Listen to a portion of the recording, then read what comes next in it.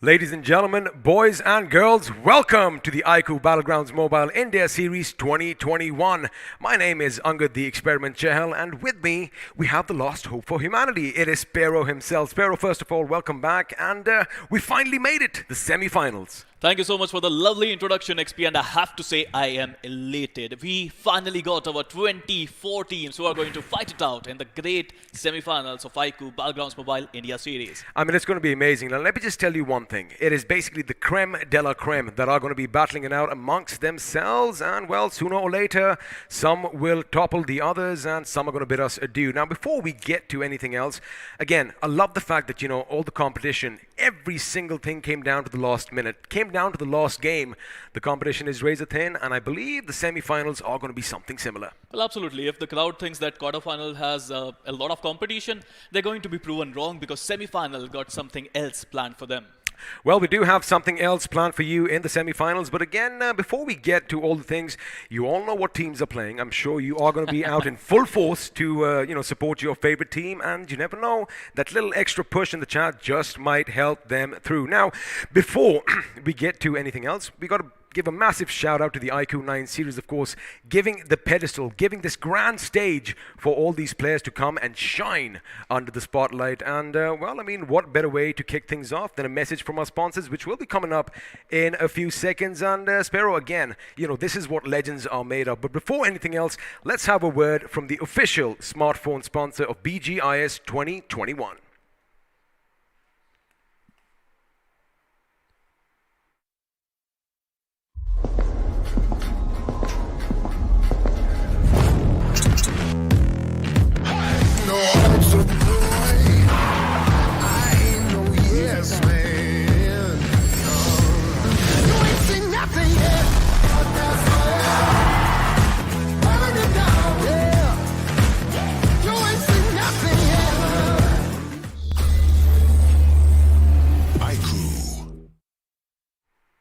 Well, let me tell you one thing, Sparrow. This is what I feel. If you thought the Legend was something, of legendary status, the iQOO 9 series is going to blow that out the water. Of course, a few stats are going to be coming up on our screen, but let me just tell you one thing.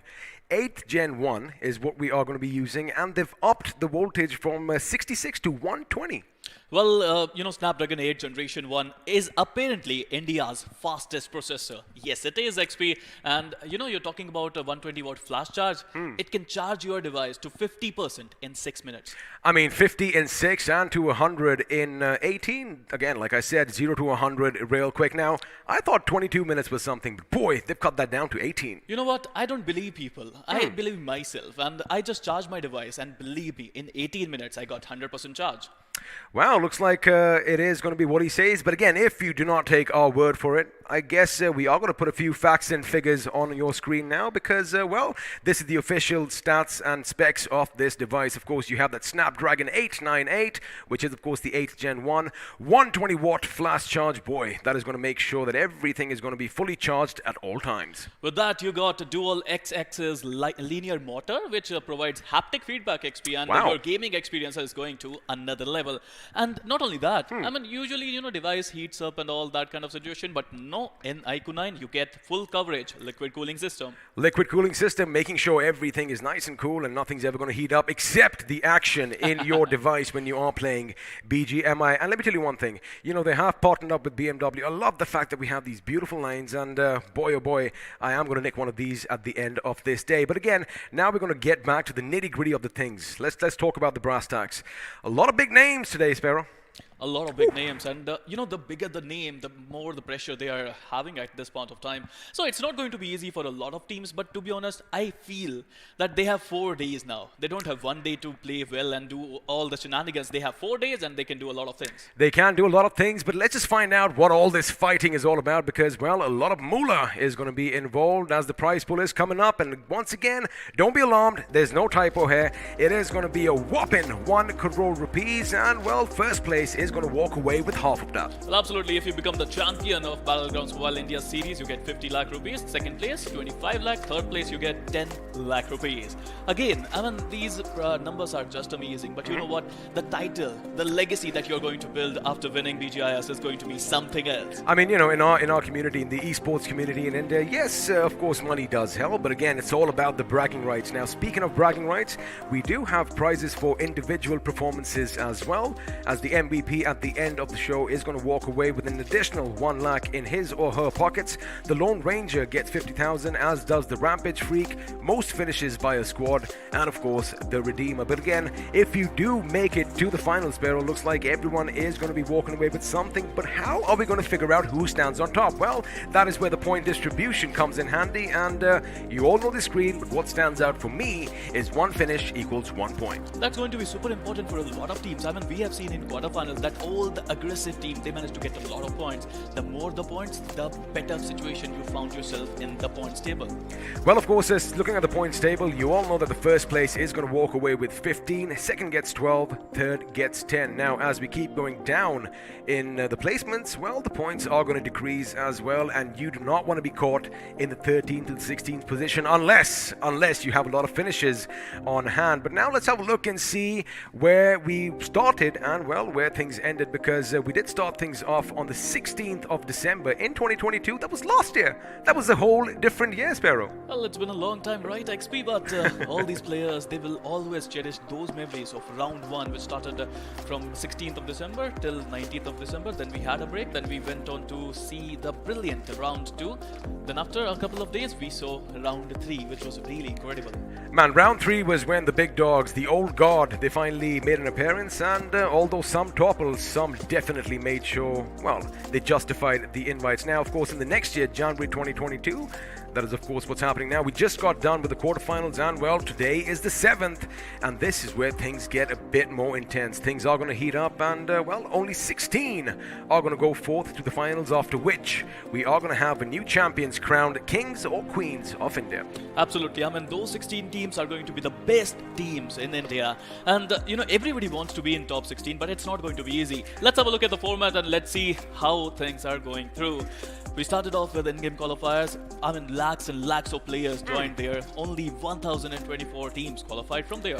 Well, of course, we did see them battle it out amongst themselves, and through the online qualifiers, we had 64 teams that took part in the quarterfinals. Now, we are going to come up with a few stats and a few figures sooner or later, but now only 24 teams have made that cut, and they are going to be battling out in the semifinals itself.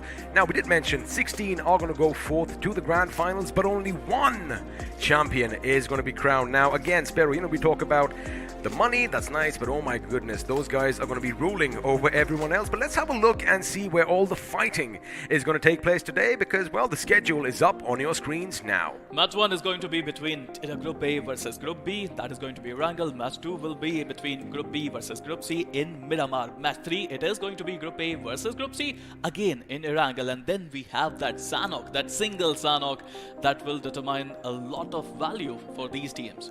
Well, to make sure that you recognize what you see on your screens, make sure you know your ABCs, because that is what you are going to be seeing throughout. Now, keep one thing in mind. This is the round-robin format, right? Each and every single team is going to play a total of 16 games, well, out of which the top 16 are going to make it to the final. So it doesn't matter which group you are grouped into. Basically, you got to make sure you put your best foot forward. Well, we started with 2 games in round 1, it seems. Round 3, we had 3 games. Quarterfinals, we had like 6 games. And now we have 16 games. So it works out well, XP. Looks like the margin for error has increased, but of course, the best of the best aren't going to do anything. Now, let's have a look and see which all teams qualified, because, well, day 1, Group 3 is on our screens, which consists of Hyderabad Hydras, 7C Esports, Old Hood Esports, Only Glitch, Revenant Esports, and CO Rip Mizo. Absolutely. The team for Mizoram, RIP Mizo. You know, we all have high expectations from all the rising stars, but let's talk about day 2 Group 2 qualified teams. We got Reckoning Esports, Team Chicken Rushers, 247 Gaming, Team Exo, UDog India, and the Supari Gang. You know, we've seen in the days of the past that it is the day of reckoning, especially when this team comes in and plays. But let's see who else is going to join them, as we have Skylights Gaming, OR Esports, the Auglis 5, TSM, Team X-Spark, and Celsius Esports. Now, Celsius Esports, they did have a shaky little start in the quarterfinals. However, looks like they are going to be heating things up. Well, absolutely. Next slide, we got Day 4, Group 4, we got Godlike Esports, Tactical Esports, Enigma Gaming, Team X Lions, R Esports, and Team Soul. Well, speaking of Soul, we all know the story around it, and you got to make sure when you do register for tournaments such as this, everything needs to be tickety-boo, and looks like that memo didn't reach across a couple of teams. So anyway, Soul is going to be in, but now the pressure is going to be mounting on them. They have all this massive fan base, and they have a lot of expectations coming in behind them. Well, absolutely. I mean, there are two teams who didn't follow the rules properly, and that was PLM and 4 Heroes. They got disqualified because they were not able to follow the rules properly, XP. Again, ladies and gentlemen, a reminder, a PSA over here: whenever you are going to be registering for anything in life, make sure you read every single thing on the document carefully, because, well, you don't want to come so far and then fall so short. So again, our hearts do go out to the teams that are going to be disqualified for the reason. But again, rules are rules. And well, Soul has made it in, but again, they have been given this little bit of a silver lining, right?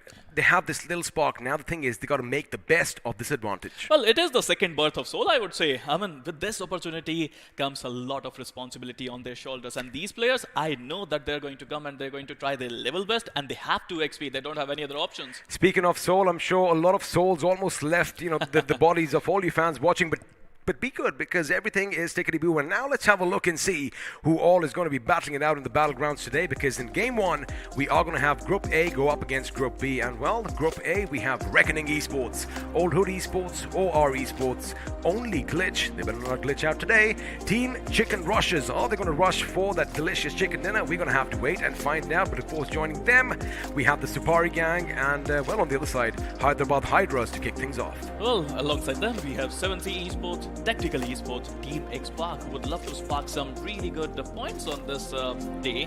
We have Enigma Gaming, UDog India, R Esports, and Team Soul. If you talk about Enigma Gaming, there's nothing really mysterious about them, because they are doing exactly what we expected, right? They're having good games. Of course, you have a little bit of faults here and there, but like you mentioned, 16 games in hand, so there is a little bit of error for margin for error. There is a little bit of a leeway, but again, that's not what champions do. They're going to be coming out swinging, and well, like I said earlier, put their best foot forward. Well, if you have a good day, right, you're already on top of the table, and then you can have a buffer. That buffer is really going to be important, XP. And believe me when I say that these teams, they don't care about number 1 and number 16. They just want to be the best team here.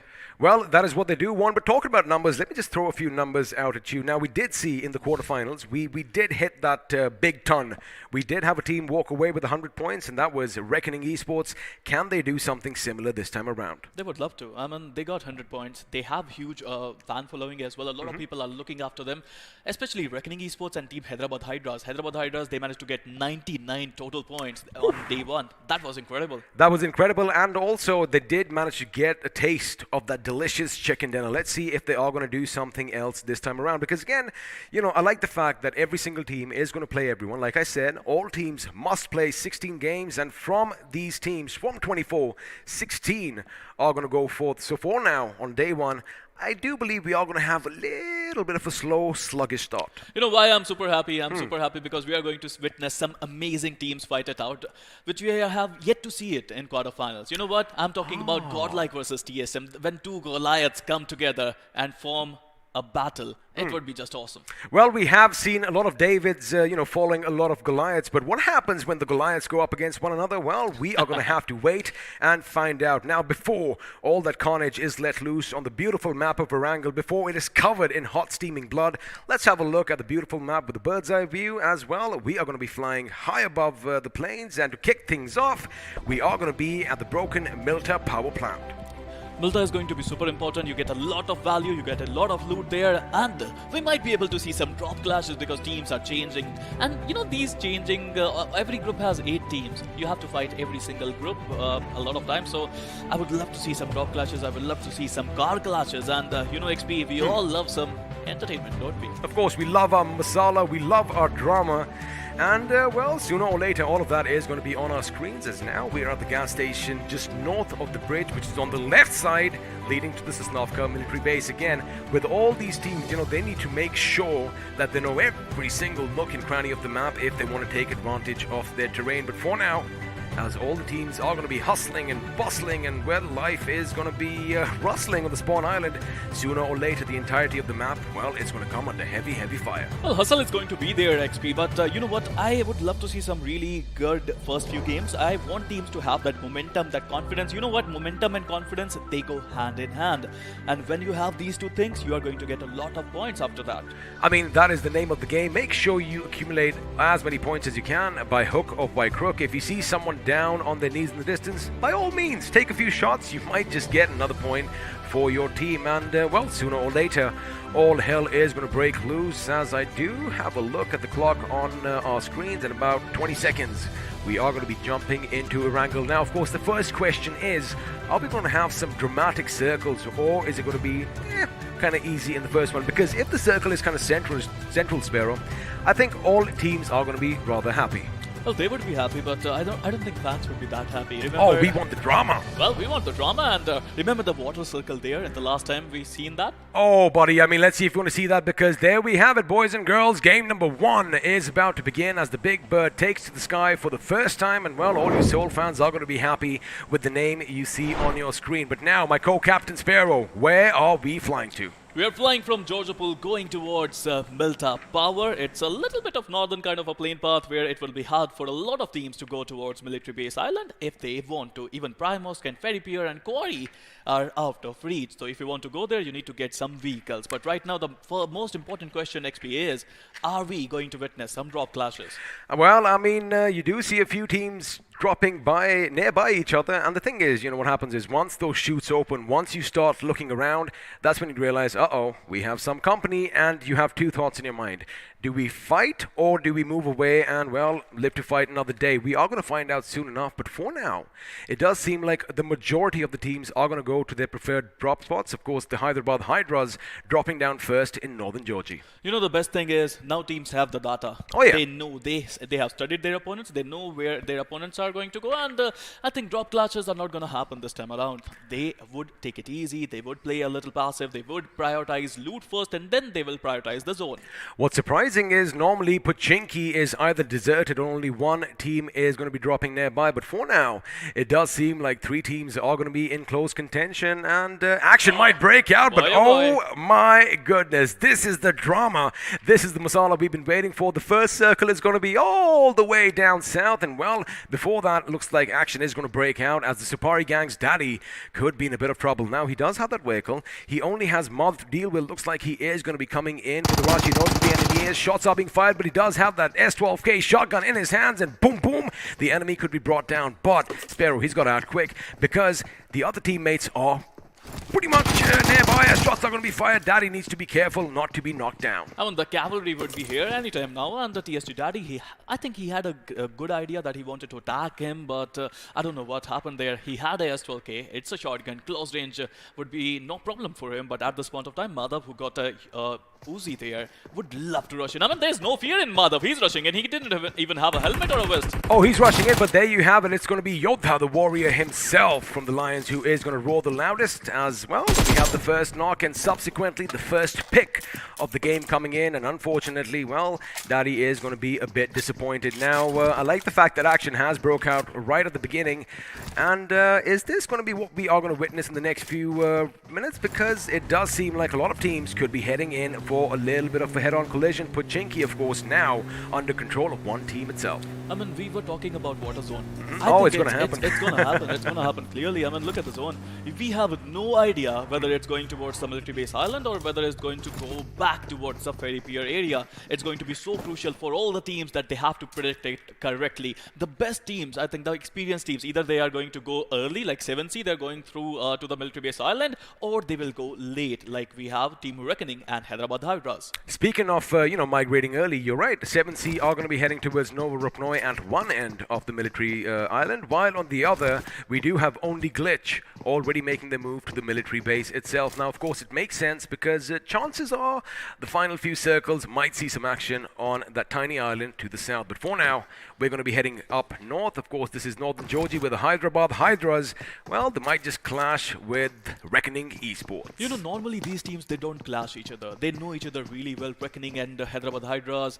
These players know each other so well. They always respect each other. But you know what? This is not the time to respect your opponents, and they are looking to pick some fight. Oh, let me tell you one thing. If they do fire a few shots, if someone is going to be knocked down, no love is going to be lost between these teams. But for now, well, they are going to be looting blissfully. Let's have a look and see how they did in the quarterfinals. Now, we did mention earlier the Hyderabad Hydras. Well, 99 total points, 1 chicken dinner.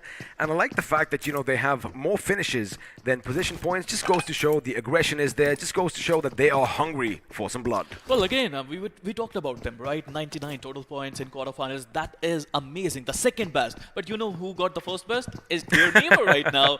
Their sweet neighbors, Team Reckoning, who managed to get 100 points in quarterfinals. Well, looks like the team on our screens have no neighbors right now because Team Xbox are going to be in and around Water City and, of course, the Ruins, their preferred drop spots. And seems like, Sparrow, no one has contested them yet. Of course, if you do go up against the big dogs, you know what they say, if you cometh at the king, you better not miss. And it looks like we might have a little bit of a shaky start for some of the new teams. Now, of course, sooner or later, they are going to have to come in each other's comfort zones, and well, that is when all hell breaks loose. Well, sooner or later, the nerves are going to relax a bit. They need to get that adrenaline rushing because, you know, this is such amazing tournament, such big opportunity for a lot of players and a lot of teams. But right now, talking about X-Pac, well, X-Pac is alright. Looks like talking about adrenaline rushing through people's veins. Some action might just break out on the Sosnovka military base, as we did see only Glitch, but OR could be close by. I beg your pardon, CR are going to be close by. Are they going to be rushing for the chicken? But before that, let's just have a look and see what Team X-Pac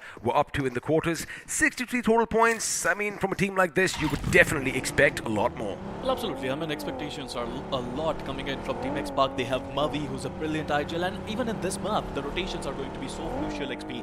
Either they have to decide they want to go to the military base island or not. Meanwhile, talking about Team Soul, we talked about it's their second birth, but how are they going to play? Well, I think they have kind of switched things around because although you only see two members on your screen right now, Yuva and Viru, their teammates are a little bit far out. They have gone for a little bit of a staggered drop this time around, making sure they cover A, as much ground as possible, and B, they are going to be kitted to the gills with loot. But again, let's see if all of that is going to come out in their favor, because sooner or later, they are going to have to move down south, and that is where all those migratory clashes happen. You know what, I think these teams have matured a lot. We are not seeing any bad rushes at this point of time. Nobody is trying to rotate to the military base island. They are just waiting for their chance to come in. If we could do something special over here, production, if you're listening, let's do some magic. There you have it. They knew exactly what I was saying. Now, you do see Soul Rocks all the way up north, but let me tell you one thing. Another team has taken the aquatic route, and well, someone is going to be on a boat somewhere out there at sea. Question is, it's not going to be 7C because they are already in Novoroknoi, but a team has taken to the waters, and that's kind of exciting and interesting because, again, they could be taken out if 7C are going to be paying attention, but sooner or later, on your screens, you are going to see something coming in just northeast of Novoroknoi. Absolutely. I mean, this is going to be so important for a lot of players that they manage to rotate well. But look at that, military base island. I can see Team Enigma getting in close vicinity of another team. Let's see if they're going to have a battle out there. And yes, the Chicken Rushers versus Enigma, it's a possibility. But as I was saying, XP teams have matured a lot. They know when to fight and they know when not to engage in a battle. Well, for now, Jutboy and his teammates, they do have control of this compound, which means if Enigma Gaming were to move in on their position, it could be something else. And looks like the temperature is increasing a bit too much, hence a little boat ride in the open waters as Celsius Esports are going to make their way. Now, what worries me here, Sparrow, if they get spotted by 7C near Novoroknoi, well, their lives could be snuffed out in an instant. You know, the biggest thing right now is all four of them are in a single boat, in a single vehicle. One dangerous blast. Oh, that is dangerous. One blast and boom, Celsius would be turned to ashes. Now, of course, Celsius are going to be focusing on Nova Pnoy because if they see any commotion in the distance, if they see a little bit of movement, oh, they are going to be averting their attention, as it seems like TX are doing exactly that, because they might have realized, hey, wait a second, Tactical Esports beat us to our favorite spot, and for now they are going to be on the back foot. Now, again, a reminder for all of you watching, if you have a look at all the teams on your right, I love the fact that the teams out in the play zone, out of the play zone in the blue, well, they are going to be highlighted in blue as well, so you get to know which all teams have made it to the circle or not. And of course, if your team is out in the blue, well, you better wish that they hurry up. But for now, Seoul seem to have regrouped, and the convoy is going to be on the move. And how the strategies are changing right now, XP. I mean, the last time we saw Seoul, they were in a rush to enter the zone, and this time they're not even rushing. They're on the outside of the zone, and they're just holding on. Now, the zone is shrinking, but I feel we might have some drama. We might have a little bit of a northern shift, and that could basically throw all the game plans out the window. But looks like we're wrong, because the circle has imploded in on itself, and we still have part of the military island in the next circle, and well, the main island is going to be in play as well. But for now, Seoul,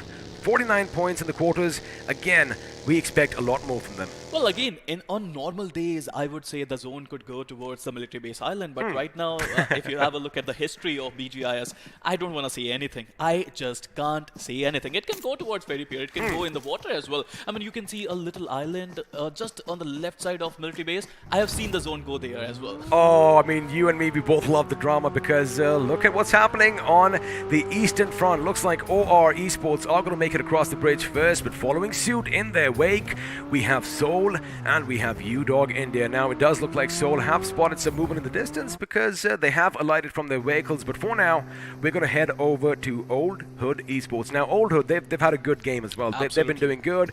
They've got that nice balance between, aggression and, well, position points, because if you talk about aggression, they did rack up 36 finishes in the quarterfinals with 52 points coming from positions, and, well, 2 chicken dinners help as well. But for now, iQOO does spot some fish out of the sea, and the Supari gang could be in trouble.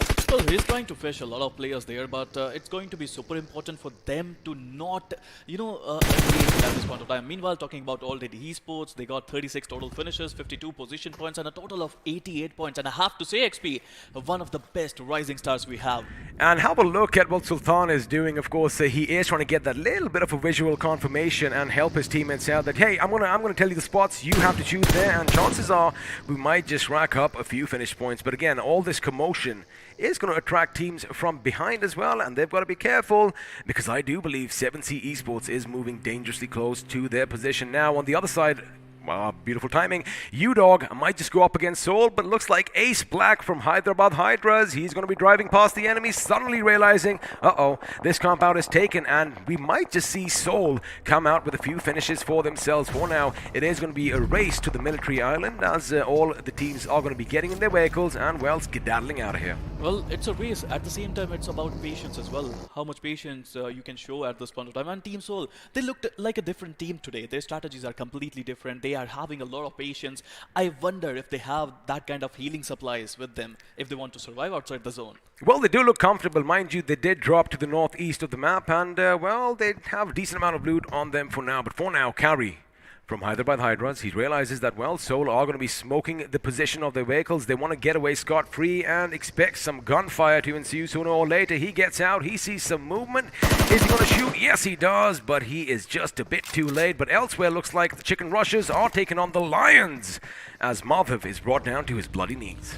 Madhav needs to be careful. I would love to see where the zone would go as well. Meanwhile, Team Seoul, ready to go. Head of the Hydras having a fight right now, and Carry with a brilliant Ferrari pick coming in from his end. He would get the first knock hit, but Gil is there, and Gil would get the retaliation knock straight onto Quarry, it seems. I love the fact that, Team Xbox, they saw some commotion and they are coming in hard, boys and girls, because Gil, although he does get that knock, he is going to pick his teammate up, and TX are still going to be a 4-man squad. Now, the only thing that kind of worries me is, well, Oh my god, I'm an XP. Look at the zone there. Alrighty. 50% of the zone is in water, and all the teams. I mean, can you imagine the chaos right now? Oh, we saw something similar in a few Erangels in the past, and something like that could happen, but for now, it is going to be the Safari gang. They desperately need to make ground, but looks like the HPs are going to make them drown instead in the waters, because there you have it. Desync is going to be taken down, Krish is going to be taken down, and Old Hood are not going to be able to capitalize on any of the finishes, and there you have it.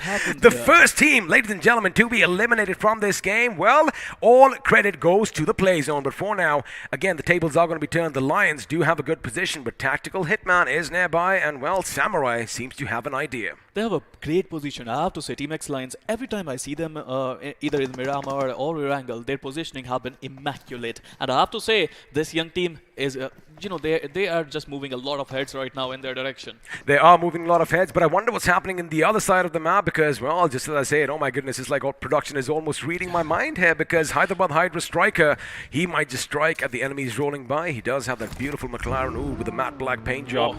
Don't scratch that car up, please. That is probably my favorite combination ever, but now he's going to make sure that he regroups with his teammates, and I'll tell you one thing, the majority of Team X-Park have already made it to the Sosnovka military island, with Mavi taking the last boat that was left out at sea, which means Hyderabad Hydras have the bridge all to themselves. I mean, it's going to be so difficult, XP, to get some real estate in the zone. Everything, every inch, every feet is filled with players inside the zone. I mean, we have 15 teams and 59 players still surviving in this game. This is going to be so difficult. Meanwhile, right now, only glitch.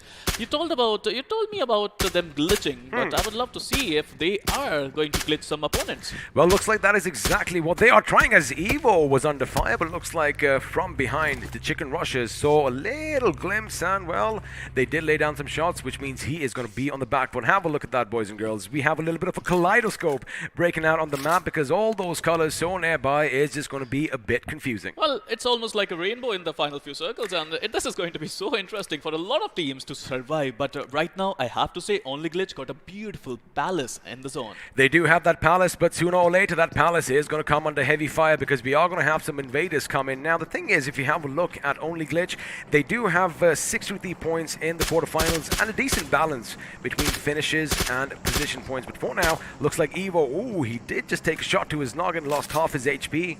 But again, nothing to worry about now. Now, you did mention the palace. They do have this compound, but I'm sure a few teams are going to be rushing in on their position. Question is, can they thwart that onslaught that is going to be coming? Because for now, Reckoning Esports, they are on the cliff sides, and if they find their way up, well, they could be a thorn on the other side. And it looks like the zone might just shift to the northwest. And there you have it. It is going to be a little bit of another interjection with Enigma Esports dead smack in the center. Players, sigh of relief for a lot of players. It's not in the water, it's on the land, and they have to fight for that land. But yes, Enigma got a beautiful spot in the water. Meanwhile, UDog trying to fight it out with Team Soul, who managed to enter the zone, it seems. Now, of course, all this action is taking place on the eastern front of the new circle. Both teams are out just by a little bit, but they are going to have to battle out each other if they want to make it elsewhere. The play zone is going to come in once again, as now Hyderabad Hydras are going to be at the receiving end again. The TX Mavi goes down, but UDog Rambo, he knows where the enemy is. They are going to be caught between a rock and a hard place, because at one end you have Soul, and at the other, well, we know what it is. It is going to be TX Scout and the boys. Now, Ultron's position is given away, and of course, I am kind of skeptical. All these vehicles that are smoking already, you know what they say, where there's smoke, there is fire, and sooner or later they could go boom and, well, take down a few players with them. Well, absolutely. I mean, it is a beautiful Bermuda Triangle almost. Team X-Park versus Team Soul versus Team UDog India. All three of them trying to enter the zone. But yes, a great move coming in from Team X-Park. They managed to get out of this fight, get out of this equation, and went prioritize the zone, which is a beautiful thing. Now, talking about prioritizing the zone, I'm just going to add a point over there. Hold on a second, because Only Glitch, they do get the better of Karthik from Celsius, and I guess we might just switch to that action now. No, but it's going to be TX who comes under fire, because our esports is Jadu. Well, he is going to be laying down some magic in the zone as Gil goes down. Scout OP goes down, and now Jadu and the boys are going to move in. Shots are going to be fired. They're making sure that they capitalize on those finishes, while the remaining members of TX are going to try and make a quick getaway. Ultron has been caught out. He is going to be shot at, but it's going to be Jadu himself who puts him in the ground. And with that, looks like another one bites the dust, as Team X-Park, correct me if I'm wrong, Sparrow, have been wiped out from Erangel. I think they just got eliminated. Meanwhile, talking about Team R Esports, what a brilliant performance in quarterfinals. They won a lot of hearts and they won a lot of points altogether. Meanwhile, talking about Team Soul, it's going to be so hard for Team Soul to enter the zone at this point of time. There's a lot of real estate to be won, but they have to win it if they want to enter the zone. Absolutely, but looks like they are going to come under fire by a couple of teams. Celsius being one, OG being the other, and oh my goodness, Dark says, you know what, I want to play as well, and he is going to try and capitalize on those finishes. Can he do that? No, he can't, because someone else stole it from under his nose. It's going to be Celsius who are going to be racking up all those finishes for themselves, and well, Soul Esports in the blink of an eye are going to be reduced to a two-man squad. Elsewhere, Celsius, again, they do have a little bit of a semblance of cover. They have going to deploy some smoke, and well, the problem is Enigma Gaming, they have that little bit of an upper ground, but looks like Rambo, oh boy, you do not want to take this man off, because from elsewhere, he just took one of their members down, which means Celsius could actually push up on their position as well. Well, Celsius is looking to run up the lead at this point of time. Both Soul members, they want to enter the zone, but it's not going to be easy. They don't have the numbers game advantage. They don't even have vehicles at this point of time, XP. So it's almost impossible to enter the zone. But meanwhile, Team UDOG India, they managed to find a decent compound just outskirts on the zone. Whoa! Looks like Jadoo is going to be panning his opponents, and well, to add some insult to injury, he did have a few members of Chicken Rush's knocked down, and well, I think he is the notorious one for taking them out, and he's not done yet. He's going for more. Vampire has been brought out. Looks like he was out in the sun for a bit too long, and boy, oh boy, the magic Jadoo is spreading is just phenomenal. Now his teammates are going to be coming under fire. However, it is going to be a little bit of a fight as RGE are going to open up on OH, and looks like Soul could be in a world of trouble. I think they're out. Well, they are out. Yes, they are out. First game is over for Team Soul and Team X-Spark. Both alongside them, Team Chicken Rushers and the Supari Gang. All four teams just got eliminated. Meanwhile, Hyderabad Hydra just living with Nancy over there. Oh boy, Dreams trying to make sure his dreams become his reality and trying to get some more finishes. Well, they do have a good position. They have that little bit of a high ground over there for cover. They do have those vehicles already out of commission. I am dangerously disappointed about that one vehicle. If a few shots come in, the blue UAZ could go boom, and with that, Celsius Esports could be in a lot of trouble. For now, Enigma Gaming, they do have an idea where the enemy is, but now they are making the right decision to back off just a little bit, making sure they have the advantage. Elsewhere, Botslayer is going to be brought down, and oh boy, Old Hood Esports could be in some trouble, because although they are down below, we have 4 hungry lions waiting for some flesh. It's going to be so difficult for OH to enter the zone, it seems, and yes, they are struggling. Meanwhile, reckoning Mr. Spray, the IGL, he's not the IGL anymore, I have to correct myself, but boy, he's still surviving. He managed to get 3 points for his team, but it's going to be so difficult for him to manage to get to the shore, it seems, XP. Well, the best thing is, you know, since the Lions are going to be dealing with OH, he could just sneak in unnoticed. For now, Spray Guard doing what he does best, spraying at the enemies through the smoke, hoping that he gets those hit markers, and well, the positions are given away elsewhere. Looks like Celsius's position finally came under fire as only Glitch are pushing on them, and well, Ari is taking a fight with UDOG. Now, of course, we are going to just wait, because have a look at that beautiful smoke screen that's been deployed, but it was a ploy, it was a tactic, it was a distraction, because they did make them look to the left, but looks like RE Esports are going to be moving to the right. That's Reckoning, I beg your pardon, and again, this is where the experience comes in. They know how to play with the opponents. Again, it's not about bullets, it's also about the mind games, and well, Wixky, he did try to play a little bit of a risky game, but it is not going to work out for them. Elsewhere, we do have Enigma's Avi blowing up OR to smithereens. Boy, oh boy, Reckoning, they're struggling to enter the zone. Meanwhile, Mr. Spray is still fighting, still pushing Team OH to their limits. Meanwhile, Enigma Agi getting the better of UDOG Fearless.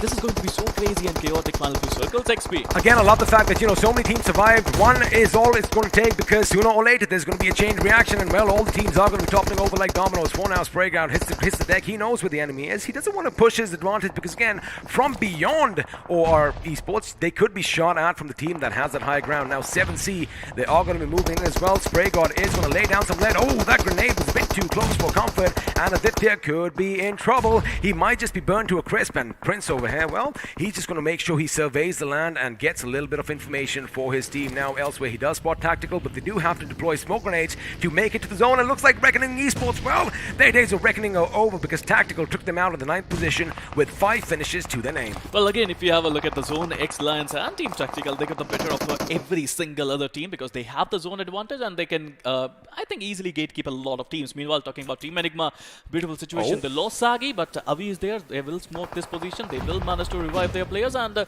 I would love to see if they can get some more points out of this game.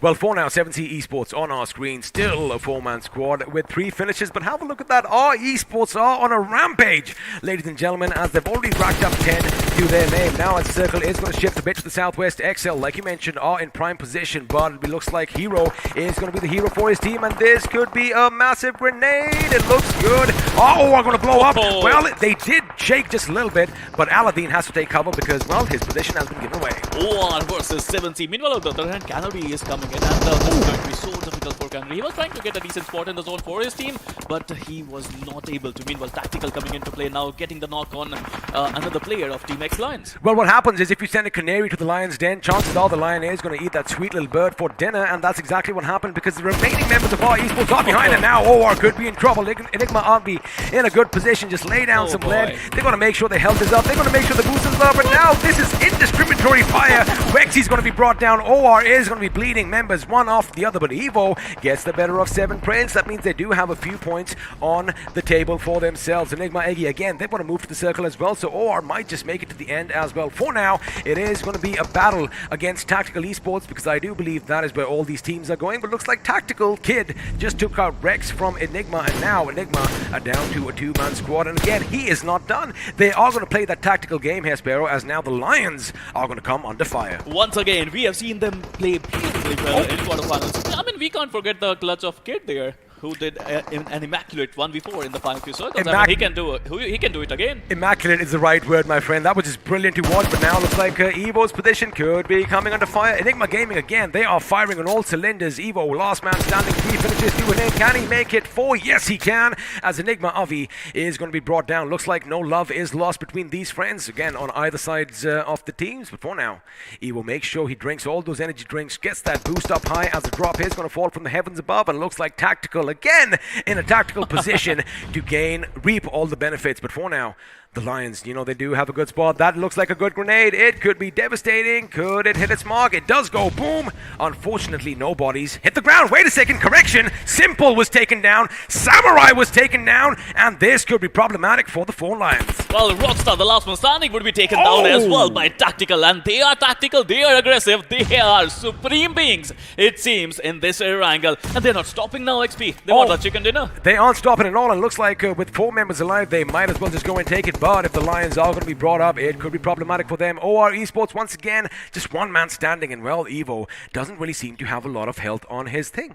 Well, absolutely. Oh, there's a massive grenade! That could go boom! It could be devastating. However, it's on the wrong side of that boulder that is going to save them. But now Yodha, although he does get the revive in, he's going to be taken out. And well, if they just bounce those grenades a bit better, it could be problematic. But Wild goes down, and now Hitman from afar comes in, lays down some lead, and with that, another one bites the dust. Meanwhile, OR managed to get the second spot because of Evo. He's the last man standing, last hope. You're telling me I am the hope for humanity? No, I am not. The hope for OR is Evo, and he managed to get another point to his name.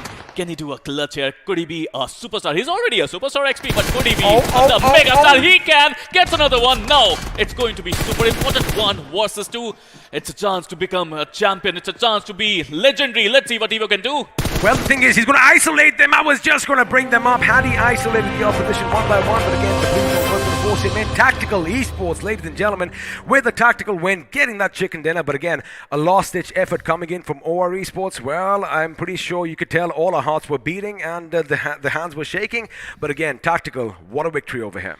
Well, I just want to say one thing, XP. I mean, from day one, we've been telling every single one of these rising stars to get up, have some confidence. And boy, oh boy, Tactical, our esports, these 2 teams, they just came and they just conquered. I mean, our esports, when you are out on the hunt and you have a team like TX come up against you, they didn't show no fear. There were no qualms about that. They went in, got the job done, wiped out the squads, and then they were like, you know what, if we can do this, let's go do it to someone else. I do believe they did finish with, I think, 10, maybe 11 finishes. They were knocked out a bit early, but you can only do so much when you are surrounded by the enemy. But again, I love the fact that the action did start off slow. We just saw that 1 knock and finish at the beginning, but boy, oh boy, did someone let slip the dogs of war at the end. To be honest, I'm wondering, is this a dream or a reality? Because every single angle we're watching, I It's mean, real. zone is weird. I don't know. I mean, these players must be thinking, what's happening to BGMI? What are these zones? Well, this is the first knock and finish we've been talking about, and it was the Lions that roared the loudest, and Daddy went down. But again, Cabby overhead did do a good job. He did get one of the members from TX down, but Gil was on hand to make sure that it wasn't in vain. Now, again, we did kind of predict that as soon as the teams get close to one another, forget that, because this is the moment I was talking about. Jadu and all his magic, making sure his team got the better of the big dogs. Looks like a few Goliaths have fallen early this time, Sparrow. Oh boy, oh boy. I mean, seriously saying, these zones are not easy to play for any team. But I mean, look at the young teams, look at the new rising stars. Our esports, their rotations were flawless. It was just immaculate. But talk about tactical and their tactical gameplay, their positioning was perfect. X-Lions, all their efforts combined, getting them a lot of points. Meanwhile, I have to praise OR as well, the way Evo played there. Beautiful.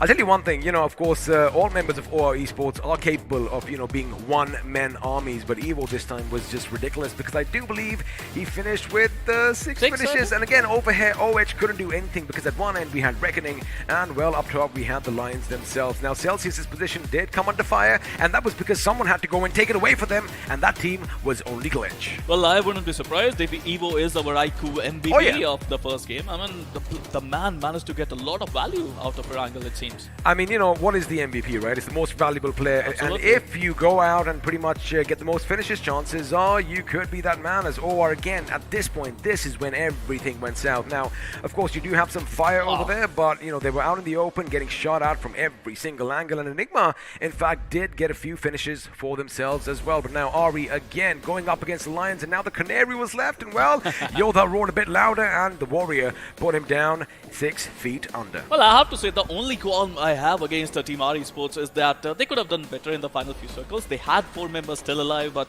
they were not able to enter the zone. X-Lions defended their position pretty well. So the thing is, if you are stuck in that position, you have 2 options. Either you make a run for the circle, as we saw Enigma do just a little bit late, and well, Evo putting his former friend on his knees and then subsequently in the ground. But these grenades, there you have it. Wild 69 tactical with those tactical nades. This first grenade goes boom, and with that, 2 members of the Lions hit the ground. Well, X-Lions played really well, but in the end, they were struggling to find any cover there. They had, I think they had some vehicles. They had a rock and they had a tree, but it was not enough for them to survive for a longer period of time. Tactical with those tactical grenades of theirs were beautiful. But meanwhile, you know what's beautiful? OR Evo and his gameplay is beautiful. Now, again, lucky for him, he did have that buggy for cover. Again, vehicles are so important at the end. You got to have those makeshift covers, but the zone kind of forced Evo out, and well, he did go up against 2 gentlemen from Tactical, and when you have those 2 angles, it's going to be difficult to, suppress both of them. But a wonderful effort coming out from OR Evo, but oh boy, Tactical Esports, man, they got the job done. They had the nose to the grindstone, and well, they played a tactical game indeed. I mean, the first game of semifinals, and I have to say, Team Tactical played well, but, I'm worried about a lot of teams, the way they are rotating. Everyone is thinking similar. I mean, do you remember quarterfinals? Everyone was trying to say, like, let's go to the center, let's go in the center of the zone. But right now, everyone was like, we are going late. Talk about the quarterfinals. Yep. Did you ever see a circle? Of course, I'm just trying to refresh your memories. How many teams did we see in the water at that beach at one time? Again, they were recreating Normandy. Now, we know which team won the chicken dinner. Let's have a look and see how all the other teams did, as the point standing is coming up on our screens. And, well, with 9 finish points and a chicken dinner, Tactical Esports at the tippity top with 24. Well, number 2, we get OR Esports with 12 position points, 8 finishes to their name, and a total of 20 points. A good start, I would say. Number 3, we got R Esports with 8 position points and 10 finishes, the highest in this game. They played well, they played aggressive, and they were flawless, I have to say, with 18 total points. Number 4, we got Team X-Lions. 10 position points to their name, only 2 finishes. They have to work on their finish game, it seems. They got a total of 12 points. Number 5, we get Enigma Gaming with a total of 11 points. Well, I mean, the points are going to be dropping down as we move down. Celsius with 8, 7 Seas with 6, and Reckoning with 6 themselves. Again, the thing is, the circle did throw a few curveballs. I wouldn't blame them, especially since it's only game 1. Now let's have a look and see what's on the other side. And well, you are going to see a few disappointing names here. Soul at the bottom with nothing. Supari Gang with nada. And the Chicken Rushers, well, they didn't do any rushing this time. However, Xbox did manage to get that 1 finish.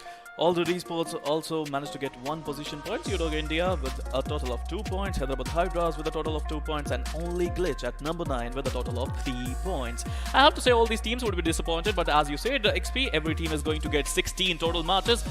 They still have a lot of time to make a comeback. I mean, this is just game one, ladies and gentlemen. We have 4 days of intense action in store for you, and well, we know anything can happen. They can be, a little bit of a topple up top the leaderboard, because again, game one, 24 points, not the highest bracket that we are setting so far. Well, again, confidence is going to be important, momentum is going to be key, but at the same time, you have games, and these experienced teams, we all know about that they can make a comeback, and you know what? Who made a comeback? Our iQOO MVP, and I bet my life that it is going to be OR Evo. Of course it's going to be OR Evo with 6 finishes and almost 1,000 points of damage. This man is going to be at the helm of things, as he is going to take away the iQOO MVP mantle from game 1. Again, making sure he was in the game a long time. Survival time is decent, and look at that healing. He did come under fire so many times, and he made sure he used every single utility at his disposal. 467 healings. That's a massive number, XP, I have to say. I mean, of course, production is never going to make a mistake, but oh my goodness, that looks a bit unbelievable. Now let's see who is going to be joining him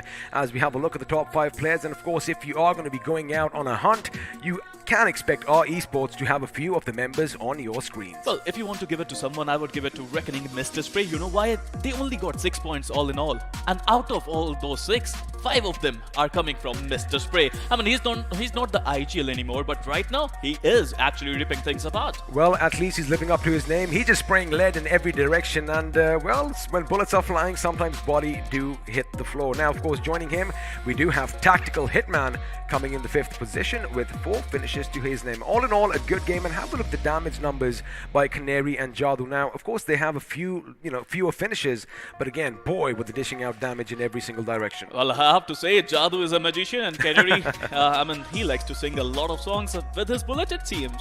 It does seem like that, and of course, you might be wondering, where are the X-Lions? Now, they didn't rack up enough finishes, however, they did get a lot of damage. Now, let's have a look at a few more facts and figures on your screens, as the match summary is going to be popping up. And well, we all want to ask that one question: how many grenades were used and how many ended up in finishes? Well, the short answer is 55 was used, and 3 were basically, well, the finalizing grenades. They put 3 opposition members in the ground. I mean, for Erangel, 55 is a very low number, I would say. That's a very, very low number. On the other side of the spectrum, have a look at the healing. Well, healing is great. 9,312 healing, with the total number of knocks coming down to 58. Total finishes 51.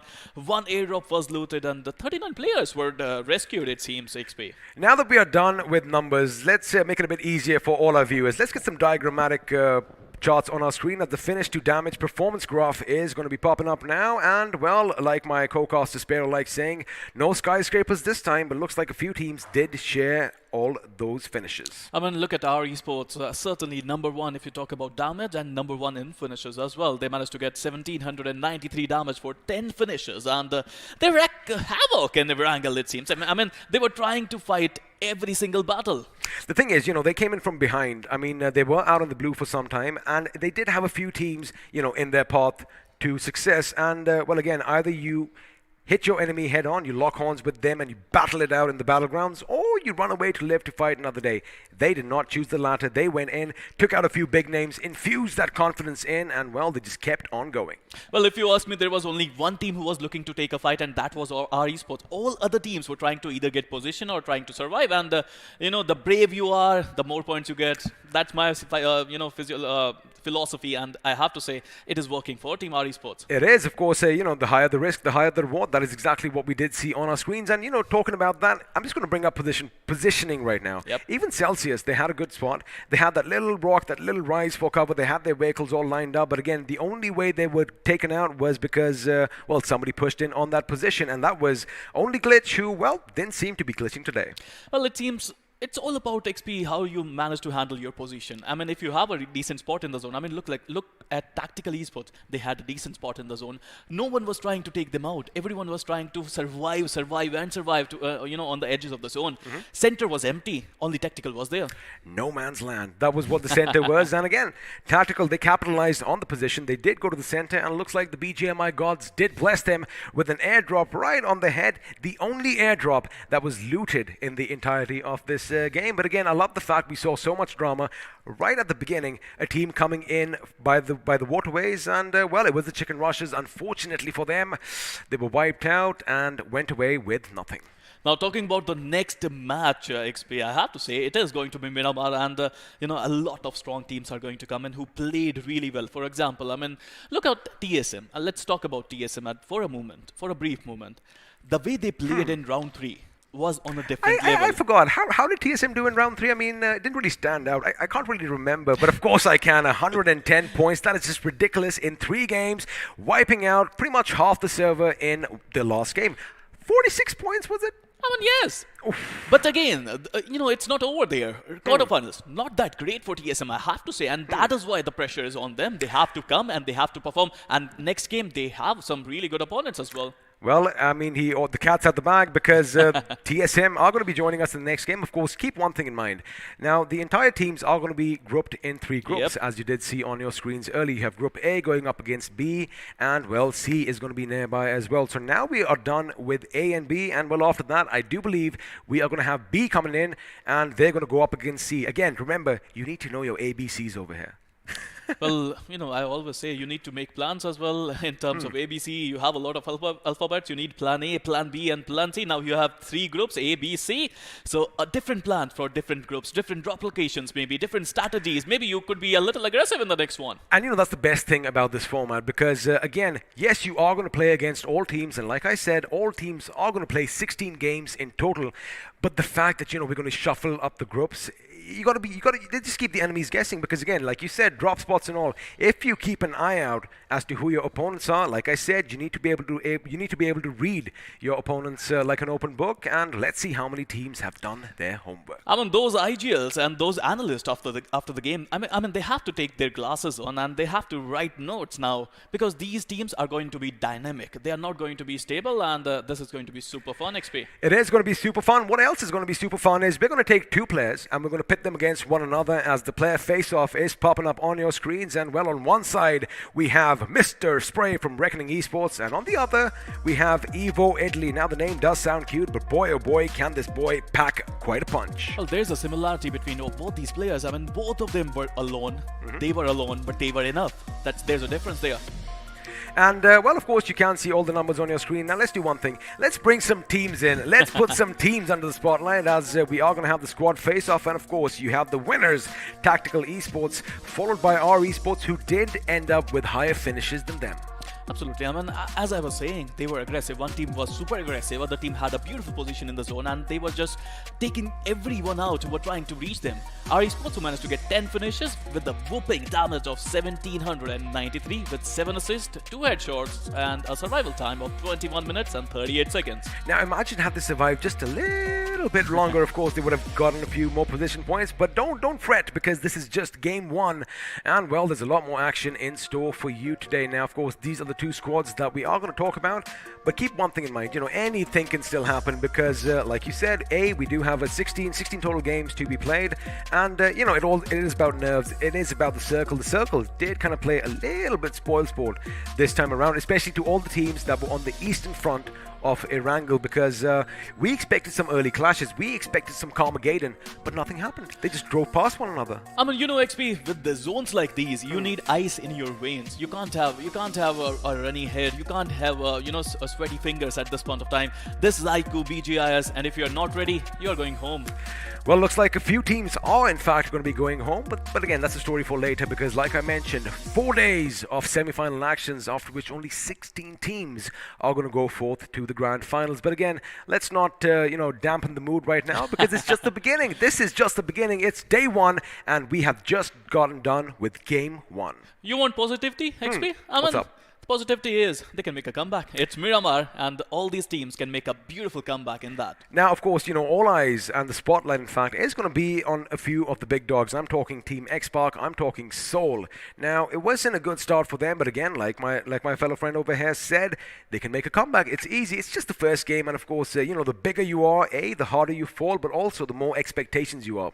So the thing is, if I was in Seoul's position, I know what I have to do, but the thing is, there's a little bit of a weight on my shoulders. Yep. Because all the fans, all the lovely followers, all your lovely viewers, you of course want your team to do good, and sometimes that pressure can just mount up. And like I said, of course you got to have the skills, but you got to be calm, cool, and composed. You know what, XP, sometimes I think after the matches, they must have a visit with the chiropractor every single day with the weight of expectations on their back. Talking about that, I think I should visit it as well because, again, We should go together. We should. All right. I mean, I guess that's a bit too much, but again, we will. We'll have separate booths, though. All right. Now, let me tell you one thing. Again, a massive shout out to, the iQOO 9 series for making all of this possible. Like I said, like the spotlight is shining on us. This is what we are doing for all these teams, for all the unknowns, because, again, India is a country full of untapped potential, diamonds in the rough, as I like calling them, and now it's all on them. They have the pedestal. They come over here. It's on them, whether they make it or break it.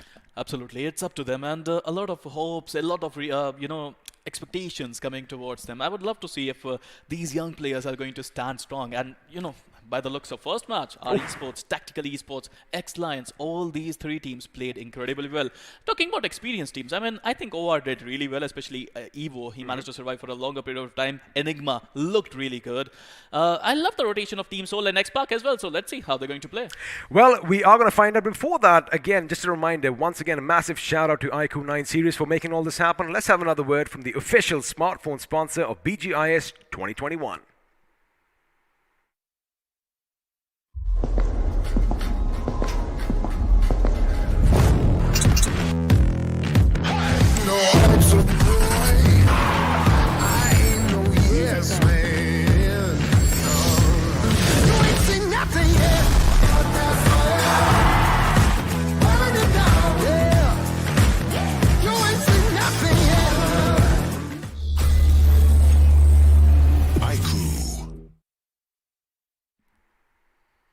Well, ladies and gentlemen, welcome back to the Battleground India Series 2021 powered by the iQOO 9. My name is Floki. Joining me for this one is going to be the beacon of hope himself, Spiro. And Spiro, I believe after the last game, some of these teams over here, they do need some hope.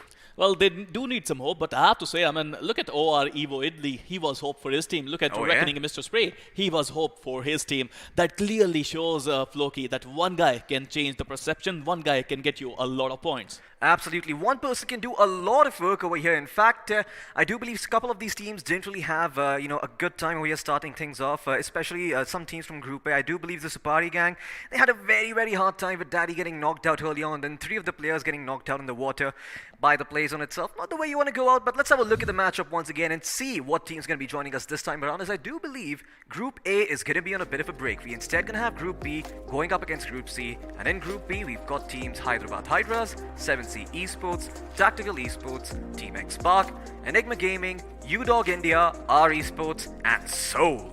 Well, absolutely. This group is going to play once again, and they would love to get some decent points out of Miramar. Talking about Group C, now this group is going to be so difficult, but because it has some really good superstars. Talking about superstars, let's have a look at the teams. We got Godlike Esports, Skylights Gaming, Ogless 5, TSM, 247 Gaming, Team XO, Revenant Esports, and Rip Mizzo. First of all, Floki, these teams are fantastic, and you know what else is fantastic? I have to say, shall I say it? Go for it. Your shirt is looking absolutely fantastic today. Thank you so much. I really appreciate the compliments, Piero. But I do want to sort of circle back to these teams over here in the middle. I mean, these lobbies, they're starting to look a little bit stacked. You know, you've got Godlike, you've got EXO, you've got Skylights, you have TSM in the same lobby. That is some insane stuff. I mean, I can't wait to see what kind of action is going to be brewing up over here. But just thinking about all of these teams, it just makes me wonder, which of these teams are going to be eliminated early on? Because at the top, it's limited. You know, there's not a lot of space up there. And if you want to make it to the top 6, you better play well. Well, I have goosebumps just thinking about these teams in the same group. This is going to be so interesting. I mean, you know, we have seen the first map, right? I mean, no one was trying to be aggressive. Everyone was trying to be preservative. They're trying to be passive, and it didn't work out for a lot of teams. I mean, but as we saw Group C, there are a lot of aggressive teams in it. What do you think? Are they going to change the momentum of the game in this Miramar? Well, I do imagine that now the two new groups are being pitted against each other. You really can't back or sort of, harken back on the experience you've had in the previous game. So what happened on Erangel may not necessarily apply in this one. For example, I mean, Hitman, he had a very good clutch where he threw that nade and he knocked out two players from the side of X-Lions. But maybe this time around, on a different map against a different set of teams, he might not get those same opportunities once again. Because you have to remember, this group, it has the highest number of invited teams in their Group C. And boy, oh boy, are they going to raise the roof of this place. I have a feeling that we're going to be seeing some very early eliminations on some very important teams, and I can't wait to see which fans out there are going to be cheering, and the other fans, well, they are not going to be so happy. It's all about homework, right, Floki? I mean, I think a lot of teams have done their homework. They are playing really well. Talking about drop clashes, Erangel had only a few drop clashes. I think we already saw one finish in a separate location. But in Miramar, it's a big map. It's a wide map. Apart from drop clashes, I feel we are going to witness some car clashes because getting a vehicle is going to be super important for a lot of teams. Absolutely. Miramar is a very big and a very lengthy map. Now, depending on where the circle does form, you can still be in the clear over here. But when those second and third circles start forming in, you are going to need those vehicles to rotate in, like you've rightly mentioned over here. And I can't wait to see what's actually going to happen on Miramar, because it is that sort of map that acted as the equalizer in the quarterfinals, where Miramar came up and all of a sudden you were like, all right, you know what, invited teams, they've got a bit of an experience over here. The teams that actually qualified, they had only one map of Erangel, so perhaps they're going to have a harder time adapting. So once again, it's going to be very interesting to see what direction Miramar, takes place, which direction Miramar goes in, because at the end of the day, there are just two maps of Miramar that are going to be played and three maps of Erangel. So the impact definitely less compared to Erangel, but it's going to be there. So yeah, I do imagine Miramar is going to be super interesting and super important for these teams. Well, again, I mean, Miramar is a different map as compared to Sanhok or Erangel. I mean, it has no place where you can hide. There's no hiding places. If you are good with your gun, you're going to rack up a lot of points. But talking about points, I think the experienced team, they love Miramar because it's all about rotations, it's all about positioning, it's all about making sure that you survive and you, at the same time, be aggressive. And I'm not talking about aggression as you have to just do YOLO on your opponent. You can be a little passive, but at the same time, you can be a little aggressive as well. Absolutely. I mean, aggression has to be timed really, really well for it to be effective. You just go out in the open and guns blazing trying to find someone, you're going to get shot in the head very, very quickly, especially on a map like Miramar, where there are so many vantage points available. But if you pace yourself, if you calm down, if you relax and observe the surroundings near you, watch out for those information, watch out for those vehicles rotating, and keep your eyes and ears perked and open, well, you might just get away with a lot of finish points and a lot of free knocks as well, because that is the map of Miramar. Given how wide and given how long the angles can be on this map, you can end up securing a lot of finishes if you do have that correct high ground position. Well, if you think about players from their perspective, they would love Miramar. You know why, Floki? Because I don't think Miramar is going to have those weird zones coming in it. I mean, Erangel has a lot of them. I mean, we do say so, but once again, you have to remember every single time you say something as a caster, the gods are listening, everyone is listening, and the exact opposite just might happen. That is why it's called the caster's curse, because the moment you say something, the other thing happens. Well, I'm hoping this time around it doesn't, because, well, I do think these teams, they've started the day off with enough RNG already. They kind of want something that's going to stabilize the maps over here. Hopefully we see a centric enough circle that everyone stands a fair chance, but hey, if it shifts down towards the southeast, I'm not going to be whining, I'm not going to be complaining. In fact, I'm going to just sit back and enjoy the show and see what kind of strats these teams come up with as we're going to be going into the game and having a look at the flight path in just about a bit.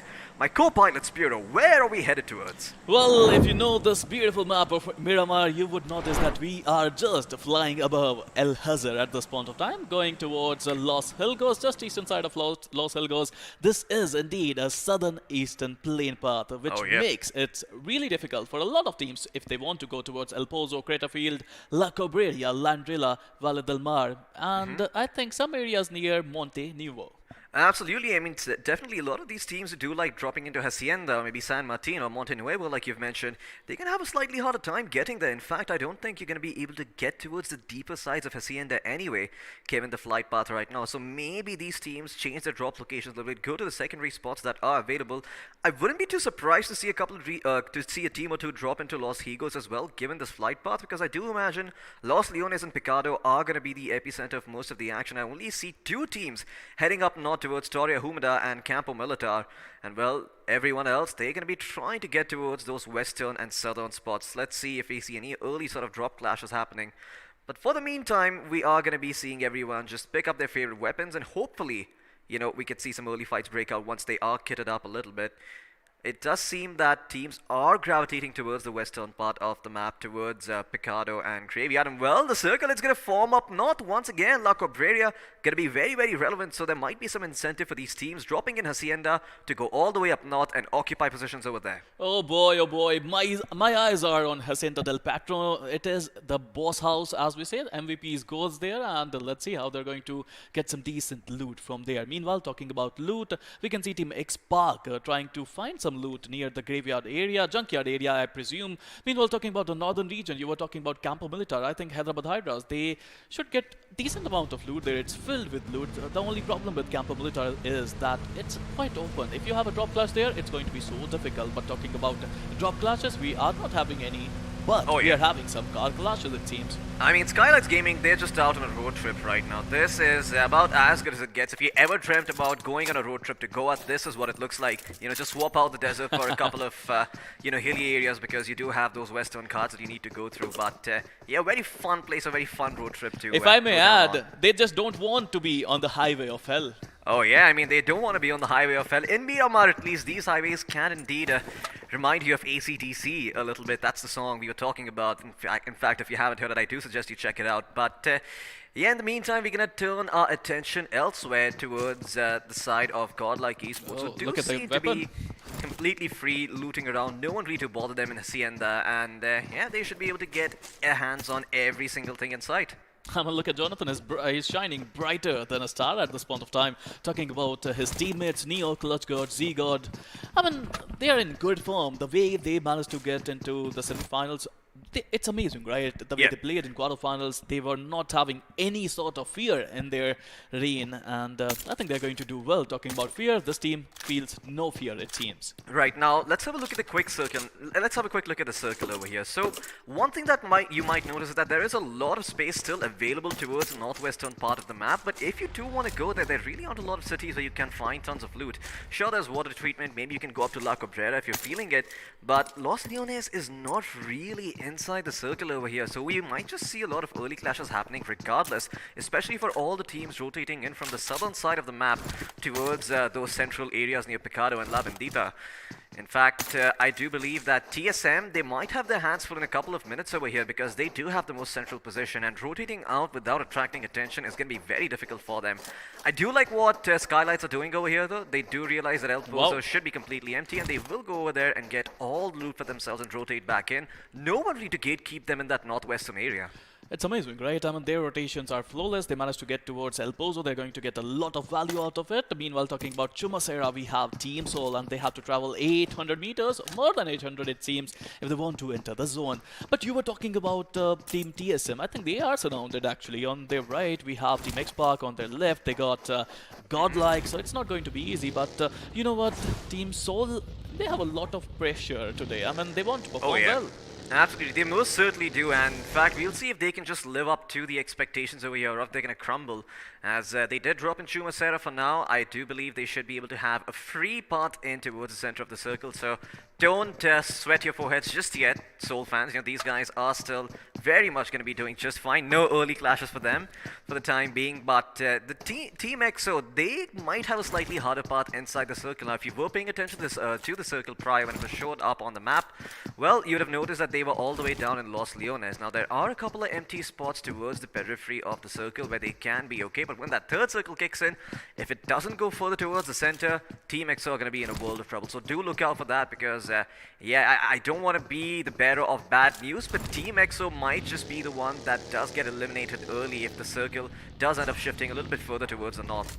Well, boy, Team EXO, I mean, it's amazing, right? Their stats are just amazing. They managed to get a total of 61 points. They won't be too happy with 61, to be honest, because, I mean, this is a team who can wreck a lot of points. But it's Team EXO, after all. They know how to rotate really well. I mean, the most important part about Team EXO is their split. They always split it up. And, I mean, I would love to see that majestical split again from Team EXO today. Absolutely. Well, there's the team stats for Exos, just in case you're wondering what their performance was looking like in the quarterfinals. With 61 points, they know they can do better. In fact, if you've been a hardcore Exo fan and have been observing them since the grind, you would know that these guys played a lot better over there. However, they seem to be struggling to find their footing just a little bit. But once again, like in every tournament, if you're about to peak just before the finals, well, that is the best time to peak because you could walk away with a lot of cash. And in the meantime, we're going to have a look once again at the members of Skylights Gaming who are in El Pozo. It is completely desolate, no one around them. They're going to go around every single building, get everything their grubby little hands can find, and then get the hell out. I mean, if I'm not wrong, they were the table toppers of their group. 95 total points. They got 47 finishes, 48 position points, and a total damage of 8,733. Now, again, you mentioned it earlier, Floki. They can easily rotate towards the northern side, northern-western side, and they wouldn't have any competition whatsoever. Talking about Team Enigma, it's their second game today. First game was decent enough. I thought they got some average points in the first one. They would like to rack some more in Miramar. Oh yeah, and we'll see if they do get the opportunity to do so because they do seem to be godlike at their doorstep. But in case you've been missing out their performance so far, this is what they did. Once again, Enigma, I mean, it wasn't a bad performance by them by any stretch of the imagination, but if you do think Enigma, you are thinking them having slightly above average By number their of finishes. standards. Exactly, by their own standards, they know that they should have probably done a little bit better. But you know what? It's all good. It's the semifinals right now. This is exactly what these guys are ready for. These are the sorts of games these guys really excel at, playing those long haul situations and making sure that their consistency allows them to get to the grand finals. Well, again, we talk about table toppers, Floki, but does it matter actually? I mean, in quarterfinals, in semifinals, does it even matter? Because Probably not. You know, if you come at number 1 and if you come at number 16, you both are going through to the finals. It doesn't matter actually. It will matter in the grand finals, though. It most certainly will. That is where all the money lies. Ninja Jod, well, definitely doing a bit of fan service over here, going around dancing, showing off his moves. I do imagine he's going to be fairly adept if he does decide to switch over to disco dancing at some point. An alternative career path if TSM does end up dropping out early on. But I might have spoken too soon. I do believe that the circle is once again going to be, well, not shifting, but the blue zone's about to close in. So we'll see some of those early fights happening. In fact, the density of teams towards the center looking very, very much. And I see 1, 2, 3, 4 teams trying to make their way over there on the western front as well. There is SG, there is Seoul. We've got, I believe, Revenant Esports as well. Oculus 5, a lot of teams coming in on the other Hacienda del Patron area. So, yeah, some early fights could be breaking out, Spiro. This might be Miramar, but we could potentially be looking at a wannabe Sanhok here. Oh boy, this is going to be such amazing match. I mean, look at the number of teams in the center, but look at the outside areas. Look at the gatekeeping scenarios. No one on the edges of Miramar, it seems. And my eyes are glued on Tactical Esports. My eyes are glued on 247 Esports. And here you go, a little bit of northern side of the zone. And finally, we saw our first gunfire by Jonathan, it seems. Oh yeah, godlike Jonathan looking to get that party started. He's got the Golden Mirado as well though for now, so he's probably going to prioritize moving further deeper into the zone. And once again, like I mentioned, the northern part of the map relatively empty. In Torre, Humada, whichever team is camping is going to be having a good time, but X-Spark in the meantime, Ultron spots out a couple of players from Hyderabad. Hydra's having not able to connect any shots whatsoever, still rattling off, still going on, and does not manage to get a single knock. But in the meantime, another team is coming in from the background. Who it is? Who is it? Okay, it's his own team. It's Mavi coming in from Team X-Spark, getting those knocks for himself and making it a little bit harder for Hyderabad Hydras. And guess what? Black might meet that same fate as well, as he will prone eventually, get himself behind some cover, but Gale is going forward for the finish. Might run to a couple of members, and guess what? Carry will be knocked down. The trade does come through for the side of Team Hyderabad Hydras, as Ultron will be there to cover his teammate. Scout is also coming in from the backstab over here. His position hasn't been discovered, but Hyderabad Hydras, look at those volleys, in fact, perfectly blocking off the entry points over here, preventing them for securing the finishes, but Carry eventually will bleed out. And now Hyderabad Hydra striker prepping up that nade. Is it gonna find its mark? Nope, it is not. But he's got the MT49, so at this distance it can do a lot of work, but he's been shot from elsewhere. Guess what? Skylights Gaming, they hear all the commotion breaking out and they want in on this party. Few of the best team in Indian esports are fighting against each other now. Godlike trying to enter the party, meant to trying to survive, trying to rotate, but he won't be able to. And with a car blast, he would be taken down. Meanwhile, we were talking about third parties. Are you ready, Floki, for the fourth party as well? Because I see in that minimap, UDog India is coming really, really close. Meanwhile, Jonathan would again get a frag on striker as well. 2 finishes on with, I think, with Godlike, they're off to a wonderful start. Absolutely, and now Godlike Esports, they might just need some divine intervention over here because Neo is off on a big flank. He is going to take some time to be activated, but the rest of the three members go forward and try and find a couple of picks. In the meantime, Dave, he seems to have heard my calls already, so he's like, you want some picks? I'll show you some. Managed to take on those members, and I do believe Hyderabad Hydras have been eliminated at 16th place. Not the way they imagined themselves going out, but Godlike Esports aren't done yet. They spawned a couple of members from U-Dog. The grenade goes in, but doesn't really find its mark, and now Neo could be in a world of trouble. Is all by himself, has to be a little bit careful, will fall back towards his teammates and try and get some backup. While Godlike, they're just looking to slow the pace of this game down a little bit, retreat, heal up, and then hit back as a unit. These teams have to be really careful. Already we have seen a third party and a fourth party scenario. Now 7C coming in as a fifth party. My God. The party is huge, and I would love to see how 7C are going to cope up with this one. They are up against Team Godlike. Both teams look... They love to be aggressive, Loki, and I think this is a beautiful opportunity in iQOO BGIS to be aggressive.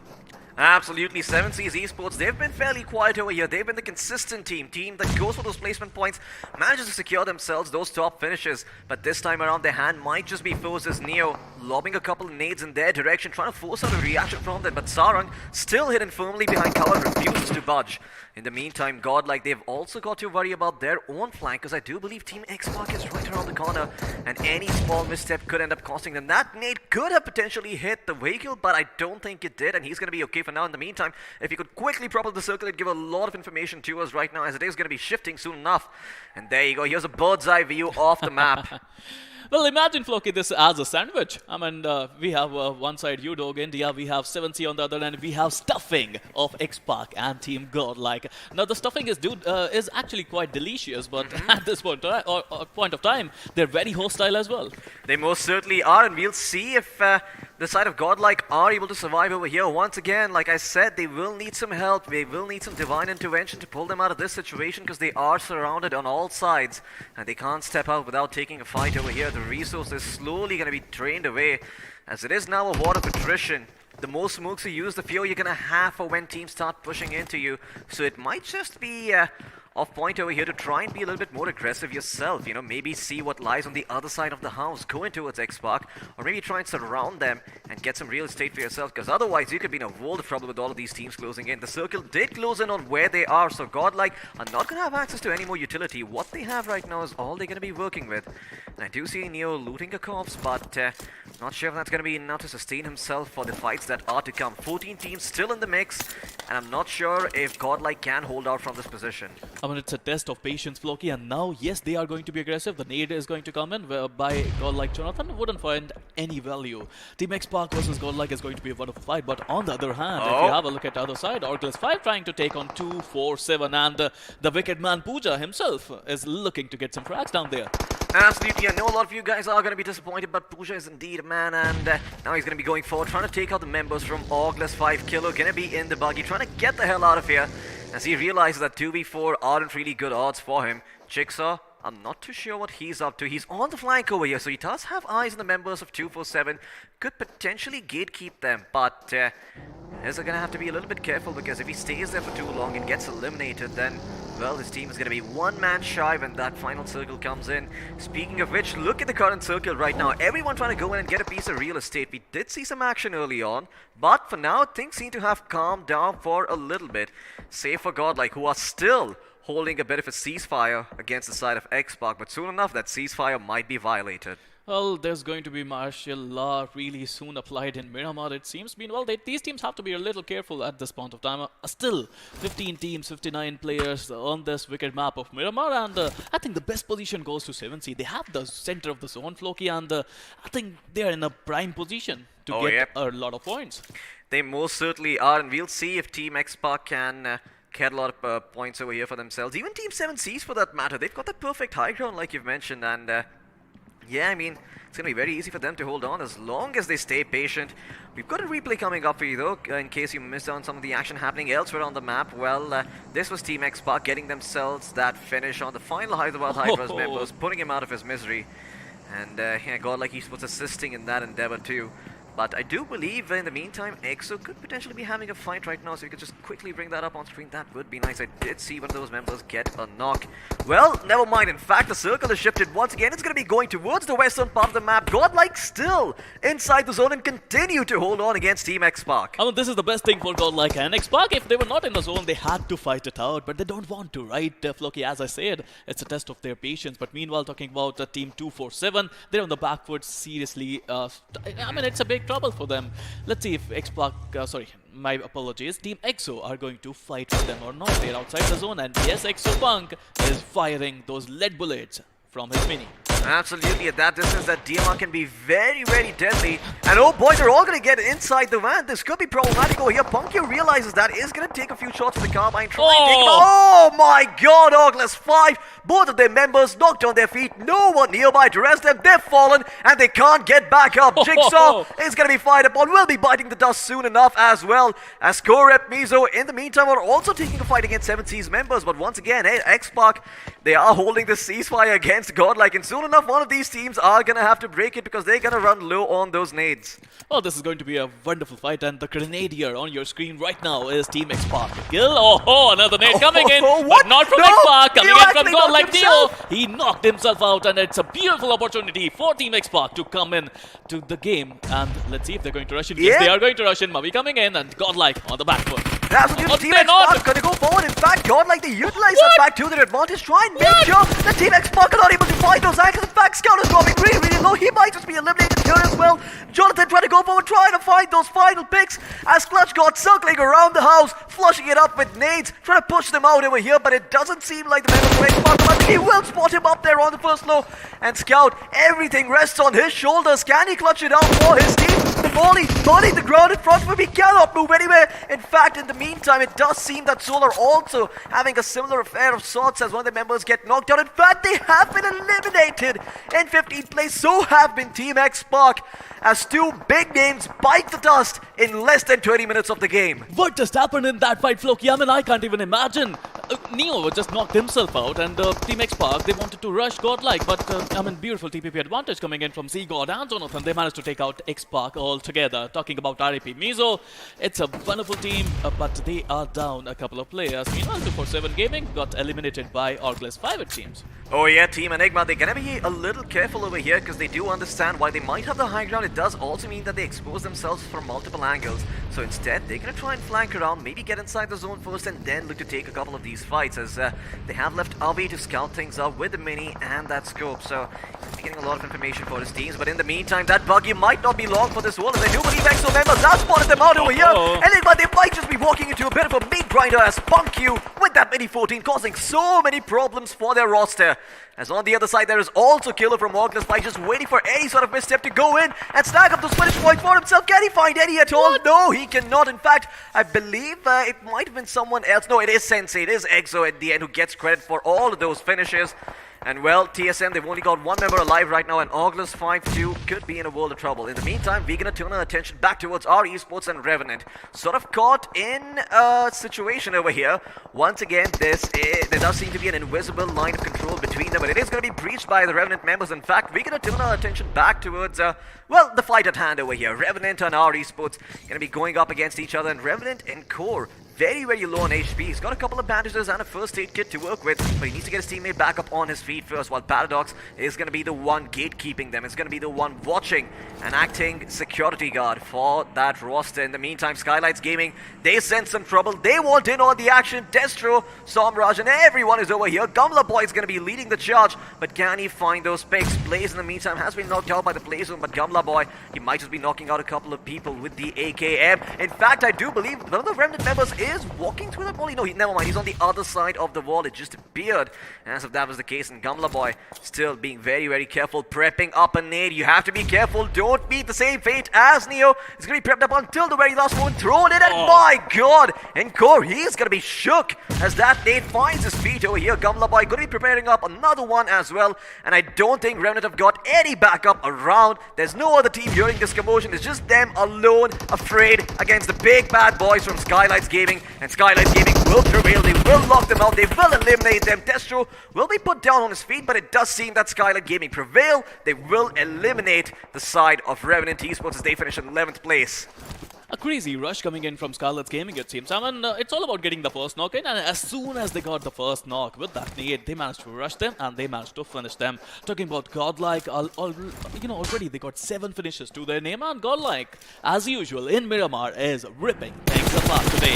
Talking about Scarlet's again, they're not stopping today, Flocky. Again, they found another one, and now it's time for Canary to get some lead in him. Oh yeah, absolutely. Canary, if he steps out over here, he could be in a world of trouble, but he is one of those few awkward birds that does have fangs inside his beak. In the meantime, Punkyu is going to be responsible for taking out a player with that nade. Not too sure who was eliminated, but it was August 5 taken out by Team EXO over here. You have to remember, Team EXO, they had one of the worst positions starting off over here. The zone didn't exactly favor them. They had to fight their way in, and boy are they fighting. They've still got all 4 of their members up and running, but now Godlike dropping smokes. They want in on the action. Only Avi standing here from the side of Enigma, and they know where the members of EXO are. In fact, Neo going to be dropping them all inside that shack. Make sure that it is going to be all clear.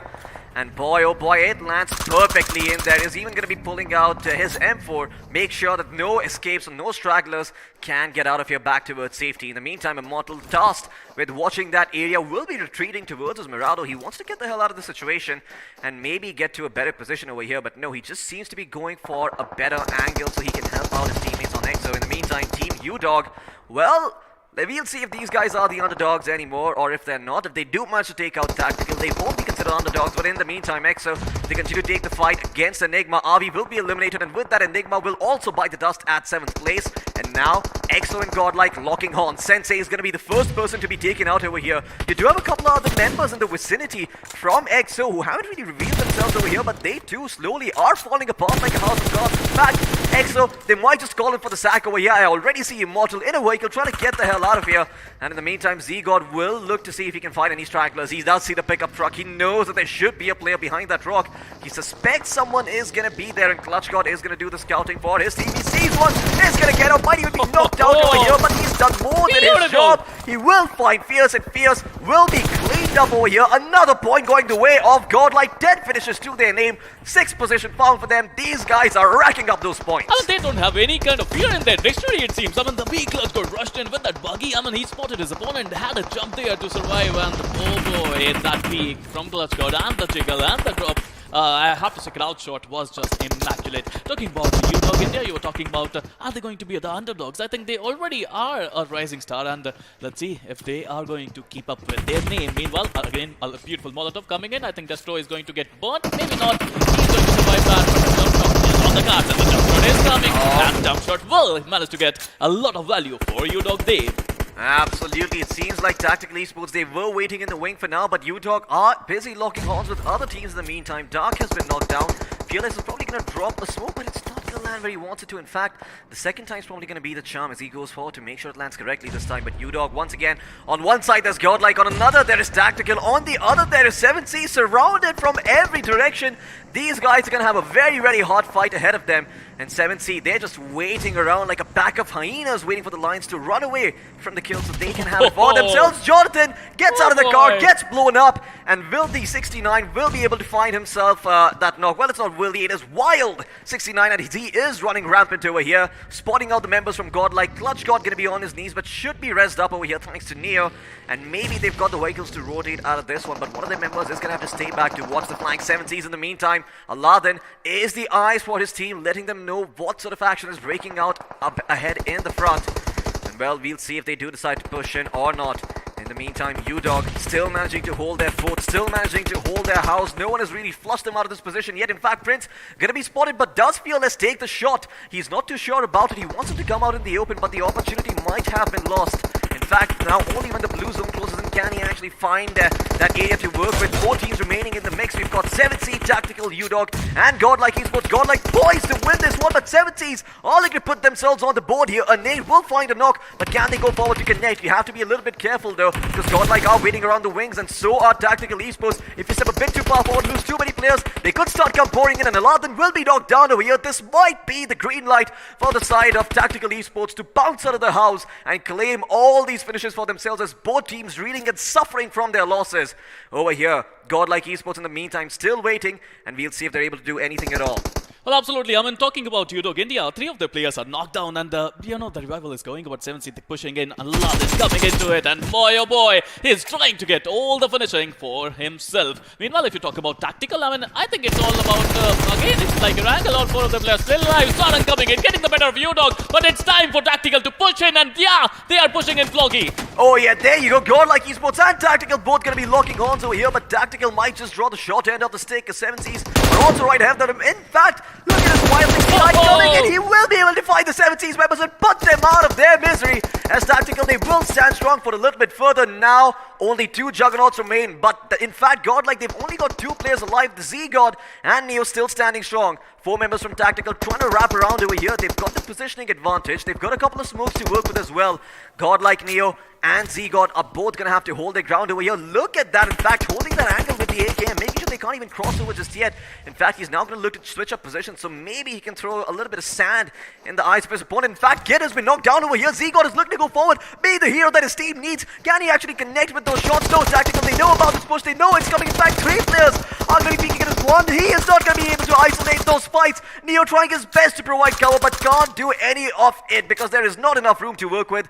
That tiny little vision that he had of the enemy team, not enough to land a couple of shots straight into their chest. In fact, Neo will go forward, try to be the hero, but I don't think he will succeed. Or really, no, he will not. It is going to be Tactical once again taking that chicken dinner. Double the trouble, I would say, Floki. Back-to-back chicken dinner. First in Erangel, now in Miramar. What a team this is turning out to be. Again, the same thing, positioning at its level best, because Tactical, their tactical gameplay is looking good.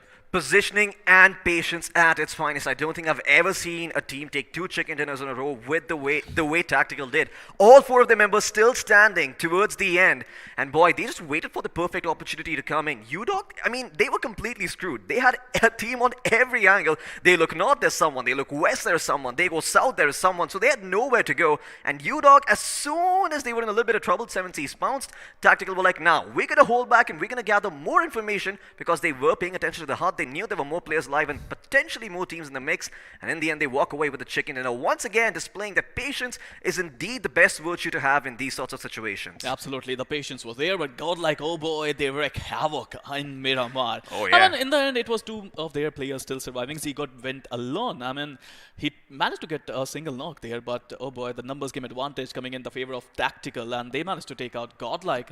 I think it was a beautiful game, but I have to say 7C played well, but Tactical, I mean, they are opportunities. They knew when to rush in, and they rushed at the right time. Most certainly. Well, let's have a look at the highlights and once again see for ourselves how is it that Tactical Esports managed to get themselves that chicken in, and also drawing up a couple of facts from this match as well. I did say earlier, you know, with so many great teams and so many great names playing in this situation, I mean, some fans are going to be bound to be disappointed a little bit over here. Godlight starting things off, getting themselves all those knocks. And Dave as well from UDog, doing a lot of work with the Mini 14. In fact, I do believe if it weren't for UDog's horrible luck with the circle, they could have potentially come out on top. Had it shifted a little bit towards the west or a little bit towards the north, maybe they could have had the edge and they could isolate those fights one after the other, while other teams focused on rotating in. Godlike though, like you mentioned, once again, it's like it's like a fire truck. You know, it doesn't stop for red lights. As soon as it knows that there's a fire over there, they will put it out and try and rack up those finish points for themselves. Soul as well in the meantime, not having the best of times in this game, being eliminated early on, but when a lobby is this stacked, I mean, some of these teams are going to be knocked out early on. That is just a fact of life. To be honest, I mean, Team Soul, they were in a bad situation, it seems. I mean, 7C, they came from 2 different angles and they took them out quite easily. But talking about Team Godlike, I think you're right. I think numbers game advantage doesn't work in in the dictionary of Team Godlike. They had fewer players when they fought against Team X-Pac. They had fewer players when they fought against Team Tactical Esports in the end, but they played so well. Well, absolutely, Floki. think that this match is absolutely perfect. Team Revenant, I think, they were out, they were down, and the way Scarlet's Gaming pushed in, they had no options. They most certainly did not. I mean, Skylights Gaming, they played that push very, very well. I mean, given where the circle shifted to, right, they had that sense of comfort knowing that it is very unlikely another team comes in and tries to snag up those finishes for themselves. Godlike in the meantime, though, once again, these guys were like sharks. You know, I've used this term very, very often, but these were true, literal sharks. Every single time they have any piece of information whatsoever regarding a team's whereabouts, they have been paying attention throughout the game. They have been looking at the HUD. In their mind, they know which teams are, 4 members strong and which teams aren't. And when they see an opportunity, they take it, man. I mean, these guys, they really got up a lot of points. In fact, I'm quite sure that if they survived until the end over here, they could have potentially crossed the 35-point mark. But they got eliminated early on, and it was Tactical who got that extra chicken dinner to work with. 2 chicken dinners to start the day off. I mean, these guys have to be feeling good. What a day. What a day to have a good day, I would say, for Tactical Esports. But still 2 more games to go for them. I think they would love to get some more points in those remaining games. But looking at this final few moments of Miramar, I think they managed to attack 7C at the right time. On the other hand, Godluck was trying to get some really good value out of it. I think 7C got pressurized from 2 angles. Meanwhile, Team Godluck, even though it was a 2v4 situation, boy, they fought hard. They most certainly fought very, very hard. I mean, Neo, if it weren't for this angle that he had over here, I think he could have potentially had a lot more luck. You know, maybe if the area was a little bit more open, if he had a little bit more elevation, that plan could have worked out. But, when the chips are down, you have to go for those Hail Mary plays, and that is what Godlike did. Unfortunately, this time around, it didn't stick, but they're still going to be happy with the fact that they came in 2nd place. I mean, those finish points, it might just even push them ahead of Tactical Esports, who I don't believe had a lot of finishes to their name. I mean, their game, I think, is like that only. They want to have the circle of the zone, and they want to survive till the very few end. And when you survive and you get a chicken dinner, it's eventually you're going to get some value out of it. Eventually you're going to get some finishes out of it. And yes, I would love to see how many points are they going to rack up today. Absolutely. 3 things in life are absolutely guaranteed: taxes, death, and placement points. So if you do manage to survive until the very end, get to that 1st place spot, you get 15 points to your name, all for the trouble of living up until the end. But you know what these points remind me of? The point standings. So let's have a look at the point standings table, see exactly where these teams are, and maybe, just maybe, Godlike could still be on top despite the fact they got eliminated in 2nd place. In fact, if my math serves me right, they should be on top, and yes, indeed they are. 12 finish points to their name and 12 placement points to work with. 24 total points for Team Godlike, and they are number 1 in the points table. Number 2, we got Tactical Esports with that beautiful chicken dinner. They got 15 position points, 6 finish points, and a total of 21 points. Number 3, we got 7C Esports, who got sandwiched in the end by Tactical and Godlike. They managed to get 19 total points. Number 4, we got Udog India. No longer underdogs, it seems, Loki. Oh yeah, absolutely. Getting themselves that top 4 spot with 12 points to their name. Skylights Gaming too, I imagine that they would have a better end considering the way things went. But in the end, only getting that 5th place spot with 6 placement points and 6 finish points to work with. Let's have a look at the other side over here, though, because these are the teams that have done well. What about the other ones? Boy, well, I talked about some fans being disappointed. Here they are. TSM, 2 points. 10th place. Team X Spark, 11th place, 2 points as well. You've got Seoul in 14th with 1, and Hyderabad Hydras with 0, being one of the first teams to be eliminated over here. And man, I mean, if this is how things keep shaping up over here, then the semifinals are going to be a very, very interesting place, because you have to remember 8 teams are going to be bidding goodbye in the end. Now, there is a long way towards that. There could still be a lot of comebacks happening over here. But in the meantime, we're going to let that thought rest and have a look at the iQOO MVP, see who's earned that mantle for himself. And I do think I have an idea who it's going to be. Oh, well, never mind. I was going to say it was probably going to be a Zigod from the side of Godlike, but it does seem that the title has gone over to Sarang. Well, Sarang played really well for 6 finishes. He managed to get 757 damage, 2 assists to his name, and a total healing of 232. But let's have a look at the top 5. I think you will find Zigod in there. Maybe some other partners of Godlike would be there as well. Let's have a look at top 5 players from match 2. That was Miramar. Absolutely. Well, joining Sarang, there should be 4 other players in the mix. We've got Neo from Godlike in 2nd place. There we go. 899 points of damage done with 5 finishes to his name, 1 assist, and a decent survival time of 25 minutes. Kilo in 3rd place from Oculus 5, doing a lot of the heavy lifting for his team. 5 finishes, 875 damage done. Deserves to be here as well. We've got Jonathan in 4th place with 4 finishes. Couldn't be more poetic. 595 damage and 2 assists. And you've got Vile in last place as well. So, once again, I mean, this just goes to show and, just further solidify your point. that Tactical Esports is a team like their name suggests, likes to go for the safer approach. Go for those placement points, prioritize surviving overtaking fights, get those smarter rotations and get those better positions. At the end of the day, if you do that, you do rack up a lot of points. But out of the 93 grenades that were used on the map of Miramar, only 3 resulted in finishes. I'm happy, to be honest, Floki. 93 is a good number for Miramar, if you ask me. And with a total healing of 8,331, total knocks are 65, total finishes are 58. Oh, yeah. Longest finish distance is 332. But you know what? Let's have a look at Manhattan now. Let's see which team managed to get the most damage. And yes, it is going to be Godlike, who managed to get 2,695 damage for 12 finishes. Well, at this rate, we might just have a couple of Burj Khalifas right here in the studio. So if you're planning to go on Dubai, save those trips. Make sure you sort of prevent that money from going to waste, and instead just continue watching the stream, because with that amount of damage done, I'm quite sure some new records are going to be set over the course of these semi-finals over here. Godlike getting the credit for that once again with their really, really aggressive playstyle, and I can't wait to see the way they're going to perform over here in the semis, because the first 2 games have looked very, very promising. The next game, it's going to be on Erangel once again, and I can't wait to see what's going to be happening over there. Again, it's all about consistency. This is as simple as it may be. You got 16 games. You have to be consistent. You need to get at least 10 average, I think. If you can get 10 average, you are going to qualify. You're going to be in top 16. And yes, if you are in top 16, you're going through to the grand finals of iQOO BGIS. 10 average, it sounds so easy to pull off, right? Just 10 points in every single game. But it's so hard in the situation where you're surrounded by some of the best teams in the country. You've got TSM, you've got Godlike, you've got Tactical, you've got, Soul, all of these big names coming around, surrounding you. Yeah, some players are going to be scared. Some players are probably going to start having those sweaty palms. And, that is when having a solid device could help you, like the iQOO 9 itself. But you know what? Let's talk about the players in the game a bit, because I'm quite sure a lot of them had good performances. In fact, let's pit 2 of them against each other in the player face-off and see who came out on top over here. We're going to be looking at Sarang from 7 Seas going up against Neo. 6 finishes for the side of Sarang, but Neo, on the other hand, having more damage done with 899 points. Absolutely. I think both of them played really well for their teams. Assist, if you talk about, Sarang got 2, Neo got 1, and both got a decent amount of survival time to their name.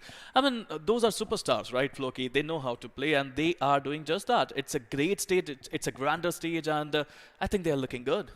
Absolutely. Now, one thing I do want to point out is that if you don't see a favorite player in here, don't be too discouraged, because at the end of the day, there are lots of things that the stats don't capture. So soon enough, if they do end up performing really, really well, it will end up showing up on the stats. But in the meantime, we're going to be having a look at Tactical Esports and Godlike Esports as well in the squad face-off, with Godlike, of course, having the upper hand in terms of finishes, but Tactical having the better placement with that first place finish and those 3 extra placement points to work with. If you look at the assists, it's pretty much the same, but when you actually have a look at the damage, that is where you really see a stark difference between the 2 approaches. 941 points of damage on Tactical, showing a more conservative approach. Godlike, on the other hand, doesn't matter. If there's a party, they're going to invite themselves and they're going to dish out some good old damage. Almost triple the damage they are coming in from Godlike. It is a walk in the park for them, it seems. They come, they conquer, and they get a lot of points every single time. They would be disappointed though they were not able to get the chicken dinner, but boy, they are number 1. Doesn't matter. Absolutely, they certainly are number 1 for the time being, but are they going to be staying number 1 throughout the rest of the day? That is the bigger question to ask, because, well, we are once again, I believe, going to be having a look at Group A going up against Group C, if my memory serves me right. And that should once again be a very, very interesting matchup, as we will jump back on Erangel in a little while. But before we do, I do want to talk about iQOO. They are the ones who made this tournament possible. The 1 crore rupee prize pool. It wouldn't have been over here if it wasn't for them. So shout out to iQOO. Do make sure that you check out them, and you make sure you check out their phones, because you might just find something in handy over here for your next gaming adventure. In fact, I'm quite sure with all the features that it has, it's going to have every single need covered. It's got some of the best liquid cooling out there. Just 15 minutes for half charge. What other phone does that? Oh, I think no other phone does that, to be honest. Look at these sleek devices we got today. These are new devices. I got iQOO 9, you got iQOO 9 Pro, and these iQOO 9 series devices are just immaculate. Not only that, we have, I think, gimbal stabilization in the camera inbuilt. Wow, that is amazing. That feature just sounds so fancy, I don't even know what it does. So pick up this phone and check for yourself, because, well, you might find a lot of hidden surprises in here. In fact, I know that the name has Pro in it, but I do want to say it's not going to make you a pro, but you'll find out if you're capable of being being one or not. So if you want to give that a shot, do make sure you get your hands on an iQOO 9. And boy, oh boy, I can't wait to see the action the rest of the day holds, because once again, we're going to be circling back towards Erangel. A map that has already been played over here. Tactical Esports did really, really well. In fact, I want to see just how well they've done over the course of the 2 games. So let's have a look at the overall standings and see for ourselves where they're positioned. I do imagine they're going to be on top. And yes, they are exactly there with 45 points to their name, standing head and shoulders above the rest. In second place, you've got 7Cs with 25 points, a 20-point difference between the first and second place. That's just amazing coming in from Tactical Esports. But if you talk about number 3, we have Godlike Esports. But look at the number there. Matches played. They only played 1 game, and in that 1 game, they managed to get 24 points. That shows Godlike, they still have 1 more game. If they play that, they can top the table, it seems. Number 4, we got our Esports. They only played 1 game as well, but they managed to get 20 total points. So all these teams in the first page, they played so well. They are consistent. They most certainly are. I mean, all of these teams over here, once again, showing that consistency is key. If you do manage to score a fair amount of points in every single game, you will see yourself qualifying for the grand finals. But if you perform really, really well in 1 game, get a chicken dinner, and then proceed to have sloppy seconds or thirds in the next few games, then you're going to be in a world of trouble because, well, once again, you don't do really well if you just have 1 good performance and 2, 3 not so good ones. Well, on the other side of the table, where nobody wants to be, we've got Skylights Gaming, EXO, Reckoning, August 5, Only Glitch, Team X Spark as well, and a lot of big names being over here.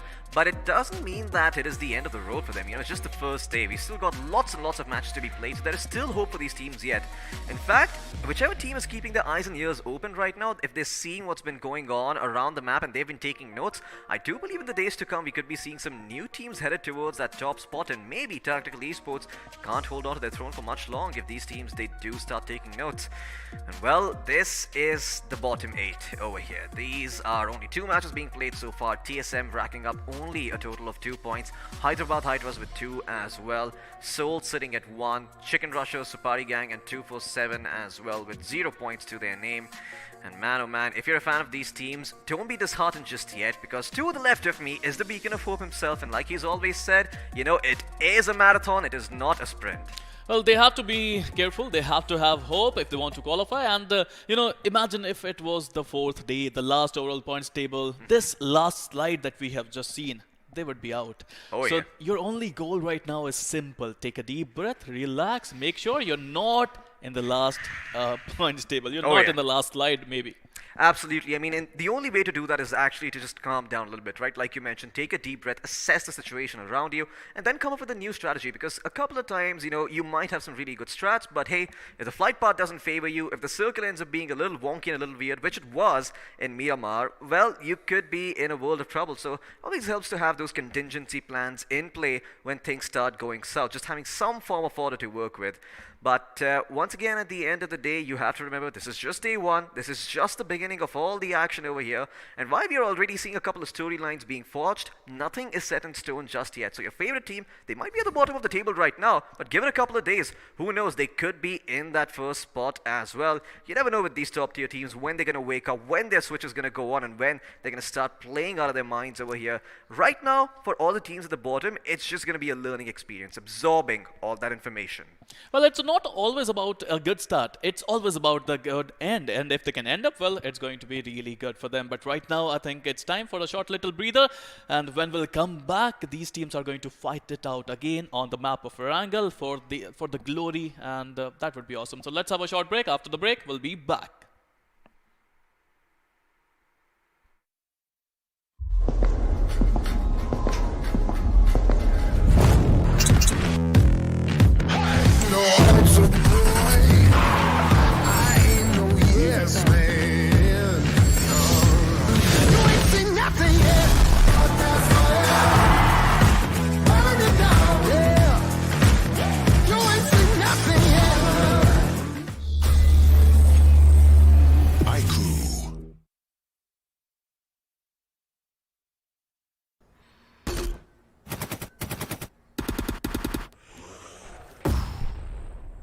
Enemies ahead.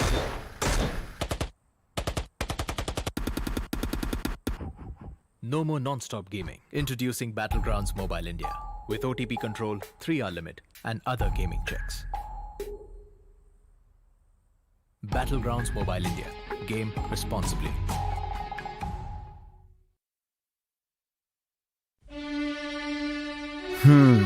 वो एक दोस्त game में फंसा, कोने में बसा, gang में अकेला, दिन का भूला.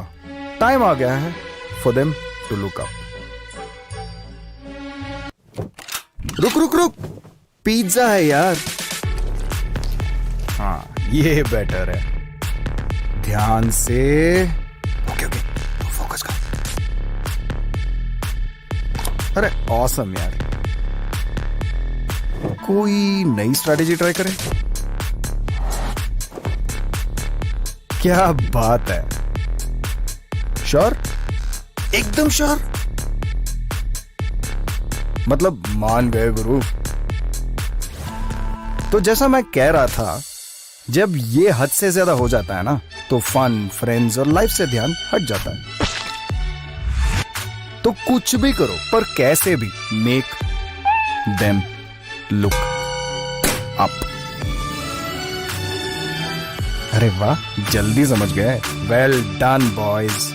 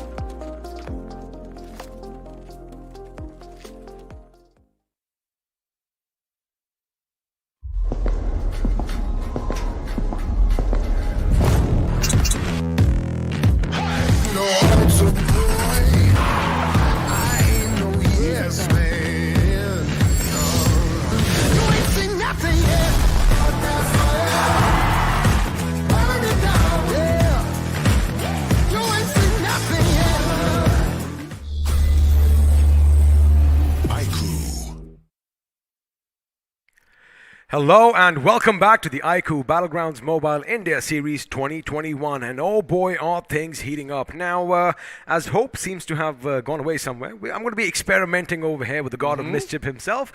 That means my name is Angad the Experiment Chehal, and of course with me is Hirakar Thakur, but you know him better as Floki. Floki, man, what a game last game. Oh my goodness, I thought Godlike would take it, but tactical esports just dictating and dominating everything. I mean, once again, right? We've seen this team for a very, very long time. Erangel is sort of their home ground, but to perform that well on a map like Miramar, these guys have been putting in the ass off stream. I have to tell you. And to make sure that you have all 4 members alive till the end, they made sure that the numerical advantage was in their favor. But just to remind you now, it is going to be Group A going to go up against Group C. So we've got Reckoning Esports, Old Hood, OR Esports, Only Glitch, Chicken Rushers, the Supari Gang, X Lions, and of course Celsius Esports. They're going to go up against Godlike Esports, Skylights Gaming, Ogless 5, TSM, not a good start to the day, 247 Gaming, Team EXO, Revenant Esports, and CO RIP Miso. Absolutely. I mean, some of these teams and groups not having the best of starts, so we except for maybe Godlike and Skylights Gaming, sort of struggling to get off, on a strong foot here. But it's like I've always said, this is just the beginning. This is the first day, and if you're going to peak at any point, you kind of want to peak towards the end of the semifinals. Carry that same momentum forward for the grand finals. That is when your players start feeling confident. And if you start off on a strong foot on the grand finals, you might just see it through until the very end.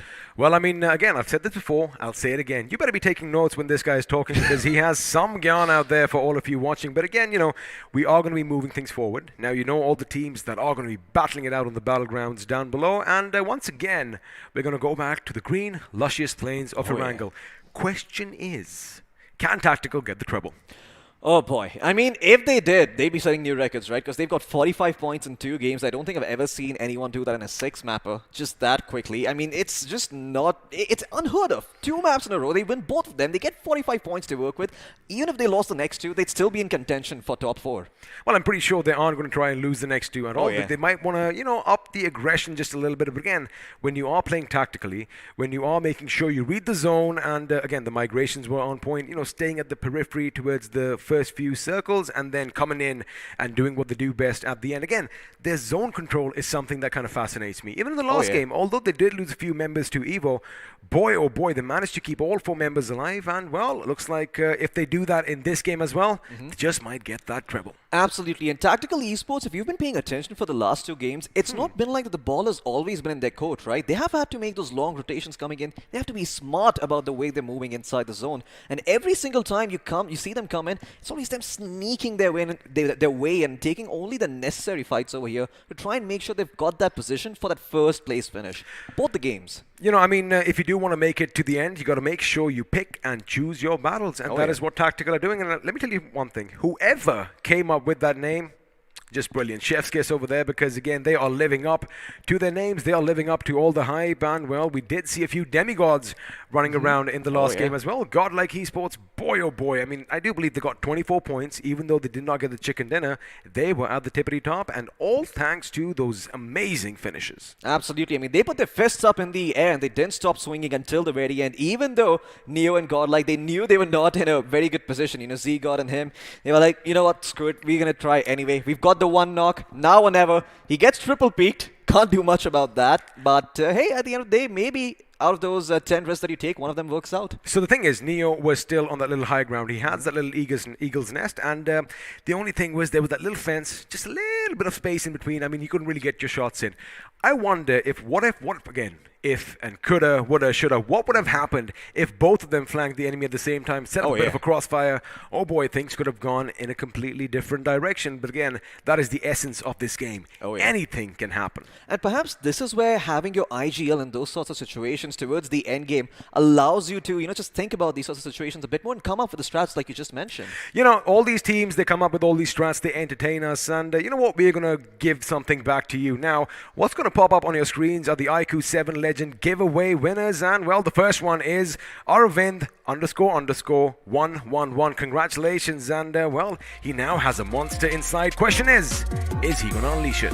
Well, Arvind, I'm quite sure with the device in your hand soon enough, if you end up playing really well, we might see you on this stage battling it out for the prize pool over here maybe next time around. So we're going to be keeping an eye out for you and make sure you're able to get that phone in your hand and perform to the highest levels, and hopefully we'll see you at the top one day. Now, I'll be honest with you, Arvind, congratulations, but I am a little bit jealous. But again, make the best use of it, and once again, congratulations. Now, before that, I do believe it is time to finally get in the game. I'm sure right about now, all the teams are going to be running around on the spawn island, either trying to intimidate one another or just, getting into their Zen mode. But before we do that, of course, we are going to head over the map ourselves before, like I said, it's spilled with all the blood. And you know what, let's do one thing.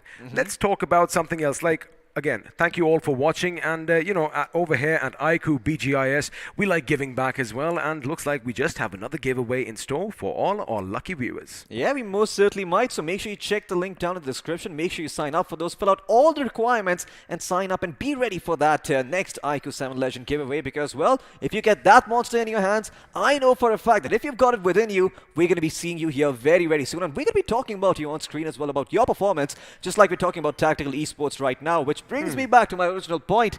3 chicken dinners in a row. If it does happen, I mean, I am going to perform an exorcism tonight because something unholy has been happening in the Tactical Esports Bootcamp. They have sacrificed a goat to Baphomet. Well, some biblical references over here, ladies and gentlemen. But for now, we are going to have a look at the prison somewhere, you don't really want to end up, but it's a game, so might as well go there because it does have some delicious loot. Now, I want to see some action break out over here in West Georgie, Floki, because we do see some big dogs drop down over here. Unfortunately, there seems to be a little bit of a trend going on. Oh, yeah. No one wants to pick a fight at the beginning, which, of course, we get it. And, well, let's see if that's going to be different this time. Absolutely. Well, the circle, it makes sure that every single time you go into the server, it will force you to take up a couple of fights. But on the map of Erangel, chances are, as long as the circle doesn't hard shift towards any particular side of the map, those fights might not happen at all. Now, Miramar, what happened last time around was a bit of an oddity. You don't see those early engagements happening in Miramar. And I did mention that given the fact that the circle doesn't cut through Los Leones, we're going to see a lot of teams from the south trying to make their way up towards north. And the second and third circle is where we could be seeing that action breaking out. Does it happen on Erangel though? That's the question. Well, we are going to find out, but for now, we're just going to have a look at Nova Ripnoi again. No action seen here thus far. Now, in about 5 seconds, ladies and gentlemen, we are going to be flying high above the plains of Erangel as the Big Bird is going to take the skies once more. But the question is, where are we flying to? And well, if you know your map, you know we are on a northwestern trajectory. Absolutely. We're going to be starting right on top of Nova Ripnoi, making our way all the way towards the center of shooting range in Severny. As you can see on your screens right now, that is where the plane is headed. And man, it opens up some wonderful possibilities. Not for the teams who would like to drop into Promos though. They're going to be having a slightly harder time making their way over there, but they could potentially drop into some of those mini clusters of houses on the way from Pochinki to Ferripi and Promos, get themselves a vehicle, get themselves some loot to work with, and then make their way over there. Of course, it's going to be a slightly longer, slightly more arduous approach. But if you do want to drop into Primorsk, if that is where you want to go, well, that's what you have to work with. Speaking of Primorsk and the Sosnovka military base and the southern part of the map in general, it seems that we might have, some contestation happening at the Sosnovka military base. Now, interestingly, I did kind of expect as soon as Lions jumped out, I thought maybe they're going to be heading over to the base itself. But looks like they are going to be anticipating maybe a southern shift in the circle, and they are going to be gearing up in their position early on. Now, I want to see some action happening in Pochinki. It's been a ghost town thus far, but again, all of this speculation is going to be put aside, in fact, thrown out the window once the first circle forms. But the question is, where are we going to be fighting? And well, there you have your answer. It is going to be a bit to the southeast, and with the majority of the chunk in the main island, the teams are going to be happy, but I'm pretty sure X-Lions are going to be moving up north sooner rather than later. Absolutely. Well, we see a lot of teams in Sosnovka military base right now. There is Team Revenant Esports, you've also got August 5 and X-Lions over there, so expect to see some sort of early shots being exchanged over here. We wouldn't necessarily see full-blown out fights, but we could potentially see a couple of teams maybe finding a peck here and there. Now, this is the most interesting possible circle you could have had. The only disappointing thing that can happen right now is the hard shift up towards north and maybe all the way towards Rozhok, but even then, those Rozhok finishes have been entertaining so far. Oh, baby, this is exciting because although we have a bike with a sidecar, 2 members are from one team, while 247 Gaming has snuck in as well, as looks like he's going to be jumping out because he doesn't want to be taken with the enemy and, well, shot in the face sooner or later. But again, something exciting. There you have it. They know where the enemy is. Rahul did jump out, but now his position has gone away. He better be hitting the deck. He better be quiet. He better be silent because now DSM, they are coming in. Now they're going to get some visual confirmation. Shots could be fired. He does hit the deck. However, I think his position might have just been given away. But wait, Rahul did something brilliant. He got in that bush in the nick of time, and TSM for now, unless they go to the position is given away, he should have stayed in that bush. Absolutely. Literally only one of the players has a weapon right now, and they were like, you know what, screw it, let's go in for the finish. Just 1 point right away. TSM, once again, this is very, very important for their confidence because the last 2 games haven't been good for them. So if they start off on a high note like this, it's only going to go up from here. But they need to calm down for now, reassess the situation, because two of the players are without loot. So get yourself to some city and just start looting up over here, because soon enough the circle's going to start closing in, and you don't want to be the team that is looting when that second zone starts coming in. Well, before you go in and start looting, I like what they're doing. Just going atop Everest over here, making sure that well, all of them are going to be up top. I mean, you gotta take the sights in.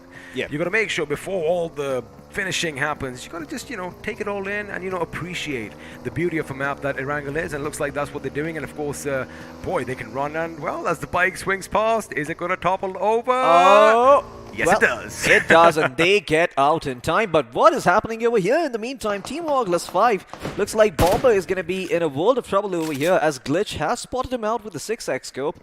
And now Bomber might not be long for this world. Separate from his team, naked, afraid and alone, will be cleaned up. Levy9 gets a credit for that finish. And OG as well, Lonely Glitch, getting off to a decent start over here. Once again, a team that hasn't really done that well and could potentially use that slight boost of confidence that comes from these early picks. I mean, it's as simple as this, Floki. Now, the challenge is getting a bit harder, and of course, the stage is becoming a bit more grander. So, of course, they got to give it their best, and that is what they are doing. They made it. Oh, yeah. Let me just say one thing. They've made it to the semifinals. They have won our hearts, and now, well, it's time to showcase what they are made of. And a team that is showcasing what they're made of are on your screens.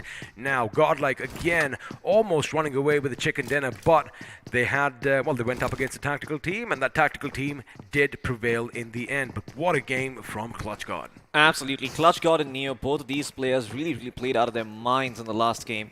But can they put up a repeat performance over here? They don't have anyone contesting them in Yasna or Pollyanna, so they do get their pick of loot. They do get themselves a tippity top in terms of gear and weaponry as well. So they should be doing just fine. But once again, you have to remember the circle, it hates everyone equally. So when it shifts, it might just be that Godlike are not in the best of positions. It could be possible. And, another thing, as we did have a look at this map that came up on our screens earlier, teams have done their homework. Now, we all know that a team known as Team Xbox, they love dropping down in Water City and at the ruins.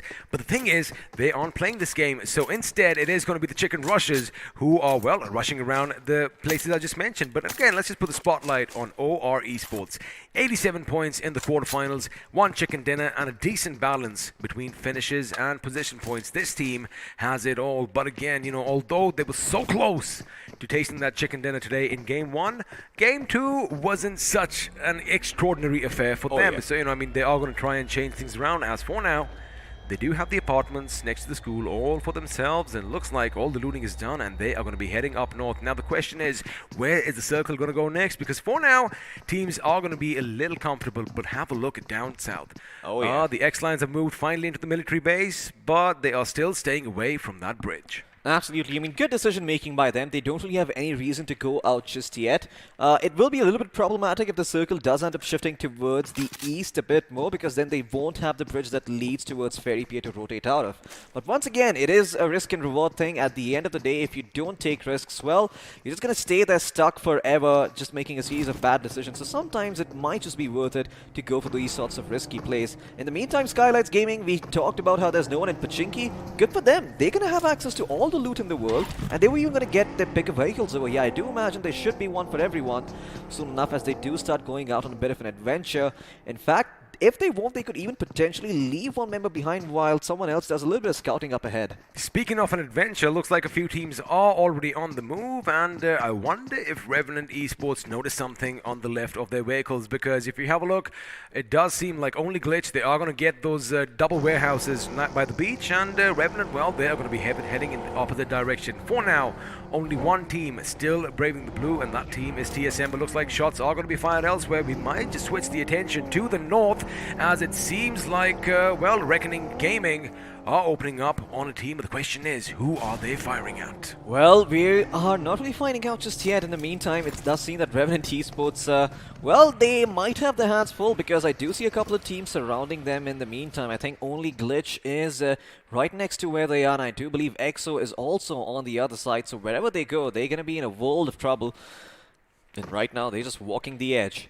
On one side there's fire, on the other side there's a valley. Now, I'm pretty sure, I love that little phrase over there, but I'm pretty sure we are going to be switching things up to the north because two teams seem to be driving past one another, and now, well, again, we have access to a little bit of a mini-map, a separate screen, so we see everything breaking out in front of us. But for now, we're going to join Team XO. Question is, are they going to be fierce? Are they going to be brutal? Are they going to test the immortalities of their opponents and say, feeling lucky? Punk? We're going to find out soon enough as well. Speaking of the Punk himself, atop his roof over here, trying to spot the enemies in the distance and, seeing their accuracy, Floki. If they let loose with those M4s at that range, oh boy, with that laser-guided precision accuracy, they can take down a lot of teams. Boy, they most certainly can. In fact, Exo's positioning is so good over there, right? Because if you did observe the map a little bit prior, as it will come up on your screens in just a bit as well, the southern side is nothing to be worried about, and towards east as well, they have this sense of security knowing that it is very, very unlikely that a team decides to hold mill to power. It is not the best place to hold over here.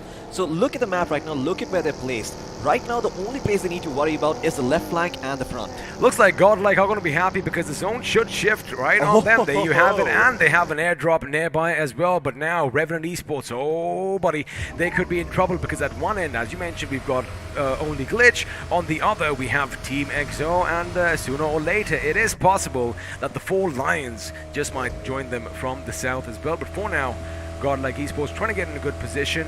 They do have good loot, but again, they want to make sure they are in the center because I've said this before, I'll say this again, they thrive under pressure, they thrive in all that chaos around them. Absolutely. Godlike Esports, they are the harbingers of chaos over here. So if they are put into a situation where they're in the middle of so many teams, well, they're going to be very, very happy. And I see you are also very happy, XP. I mean, I am happy, but I'm also disappointed because nobody picked out that drop. You would have got a Mark 14, you would have got a suppressor, you would have got all that level 3 goodies, but the best thing is you would have got a ghillie suit, and well, sooner or later, we know all these teams are going to be hitting the deck, but for now, shots are going to be fired as Godlike are going to open up on Punk, and well, Punk is no longer the fiddler on the roof, as he is going to be forced to move down.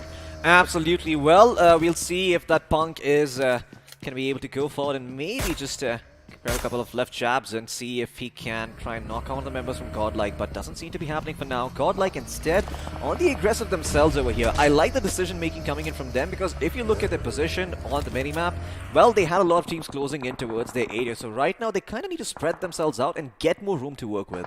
Sparrow said in game 1 that everybody seems to be doing the same thing because it looks like the bridge, especially that gas station north of the bridge, is where the party is at. But for now, it is going to be Reckoning Esports in a compound by the farm who might just take on a couple of teams. And well, let's see if the Sabari gang are going to be up to the task because Mr. Sparrow over here, again, like Sparrow mentioned, not the IGL anymore.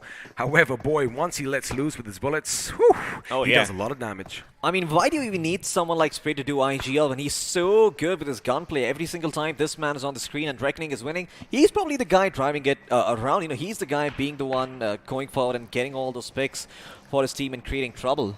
Now, the only thing is, have a look at your map up there, Floki. Now, although Reckoning Esports, they do have one building, hold that thought, because the chicken rushers are going to be opening up on their opponents, and 247 Gaming come under fire as Mega Arceus is going to be taken down. Well, he's not just taken down, he is going to be put in the ground. But for now, again, coming back to Reckoning, they are in one building, and what TSG are doing is, they have that 2-2 split, right? However, they don't have to move. They still are in the center of the circle. Reckoning Esports are going to have to worry if another team decides to push up on their position. And talking about moving, Skylights Gaming, they say Mental Yam down there. Mental Yam could be in trouble and looks like they are going to chase him down. Absolutely. Well, Yam might not be long for this world over here because Skylights Gaming, I think they... Okay, so they're not going to chase him instead. Interesting. So they are prioritizing the zone. I like this coming in from them actually, because if you look where they are near that potato hill, and getting that vantage point could be big. And we were talking about the circle. We know all the action is taking place just north of the bridge, and you know what? Chances are the next circle could form just around there as well. Milter could still be in play. The gas station and the eastern, compounds of the farm could still be in the circle. But for now, all the teams are going to be migrating, and when you are migrating, well, you want to get out of that circle? He does in the nick of time. Lucky for him, he is not going to be blown to bits, but now he gets some much needed cover. Yeah, smart play coming out by Yam, blowing up the vehicle himself over there, making sure that he's got that counter to work with instantaneously. But towards his back, I see another team that is on the prowl over here. And I don't think all that grass is going to save him. Good awareness by him dropping that smoke, making sure his flank is secure. But at the same time, it will also alert the enemy team to his position. In fact, 247 Gaming, they might not be long for this war. Looks like Killer's also been joined on the party over here, rattling off shots with that Scud. Does he find a knock? No, he does not. Both arms from 247 still alive for the time being. In fact, Pooja's now going to get the driver's seat. Yeah, bombing and weaving left and right, trying to make his way back towards that buggy. I think he will live. I think he should be okay. And now Killer, having revealed his hand, needs to get the hell out. You know, Killer is going to be kicking himself in the back of his head right now because he should have probably got a couple of knocks over there, but unfortunately, you know, all the adrenaline coursing through your veins is going to be problematic. Ladies and gentlemen, have a look at the massive migration taking place. Again, we could see some Mad Max Fury action. We could see some Carmageddon. We could see some vehicles go boom. And, well, take a few corpses with them. But for now, it's going to be the bullets that do all the talking, as Notorious is going to bring down Shadow. And, well, Shadow is already out of this game, which means TSM, once again, not off to the start that they are known for. But now, Godlike, on the other hand, are going to make sure they get a little bit of compound for themselves, as again, they are anticipating a lot of teams hitting their position. But again, they've got to make it because being in the chuck is problematic here. Oh yeah. I mean, they most certainly are in a bit of an awkward position with all of these teams surrounding them. They kind of need to focus one area and push through while making sure the back is covered against the wall while they're going up for those moves. Sensei, in the meantime, not sure what his plan is. He's moving around the coop for the time being. I think he's trying to make sure it is out of vision so they're not able to blow it up, and he still has the option to retreat out if need be. But in the meantime, Fierce playing the eyes for his team, doesn't really see anything just yet. And as soon as he does, I believe EXO are going to have a decision to make, because given their position, it is looking very, very similar to Miramar. They need to make moves. They can't stay static over here because either the players and teams are going to come and screw them over, or the zone will. You know, speaking of 247 Gaming, wait a second, I just might hold What? my thought. Jonathan, Oh, my Jonathan? good, showing amazing trigger discipline. He wants to make sure the moment he lets loose that machine gun, well, the enemy goes down. Again, you know, he was anticipating this, because if Punk took a little bit of damage, he would have probably just, you know, gone behind cover, and, well, Jonathan would have given away his position. Mind you, there you go, he does let loose now because the enemies are even closer than expected. And again, Jonathan, with behind all that smoke, concealing his placement, concealing his position, was doing the smart thing. But on the other hand, ladies and gentlemen, we have a Mosin Nagant in play, as only Gish's Bloodslayer just popped someone's head clean off their shoulders. Absolutely. Can he convert that knock into a finish? So that is the question. I believe it was Revenant Esports on the receiving end of it. But in the meantime, we're still going to focus on what Godlike and X are up to. A fight could be breaking out at any moment. You don't want to be missing out on this. Neo still hidden in the tall grass. They were aware of Exo's positioning earlier, but now they have to reevaluate and reassess. In fact, they spot out Sensei over here, and Sensei might not be long for this world. The blue zone closing in is going to create some trouble, but as long as he's got some healing to work with, he will be fine. Lucky for Sensei, A, he has a vehicle, B, he has teammates in the form of Punk in a position, but there you have it. The circle is going to shift further up towards the north and to the west, which means, well, for Team EXO, they are going to have to on the move sooner rather than later. Oh, yeah. On the other hand, have a look at the circle itself. TSM in the center, CR in the center, OR dangerously close by, and, well, we are going to expect some action coming in on the eastern front because TSG, oh boy, I do not want to be in their position. Absolutely, the eastern front is where all the action is, because all is quiet on the western one. We do see Skylights Gaming occupying that position if you were paying attention to the map, like I said earlier. And once again, they're in a very, very solid position to take out this game. But in the meantime, we will be focusing on TSM, who might be locking horns with the side of OR. OR looking to take the fight to them. Aquanox, once again, playing eyes for his team, making sure that there's no flank action going around. But on the other hand, again, multiple fights are going to be breaking out all over Erangel because Old Hood Esports just came under fire, as of course we are going to join Blaze. Well, we're going to forget that for now because Revenants are moving in.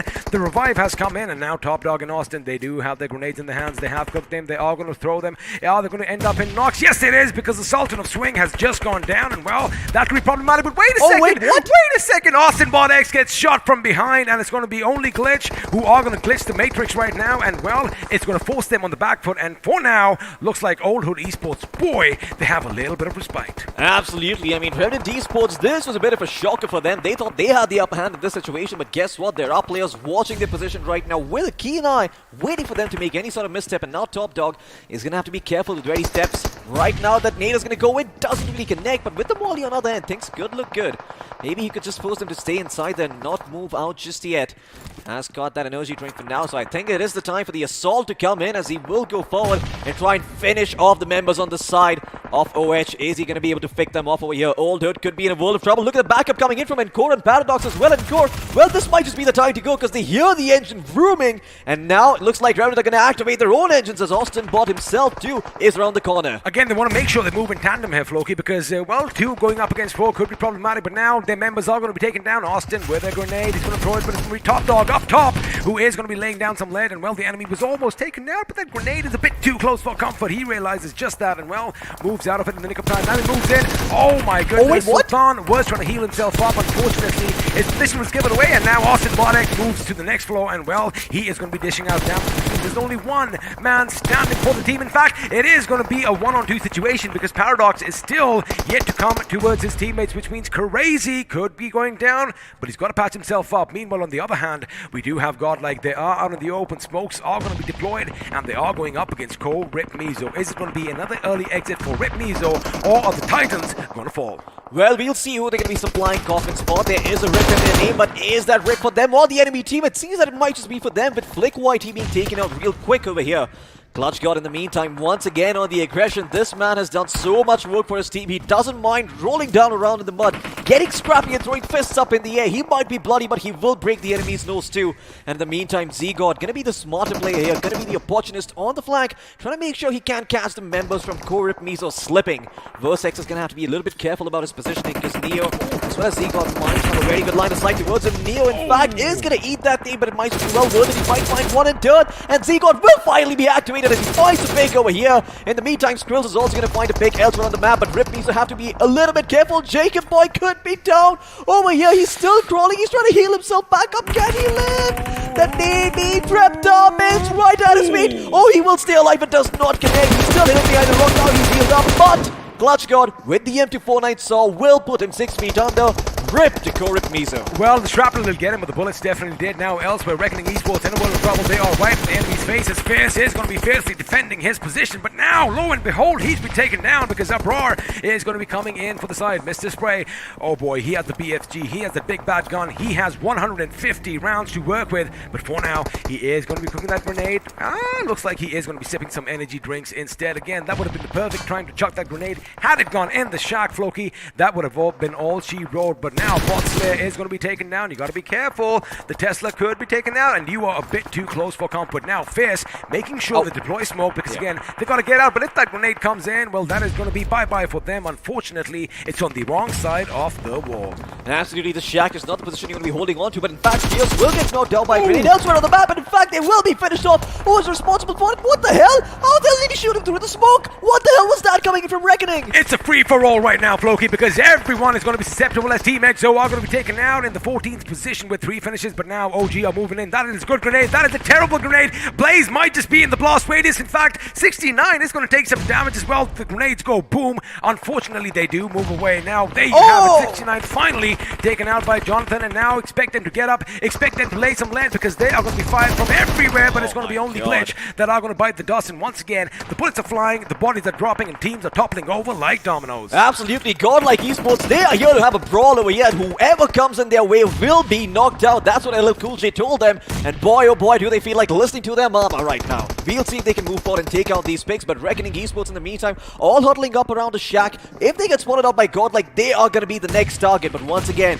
TSM also coming in from the flank towards Reckoning Esports. Those nades are forcing Ninja John out of there. That buggy is going to be blown up. He has no way out of this one, and he might just have to pull out his weapon and fight. He's got the M4 in his hands, but the smokes providing Reckoning with some semblance of cover. In fact, it's going to be Ninja John himself deploying those and healing himself back up. Ninja, oh my goodness, finally it takes 4, it takes 5 grenades to bring the Ninja down himself, but now this is when Reckoning, they need to make a move, because if they give TSM enough chance, well, they might just fight them in the back later, but now looks like Akonex's position was given away thanks to that vehicle. Elsewhere, Clutch God comes down, Z-God comes down, and it's going to be the sharpshooter from Chicken Rush's Sniper doing all that damage, as Mr. Spray, of course, is going to need some much-needed pills, and well, his boost is going to be up to a high. Skylights Gaming over here taking the fight against OR, and of course, there is going to be no man's land, that one winding road right between them. But OR has to be careful here, Floki, Oh, because yeah. yes, they do have some smoke of cover, but behind them we have August 5. Well, talking of August 5, Wexy just took him down, which means they are aware to the danger. They are in between a rock and a hard place, and they want to make sure they are not sandwiched. If that goes in, it could be devastating. It does! Unfortunately,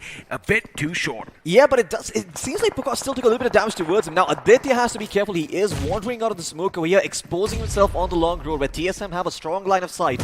If he crosses forward over here, this could be troublesome, but TSM aren't peeking, so Wexy gets away with that Molotov. They might just be forced out of that position. Look at the awareness coming in from this man. He knows that the shack backside has been mollied off completely, so he will rattle off a couple of shots. Unfortunately, none of them connect, but once again, his awareness really, really on point. Perception on the max over here as he's trying to find out where the enemies are going to be. Have a look at OR. They are making sure they smoke their position before moving, because Sniper is still going to be relentless as Z-God is going to be taken down, but now it's going to be the big dogs, TSM, going up against Reckoning, and well, Neo wants to party as well, as he does spot some commotion in the smoke. D-Sync has to be careful, because a little bit of movement could give his position away. In fact, if he pops out on the right of that vehicle, well, he is going to be known for all the world to see. But now, Encore from behind could be problematic, but looks like D-Sync. Oh boy, he is in sync with all the environment, because he just took out a member from Godlike, and now, although Jonathan is trying to pick his teammate up, he is under fire. Oh yeah, I mean, another one bites the dust here for the side of Godlike Esports. Unfortunately, it is going to be one of their own members going down. They have 8 finishes to their name, but they're still going to need some placement points to make them work. In fact,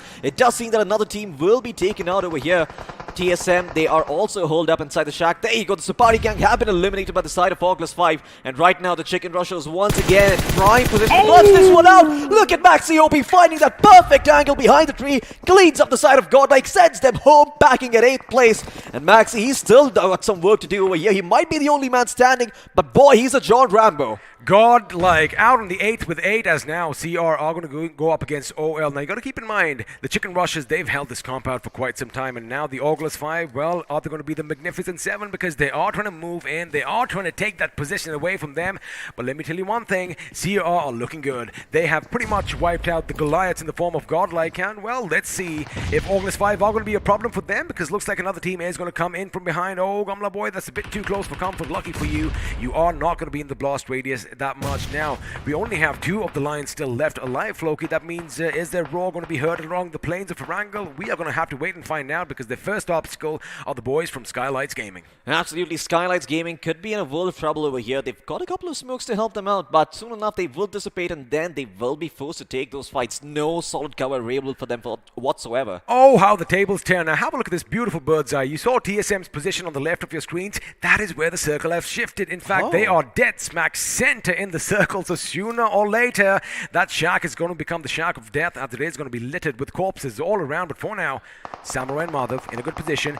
As soon as the enemies in the distance move, well, they could rack up those finishes. They most certainly could. X-Lions are once again in a very good spot over here. Even though they've only got 2 members, they are slowly but surely racking up those placement points. If they survive a little bit longer, they could be going home with some more. In fact, they hear some commotion out in the distance. Who it is? It is the side of August 5. Trying to spot the members from Skylights. One of their vehicles will be blown up. That is the rotation option taken out. But where one vehicle blows, or rather one door closes, another one opens, that vehicle can now be used as cover. But Kamla boy could be in a world of trouble. No mollies coming in from Samurai. He spotted them out. Can he take them up over here? Somrat still surviving. In fact, that buggy trying to go for a drive-by. Samurai will still try to live, but will be knocked down on his feet by the place owner, or rather from someone else coming in. I believe it was Somrat from the side of Skylights Gaming, but in the meantime, TSM, they capitalize upon the opportunity that X-Lions create, and they will snag up all those finishes for themselves. The Hyenas are here. Well, the Hyenas are here, and the Lions are going to be brought down to a single Lion, and well, for now, it's going to be Zigsaw. He is zagging his way. He ducks under the fire. That was brilliant, and now his teammate is going to back him up as they are taking the fight to Chicken Rushers. Now, Chicken Rushers Vampire, he needs to find some shade, which is exactly what he does as he moves inside the building. Now, again, keep in mind, 2-split. Brilliant timing over here. He heard the footsteps. He jumped. He shot, and down went Sniper. Absolutely. August 5 as well on the receiving end of the aggression. They're not sure what to do. They're surrounded on every single side. side, but the members of Chicken Rushers, the Chicken Rushers just closing in over here, wrapping around them like an anaconda. And now it seems that they might done. be going forward. They're They're done done. for. They've been eliminated. Oculus 5 out in 4th place once again, and then there were 3. Chicken Rushers, TSM, and X-Lions. Or rather, should I say, X-Lion. X-Line, lovely job over there, Floki, but this could be devastating. Unfortunately, Marvin's got that grenade a bit too much, but he does spot the enemy in the distance, and well, Aquanox hits the deck in the nick of time, but it's going to be his teammate Blaze, who is going to blaze a few bullets of his own, and well, now there were 2. It is going to be a 2-man TSM going up against 3-man Chicken Rushers. Now, Chicken Rushers, they do have to rush into the circle. However, they have the smokes, they have a little drop as a present nearby. Although TSM does have the shack, a few well-placed grenades could spell trouble. But there you have it, Aquanox getting a little bird's eye view. Again, this is where the experience comes in. Absolutely, the smokes are even going to provide him with a little bit of cover to work with. Look at the smoke going all the way up high. He's going to have the line of sight on his opponents, but they might not have that same vision. So he could potentially isolate these fights of Chicken Rushers, get a bit too curious, stick their head out in the open, and see what's there in the supply drop. Now, they are doing so, but look at the wall of smokes coming in. They are protecting themselves too. This could be big.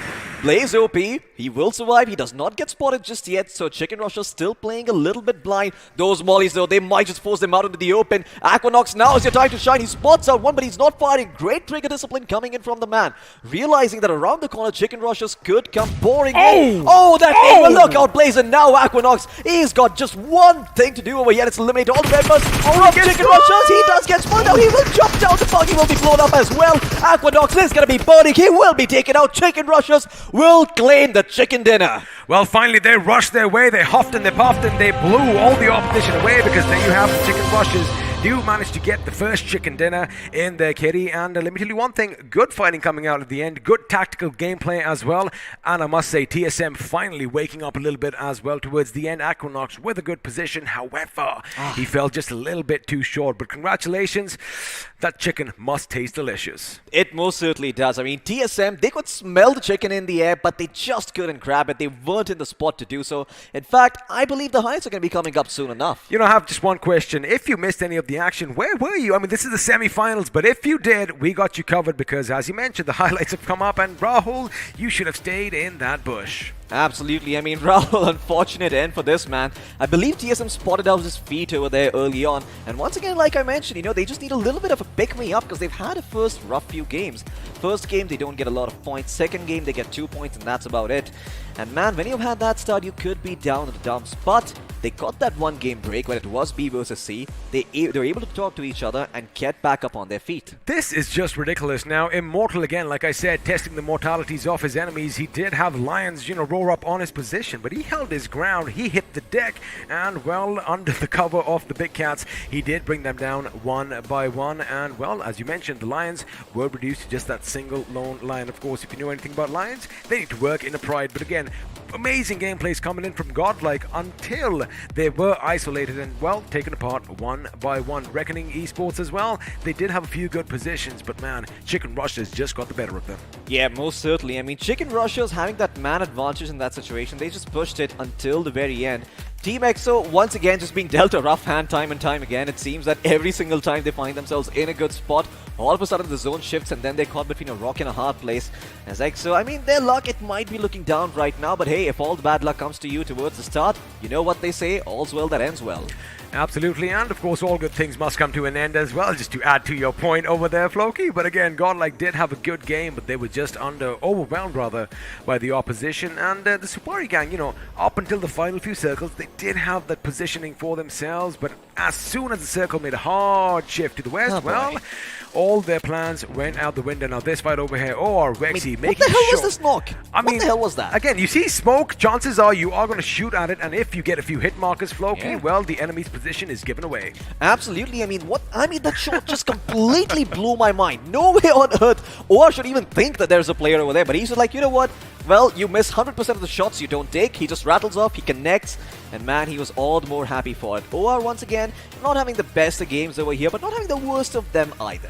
I mean, yeah, they didn't have a lot of finishes, but I do believe just because of that one-man Bexy, they did at least walk away with, 4 to 5 placement points. So that is something that is going to add to their tally. But of course, the aggression is going to come out now. Right over here, Samurai gets, he takes one out, but unfortunately, he loses his katana. And well, once the Samurai loses that, there's no more incentive to live. Absolutely, it is a good old seppuku over there by the play zone. But Chicken Rushers, man, look at the way these guys closed in around from every single angle, making sure that there's just nowhere to run. When you are in that spot, you know that you've made a mistake, but the mistake was made a lot earlier, not in that point. Now this grenade opened everything up, and they knew, well, it is ours for the taking, and there was only so much Aquinox could do. Now, had there not been any fire, in fact, he could have actually got the better of Notorious, but again, coulda, woulda, shoulda, ifs and buts. I mean, as a cost, it is easy for us to sit at this spot and speculate and go on talking about what could have happened.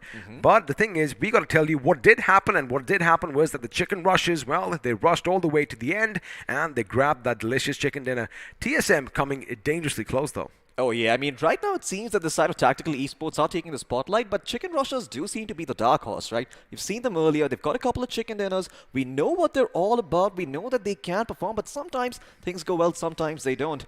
And once again, if this is how their performance continues, but they start peaking towards the end, I've always said that momentum is the most important thing for the players. Well, we know who won the chicken dinner. Let's see how the teams did, because the point standings are popping up on your screens right now, and at the tippity top with 25 points, 10 of which came via finishes, our team Chicken Rushers in second position. We have TSM with a total of 18. Third, we have August 5 with 15, and of course, the Lions in fourth with 11. Absolutely. We've also got Reckoning Esports, Skylights, Godlike, and the Supari gang in consecutive fashion over there, so they did get themselves a few points to work with too. But OR Esports, well, they did get themselves 2 finishes and 2 placement points, so at the end of the day, they didn't get the highest number of placement points, but they weren't stuck in 8 to 16 either. So middle of the pack, not too bad given the hand that they were dealt.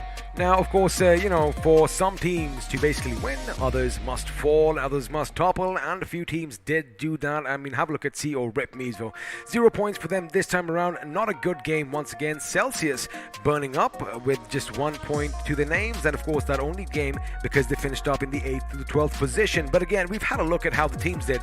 Let's see which one man or woman is going to be standing head and shoulders above everyone else, as we have the iQOO MVP coming up on our screens. And well, oh boy, BIG would be happy because it is Notorious from Team Chicken Rushers. Oh yeah, absolutely. If he could see this moment right now, he too would be proud if he were a BGMI fan, unfortunately. But still, great performance by Notorious. In fact, great performance by all of the members on Chicken Rushers. Looking at all the drive-bys that we saw on our screen today, I'm pretty sure BIG would be a fan, but let's have a look and see who else is going to be joining Notorious.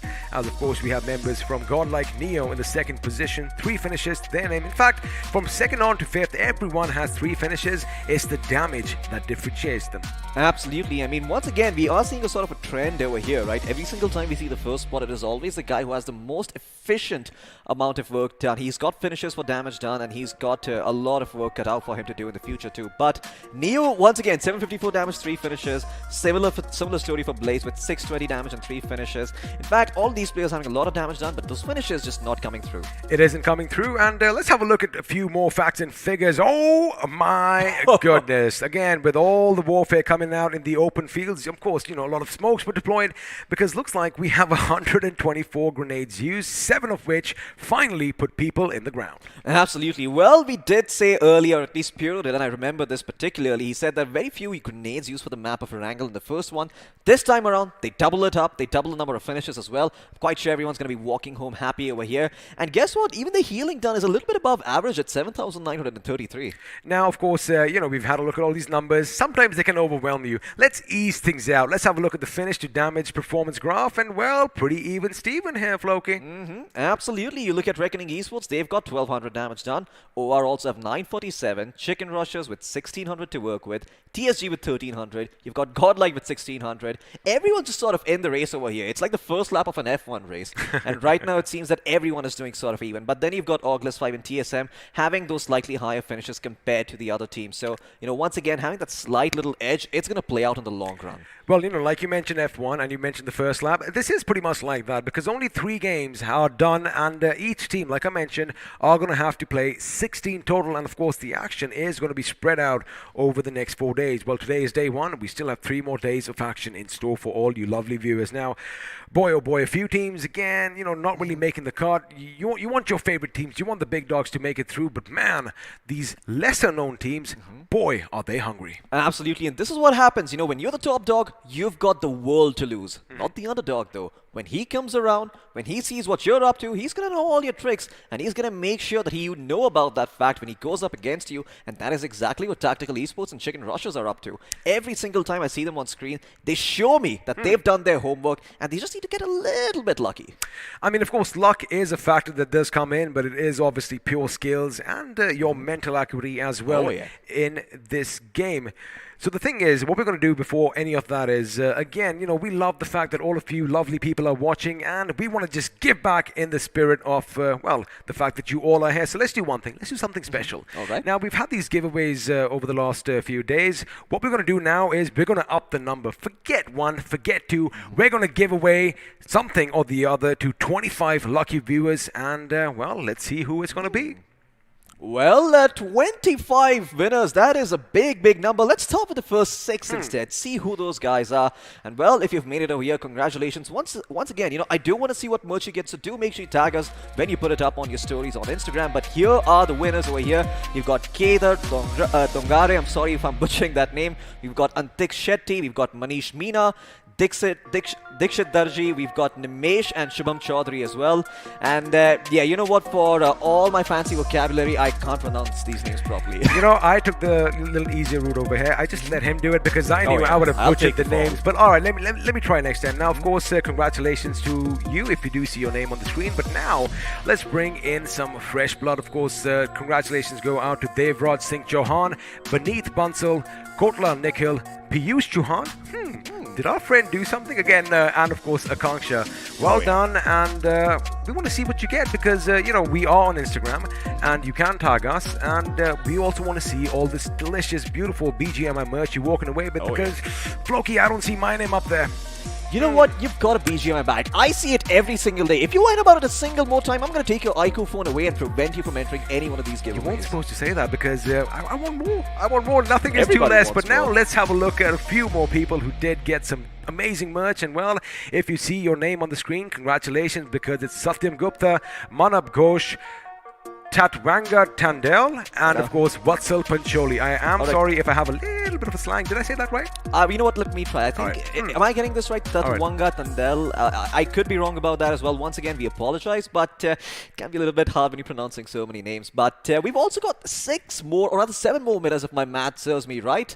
And I'm very curious to find out who they are. And in fact, if you've been watching these guys and getting a little envious in the meantime, there's a link down in the description below. Click it. Fill out the details. Tell us who you think is going to be the winner out here, and you might walk away with some merch too with your name on it. Well, I'm very curious to see who the final 7 are, but we're going to keep that as a surprise for now. We will instead move up to a face-off. But is it going to be a squad face-off? Is it going to be a player face-off? Well, I just like surprises. Let's find out. Well, we're going to put 2 people or 2 teams up against one another, and of course, we are going to start off with the players. It's going to be Neo from Godlike going against Blaze from TSM. Now, of course, they both share the same number of finishes, the same number of assists, and I guess, the odd thing is that one of them survived longer than the other, but the other did more damage. Absolutely. I mean, this is a very, very interesting face-off. In fact, I don't even think this is a face-off. It is to show how similar these 2 players are, with Blaze and Neo both getting themselves tons of damage done, and of course, Blaze surviving slightly longer, but they're nothing without their squads. I'm not sure if their squads are going to be up there, but let's have a look at the squad face-off and see for ourselves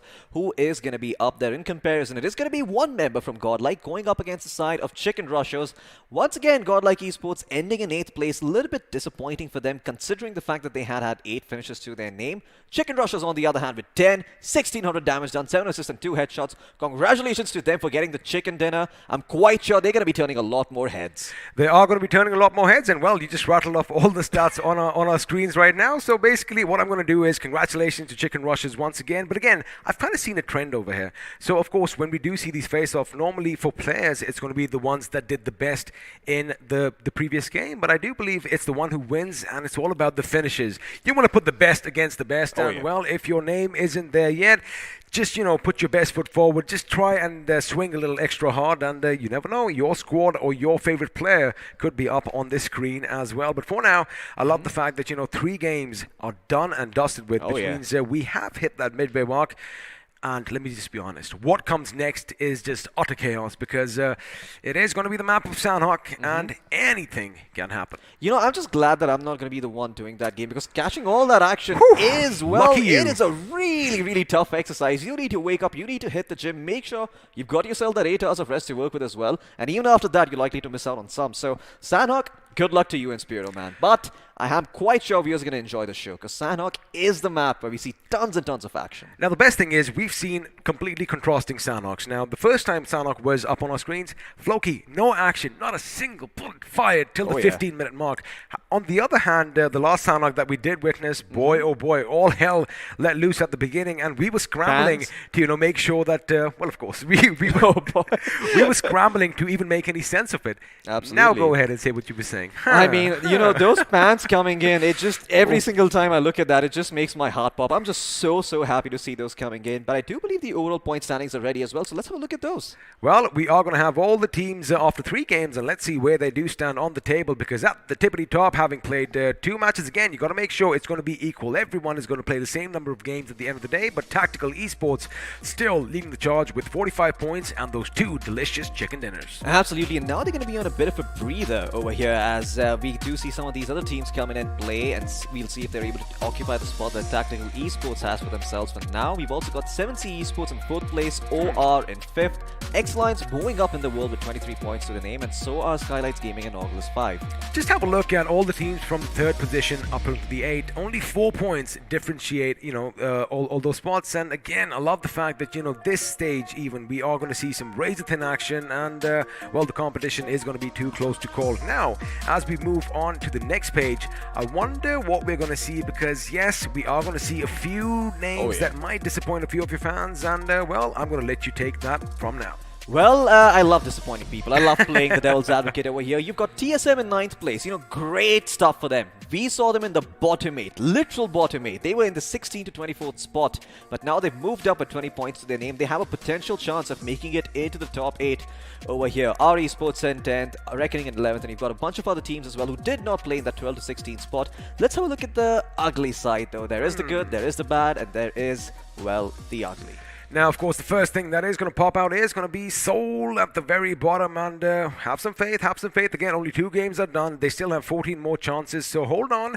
They might just tug at your heartstrings sooner rather than later. Just above them, we have CO Rip Mizo with 1 point. Again, the same applies for them. Supari Gang with 6, and of course, all the other teams are going to be visible on your screens. Now, like we mentioned, I mean, for some of the newer teams, it could be nerves, but the same thing also applies to the big dogs. Again, it's all that expectations. And hey man, it's only natural to be nervous in dire situations. And again, if you do get that little giddy feeling before anything, like you and I do, I mean, it just means you care about the outcome. So have some faith. You might just see your favorite teams pop up on the other side of the leaderboards. Like we said, the good, the bad, and the ugly. If you don't know what we're talking about, amazing movie by Clint Eastwood. Absolutely. It's one of the older classics. It's what they used to call spaghetti western. So if you ever get tired of all the BGMI action, you're done with your day, you just want to watch something. How can you ever even think about getting tired of the BGMI action? Because let me tell you one thing. I mean, this is all that we are going to be, taking in right now. And in your spare time, you do that. But now, Floki, 3 games down. How does that, come out to the teams? Because the teams at the bottom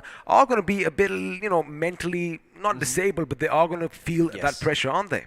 Absolutely. But, it's almost like I've always said, the first day is literally the least important one. Doesn't matter. You're allowed to make all the mistakes in the world because all's well that ends okay. So make sure that even though you might be having a bad day, you're at least walking away with a couple of lessons, and all of this would be possible without that bad boy on your screens right there. And of course, we are talking about the iQOO 9 series. I have the 9 Pro, he has the 9, and let's do one thing. Let's just show you what the monster inside has, because let's have a word from the official smartphone sponsor of BGIS 2021. He was a pro, so he had the Pro. That's the difference.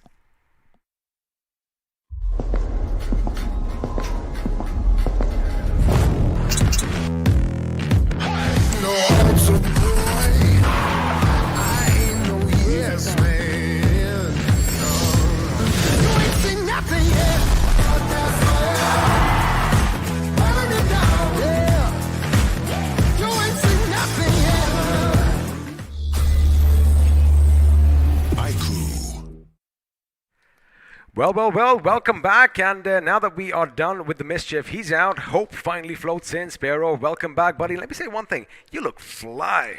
Well, thank you so much for the lovely introduction, and thank you for the compliment as well, XP. And I was there when we got that, by the way. to be honest, if I want to give some compliments as well, but I would give it to not you. Oh, man. Alrighty. But the rising stars getting chicken dinners. I mean, in first two games, it was Tactical Esports, and the third one, it was the Chicken Rushers. It was, and again, it just goes to show, you might have a little bit of hesitancy towards the beginning, but boy, these teams are not showing any nerves right now. They have their blinders on, and well, they have their nose to the grindstone, but now, we are going to witness action in Sanhok. And before that, Sparrow, let's do one thing. Let's just remind all our lovely viewers as to which all teams are going to be playing, because again, the groups are going to be shuffled. But here you have it, the matchup on your screens. Here you go, Group A. We are going to have Reckoning Esports, Old Hood Esports, OR Esports, Only Glitch, Team Chicken Rushers, the Supari Gang, Team X Lions, and Celsius Esports. And I have to say, XP, this group is looking really good. They are looking good, of course. So that is Group A for you. Joining them, we do have Group C, Godlike Esports, Skylights Gaming, the August 5, TSM, 247 Gaming, Team XO, Revenant Esports, and of course CO, Rip Mizo. Now, for now, it kind of seems like, pardon the pun, but CO are going to be resting in peace. They need to wake up. They need to make some noise if they want to make sure they climb higher on the leaderboard. But again, Sparrow, it's Sanhok. Anything can happen. It is unpredictable, XP, and yes, anything is possible in Sanhok, but one thing is for sure, whichever team is going to get the zone, going to get a lot of value out of it. I mean, we have seen Erangel, we have seen Miramar, and we have seen another Erangel there. Every single time, the team that has the zone gets the chicken.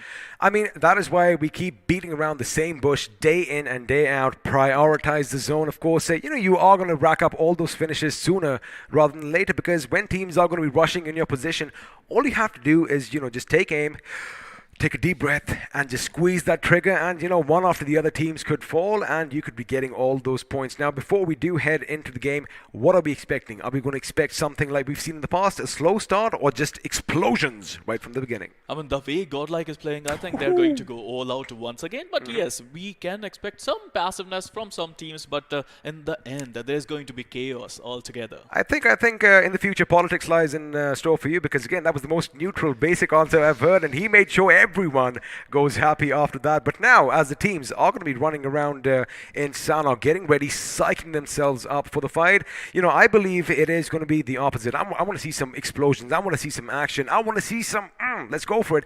We might even see that. But, before that, before Sanhok erupts with life, before, the Paradise Resort is going to be dripping with blood, let's have a look and see at what the tropical island of Sanhok looks like from a bird's eye perspective, because, that is exactly where we are going to be flying right about now. Well, it looks incredible, XP, but yes, for teams, it's going to be super important to get some points. Now, we are down with 3 games, only 3 to go. They have to start racking up those points, especially those teams who are in the last slide of the points table. And again, they can do it. One good game is going to turn, the tables in their favor. One good game is going to push them forward with some momentum, and one good game can basically, make you feel a lot better about yourself. So again, anything can happen.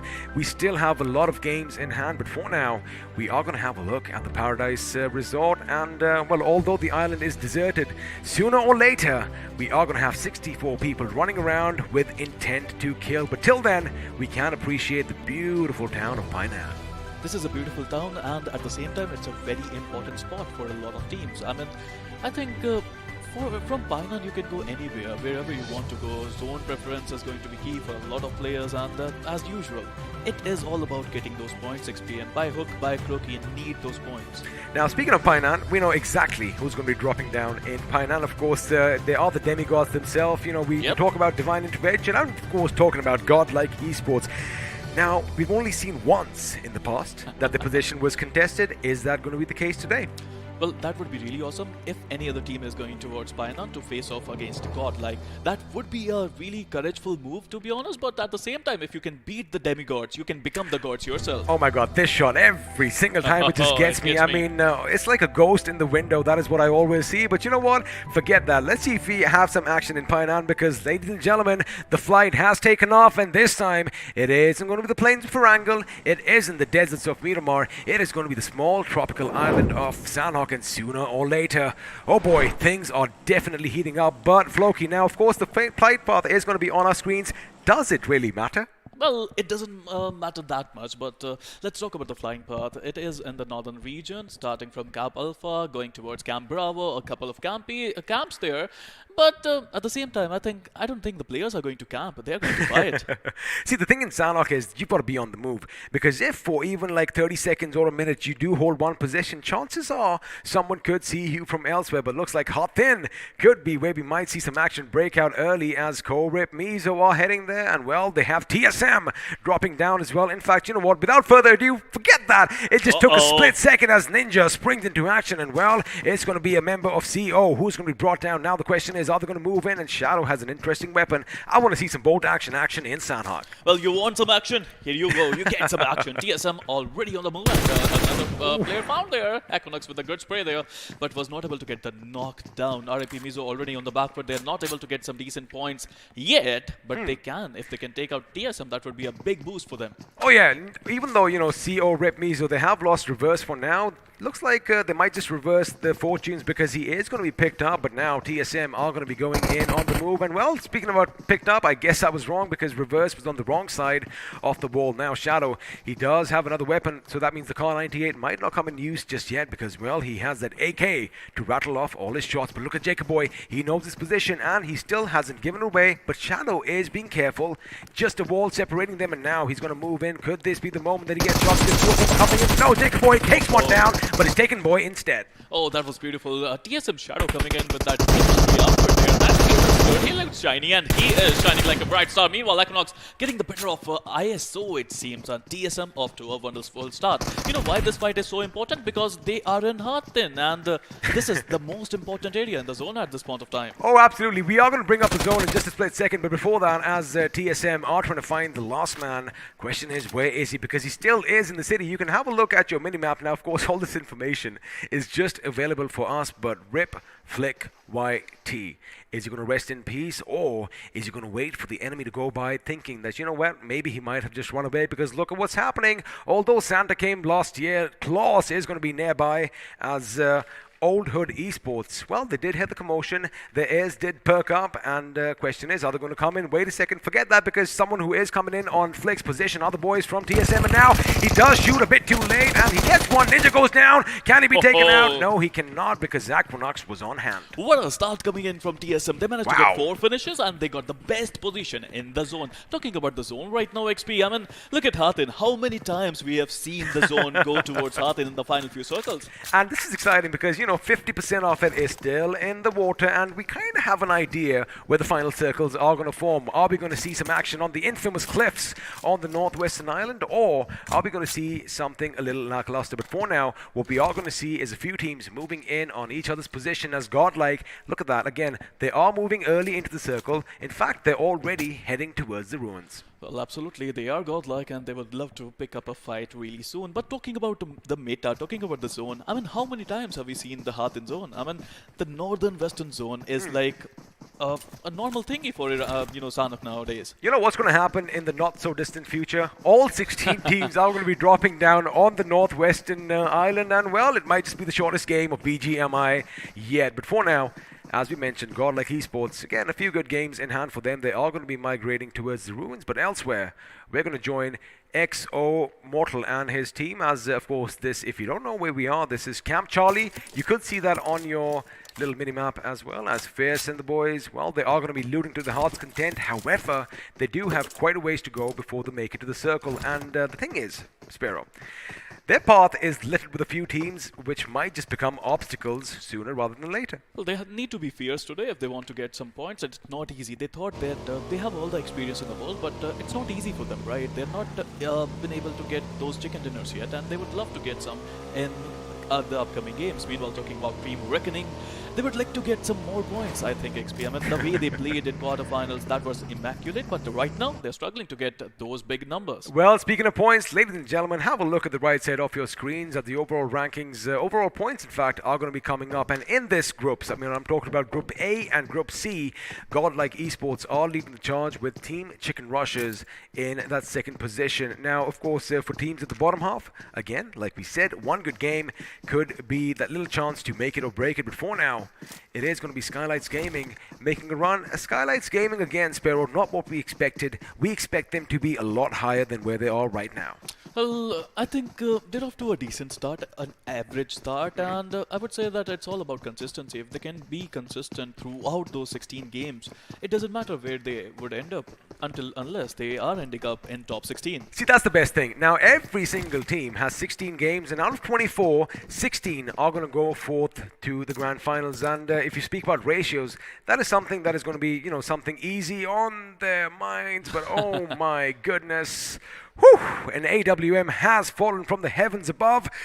Please, someone needs to come and get this drop because, yes, I get it, snipers are not in the meta, but again, that little boom that goes off is going to intimidate a lot of people in the vicinity. I mean, it's Sanhok, right? You don't pick a sniper rifle in Sanhok unless you're going on those mountains up top, but we'll see, XP. I know you see that sniper rifle and you have a smoke on your face once again. Come on, Ninja, go for it. You know you want to do it. You lurk in the shadows. There you have it. Now, of course, we know it's TSM. None of them are going to come out with that AWM. Of course, that is the only thing that is going to be left in that airdrop. But I guess if the circle does shift towards them, they might just use that later on as they do run out of some much-needed ammunition. But for now, looks like while Ninja was busy looting the compound. Oh, wait a second. I was speaking of the compound. Although we did see Reckoning Esports, slip by unnoticed, I think Ninja has an idea that someone could be lurking in the shadows just ahead. I mean, Reckoning, they just lost a player, it seems, and Team Revenant, who were trying to cross the river, managed to get the better of Reckoning, Mr. Spray. Only 3 players remaining for Reckoning. They would love to get some decent points. They have a decent spot in the zone, but without numbers game advantage. Now, let's show you something interesting. Of course, Jelly is going to be keeping an eye out on the boys from... Oh, well, forget that, because Victor is going to be spotted. He is going to be taken down as the rat-ta-ta-ta-ta from the AK is going to be enough. And now Jelly bobs and ducks under fire.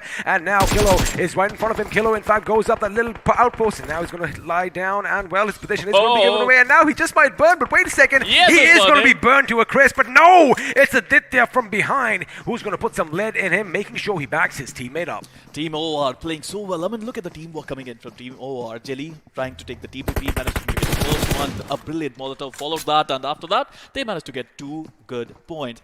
Team Orglis 5 straight away on the back foot, and we're just starting now, XP. Now, the best thing is, of course, Orglis 5 are moving around. Have a look at your map, boys and girls, and have a look at the bottom left. Do you see something that I see, Sparrow? Because the Yes, team sir. is Yes, sir. taking the water route, and, well, they are keeping their distance from the ground, because if they get spotted, this is Sanhok, and, well, when you fire a few shots at the boats, they seem to burn up a bit too quick. This is going to be so important for them that they find a decent shore there, because there are a lot of teams on the shore already. If you have a look at 247 Gaming already there, I mean OH is already there, TSM is there on the shore, and they have to be really careful about their positioning. But talking about TSG, the Safari gang, they're crossing the bridge, they need a decent spot in the zone, and it seems like they won't have any troubles, it seems, XP. They won't have any trouble, but I wonder what's going to happen to the Chicken Rushes, because again, the fact is they are taking the route, and as you mentioned, we do have a couple of teams already established on that northwestern line, and so if they see something coming in the aquatic route from distance, well, looks like we might have a few chickens swimming in the water. Again, only if they aren't blown to smithereens and roasted to a crisp before that. I don't think chickens know how to swim that much, XP, but we would see. We would love to see that. I mean, when was the last time you put a chicken in a bucket of water and saw what happened? So again, Never. it all depends on what's going to happen. Again, I love the fact that we can take a little bit of leeway in this game. Sometimes in Miramar we love defying gravity, and well, sometimes chicken, they do in fact fly, or in that matter swim. But for now, it is going to be Celsius. Now Celsius, again, not having the best of days, but again, it is a bit too early to call, and action is going to break out because Encore, well, we want an Encore and see exactly what happened as Revenant take on the Lions, and it looks like Paradox is going to join him as well, as the Warrior has fallen. Well, a long-range allocation, it seems, XP, and I think They managed to get a couple of knocks down, but they won't be able to finish them, it seems. But these are really impressive knocks coming in from XP because you are damaging their vest, you're damaging their helmet, you are making sure they're using utilities. I and love that's that. important. I love that sound when a bullet hits your mouth. Like, ding, and you're like, oh boy, I just narrowly missed death. But yeah, you're right. Of course, at this distance, you are making sure that they deplete all the utilities, and you're just making their life a bit harder. Oh, Simple comes into fire from elsewhere, and for now, they should concentrate on, like you mentioned, don't peek. They should focus on the revives, as the circle is still going to be pretty favorable for all the teams. But have a look at that. Another team is taking that aquatic route, and looks like as far as the chicken rushes are concerned, they have lost their boat, and now we do have chickens in the water, Sparrow. Oh, finally, I never knew that chickens can swim, but right now, and Vijay, they can. I'm talking about Team EXO, they are also looking to enter the shore, but a better position for EXO. I mean, that's where experience comes in XP. Again, better position for them, but we are going to be heading out in the blue as OR taking the fight to Skylights Gaming, as Jelly is going to be rattling off a few shots. However, the opponents were just a bit quicker thanks to those two-wheelers. Now, this is going to be a bit of a dramatic fight because both teams, although yes, they do have decent amount of utilities, decent amount of healings, they are going to take that damage from the blue zone, which, well, in a few moments is just going to keep on adding and taking away chunks from their HP. OR over here, since they do have the upper hand, they are going to make the first move and could potentially gatekeep Skylights Gaming in the next circle. But again, coulda, woulda, shoulda. I mean, they have to be careful, XP. You know why? Because 900 meters in Sanhok is almost like 2,000 meters in Miramar. It's not easy at all to enter the zone in Sanhok, especially when you have to cross the river, when you have to cross the bridges there. So let's see, let's hope what Skylights Gaming is going to do. Well, speaking of crossing rivers and bridges, most of the teams are going to be content with their position, so no waterworks yet, and OR, in fact, are doing something pretty brilliant. Now, normally, one would have expected them to head towards boot camp, since, of course, it's quicker to the position. But wait a second, I saw something up north. Is that a little mirage? It is Oculus 5. They are out in the water as well, but it's going to be Revenant opening up on Samurai once again. But for now, we're going to focus on Godlike Neo. Now, he is playing a dangerous game. He is fully exposed. If Karthik spots him out, he could be shot. Karthik does see him, but Neo is going to lay down some suppressive fire and, well, suppress the enemy. Now, his teammates need to come in as well. Jonathan with some cover fire off his own. If they get a knock here, Sparrow, it could be problematic for the team. But Neo finally taken down. Oof. You know, I was just thinking about that. I mean, this was disgusting. Neo was in the open. They were trying to give cover, and here you go. Celsius Karthik getting the better of Neo, getting the knock, and getting the finish as well. Godlike already lost a player, but I would love to see if Jonathan is going to push in. I don't think so. Godlike is going to push in that one. Now, the thing is, I do believe, and correct me if I'm wrong, that was a bit of a premature push coming in for Neo, because he did know that the enemy was nearby, and had his teammates been on that ridge behind him, suppressing the enemy, you know what? He might have made it to grenade distance, but now, on the other hand, it is going to be Team EXO. Punk, he takes one down. No, his teammates Fierce is going to be helping around, as Jutboy is going to be brought down to his knees. Is Jutboy going to go down? Unfortunately, he is, and well, then there were 3-4 chicken rushes. Now, they have got the higher ground, but can they hold the position? Because Team EXO wants to move in. Well, they were running away like headless chickens, but at this point of time, I mean, they lost a player, they lost their friend, and now with only 3 members, they have to survive, they have to get a lot of points. On the other side here, Sparrow, looks like Skylights Gaming finally caught up with OR, so they predicted exactly right that they did go a bit to the left. There you have it, Somraj on your kill feed is going to get the better of Evo, and well, that is all she's going to ride. But we are having a look at TSG as they are adjusting their vehicles, and there you have it now.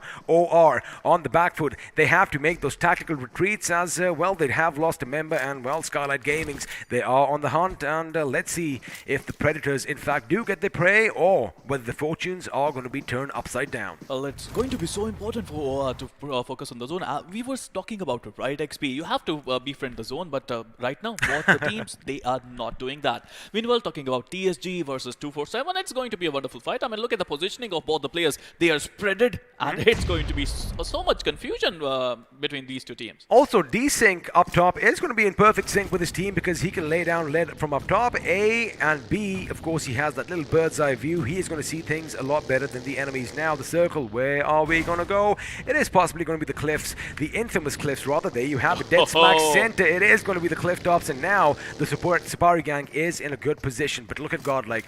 Godlike do have that compound right below.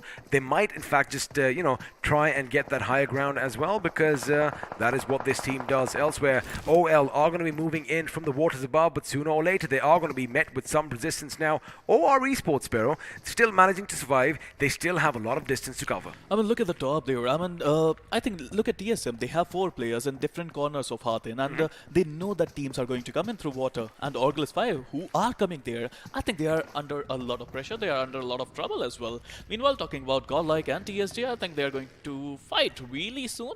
But Godlike, without the numbers game advantage, I wonder, are they going to be aggressive again? Also, the thing is, the Supari gang can pretty much shoot down, and it is a little easier, but there you go. have it. You mentioned it. Shadow knows that someone is outside lurking in the North Sea, and, well, he knows where the enemy is. He, again, is going to be careful that he doesn't get shot at from the right, so, again, you got to be ever moving. You got to be ever present in this map. Before now, Shadow trying to get a glimpse of a little head, but wait a second. OR are once again going to go up against Skylights Gaming as Destro and Picaro on one end, and Jelly and Vexy are on the other. Now, once again, OR Esports are forced to make a tactical retreat because, boy, oh boy, the pressure coming in from Skylights is just a bit too much to handle. Lithia is going to make sure if they do make a little bit of a peek, he's going to be on hand to lay down some lead. I mean, they want to fight, but they don't want to at the same time. It seems like that only. They're both trying to get the better of their opponents, but I think OR, they don't have the numbers game in their favor. Meanwhile, Aditya is still there, and he can bait his teammates, it seems. Now, the thing is, SG are going to realize, hey, wait a second, I heard a buggy move out. That means nobody is here, but if they are doing their maths, they should know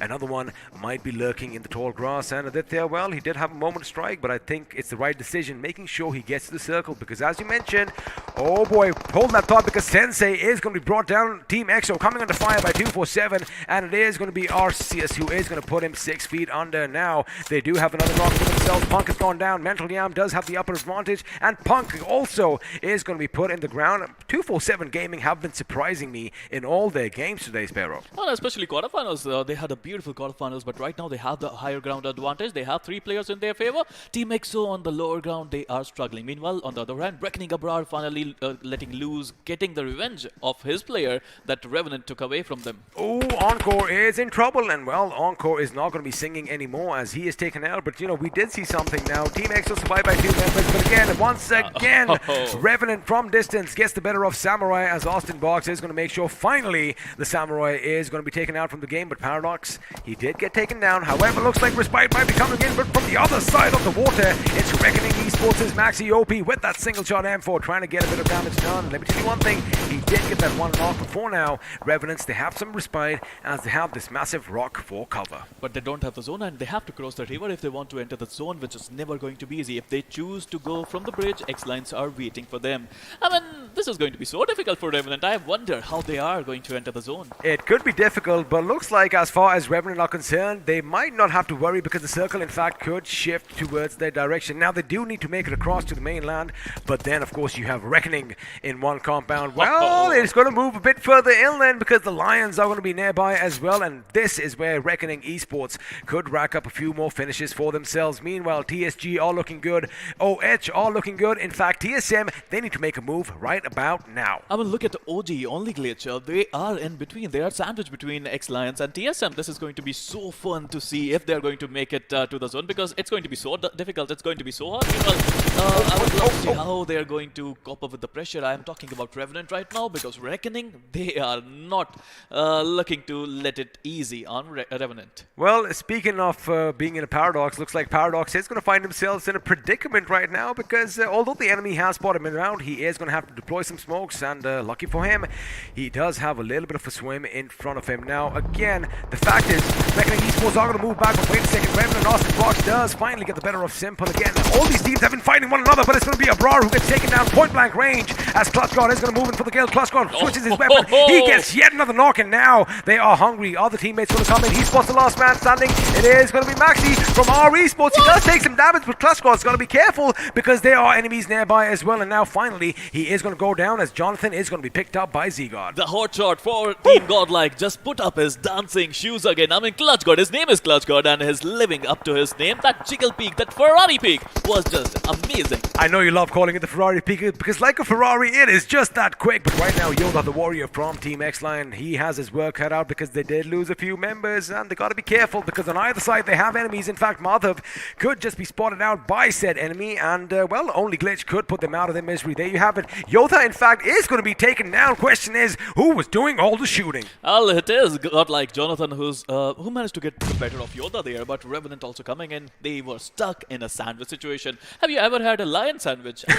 Well, I don't want to see that at all over now because, well, it looks like they are going to be breathing their loss, and the Lions have roared their loss in Sanhok. But now R&T coming into fire. Austin Box finally taken down, and it was, in fact, only Glitch as predicted, coming in from the side, coming in from outside the circle, surprising them. But now Jonathan is going to be spotted out. He tries to get into that little crevice. In fact, that is exactly what he does. But Equinox, oh boy, he's going to be hitting himself in his head. Had he just put one more bullet in, Jonathan would have been on his knees once again. He's still trying with that M4 and 4X. That spray is just too good. But the positioning of Equinox is very good, XP. I mean, he is having a higher ground advantage, and he is just sweating bullets right, left, and center. Well, I mean, I think it's quite the opposite because Jonathan is going to be a bit higher up. It looks like his position is just so immaculate, like you love saying, that, you know, he has no idea where the shots are coming from, especially since we have a suppressor in play, Yes, and sir. then we have the ghillie on top. All he needs to do is go and lie down on the grass, and, well, no one's going to know where he is. But Blaze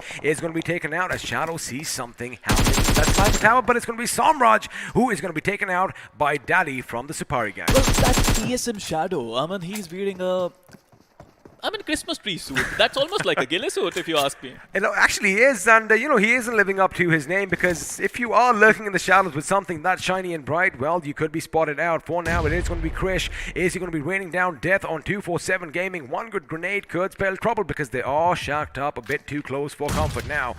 Also, on the other hand, if he loses his footing, it could be problematic, but looks like Pooja is going to be isolated.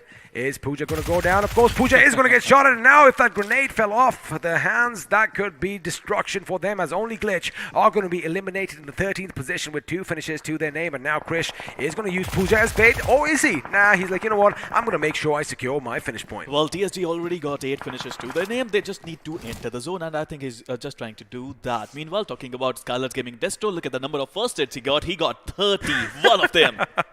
I guess you and us, everyone watching knows exactly what's going to happen with Destro. He's going to lay back in the blue. He's going to keep patching himself up, and hopefully he might just walk away the winner if it ends up being a heal battle. Before now, Godlike are moving in. They are going to take a few shots. Plus God gets off. Celsius coming in full force, and now 2 of the gods are going to be taken out. Plus God is out. C God is out. That means Jonathan is the last man standing. Can he do something? No, he cannot, because, well, if it's not the blue, it might be the long fall down below that just might take him out, as Ninja Jod from TSM tries to spot the enemy, and, well, the enemy are still going to be behind, and it looks like the play zone is going to come out and snuff Jonathan's life. Team Celsius, they just turned up the heat, it seems, XP. Meanwhile, talking about TSM Shadow again, I think he heard some enemies there, and yes, he's looking to get some revenge onto Team Celsius. Let me tell you one thing. The final circle, if you have a look at the top right, is just ridiculous, because yes, we do have the infamous cliffs over here, but everyone's going to be hugging the wall, basically. It's literally hug a rock day, ladies and gentlemen, because that's what the teams down below are going to have to do, because this is what's going to happen. The Supari gang in prime position to rack up finish after finish. It looks like Equinox. Oh, we all saw the silhouette, and looks like Nikhil did too, as he puts a few shots in, and, well, TSM might just lose one member now.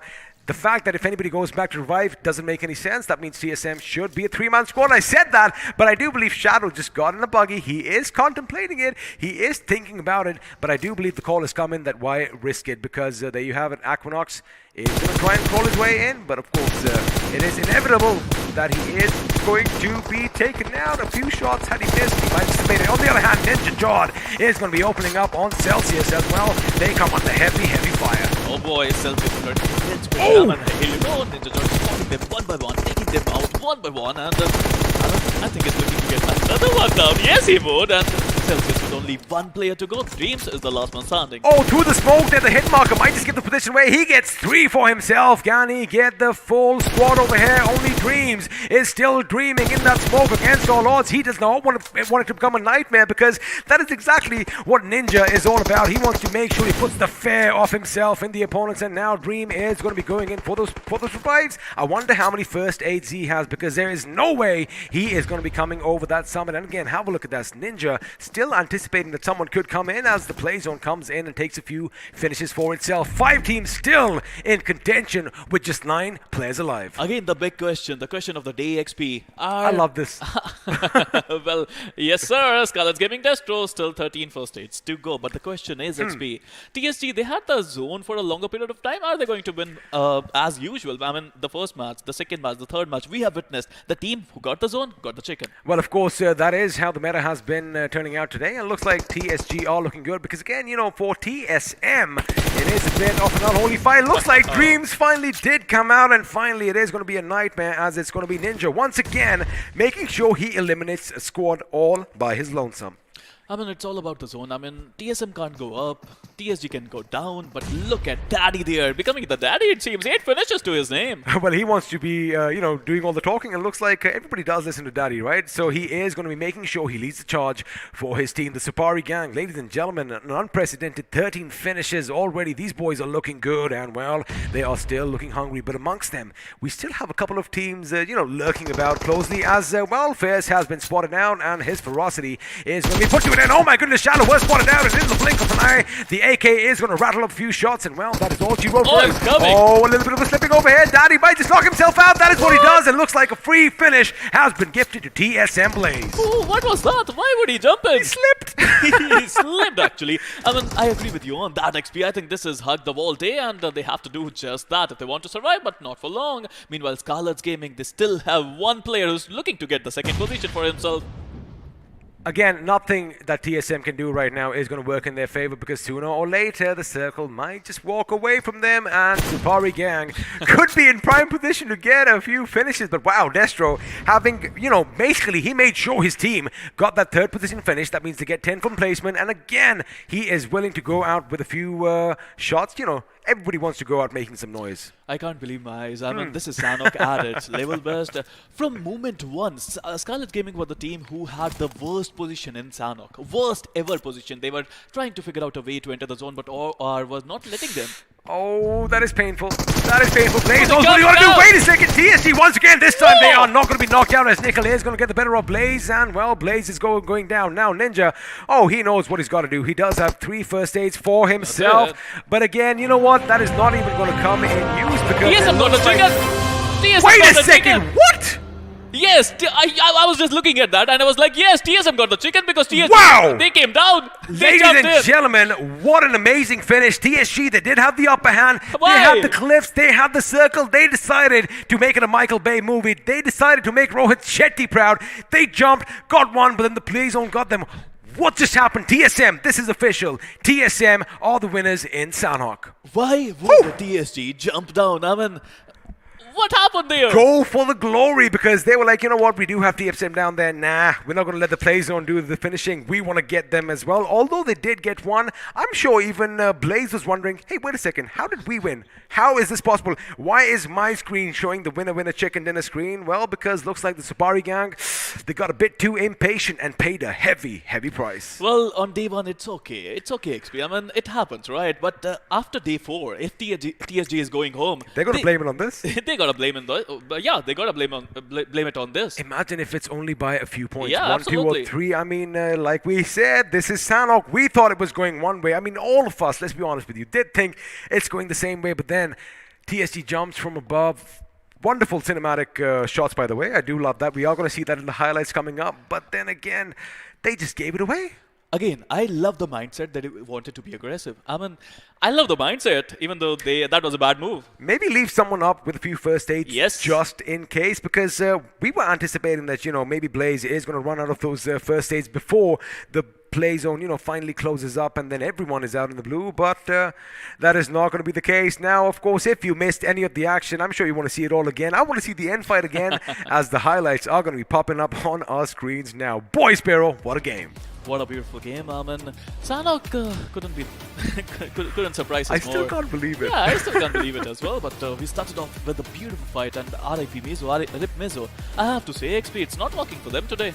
It isn't really. Maybe, we love saying this. Sometimes you have good days, sometimes you have bad. And for now, although Flick did try his best, in fact, he does switch to the M4, does lay down a few shots in TSM. However, Aquanox was quicker with that UMP. So maybe they need to do something different. maybe day 2 will be better. But we're going to keep one thing in mind. We still have 2 more games in store for you, so anything can happen. Now this move over here, I get it. Godlike Neo, you are the Matrix itself. Yes, you can dodge bullets, but again, when 4 guns are trained at you and you don't have any cover, that becomes a little slim in that situation.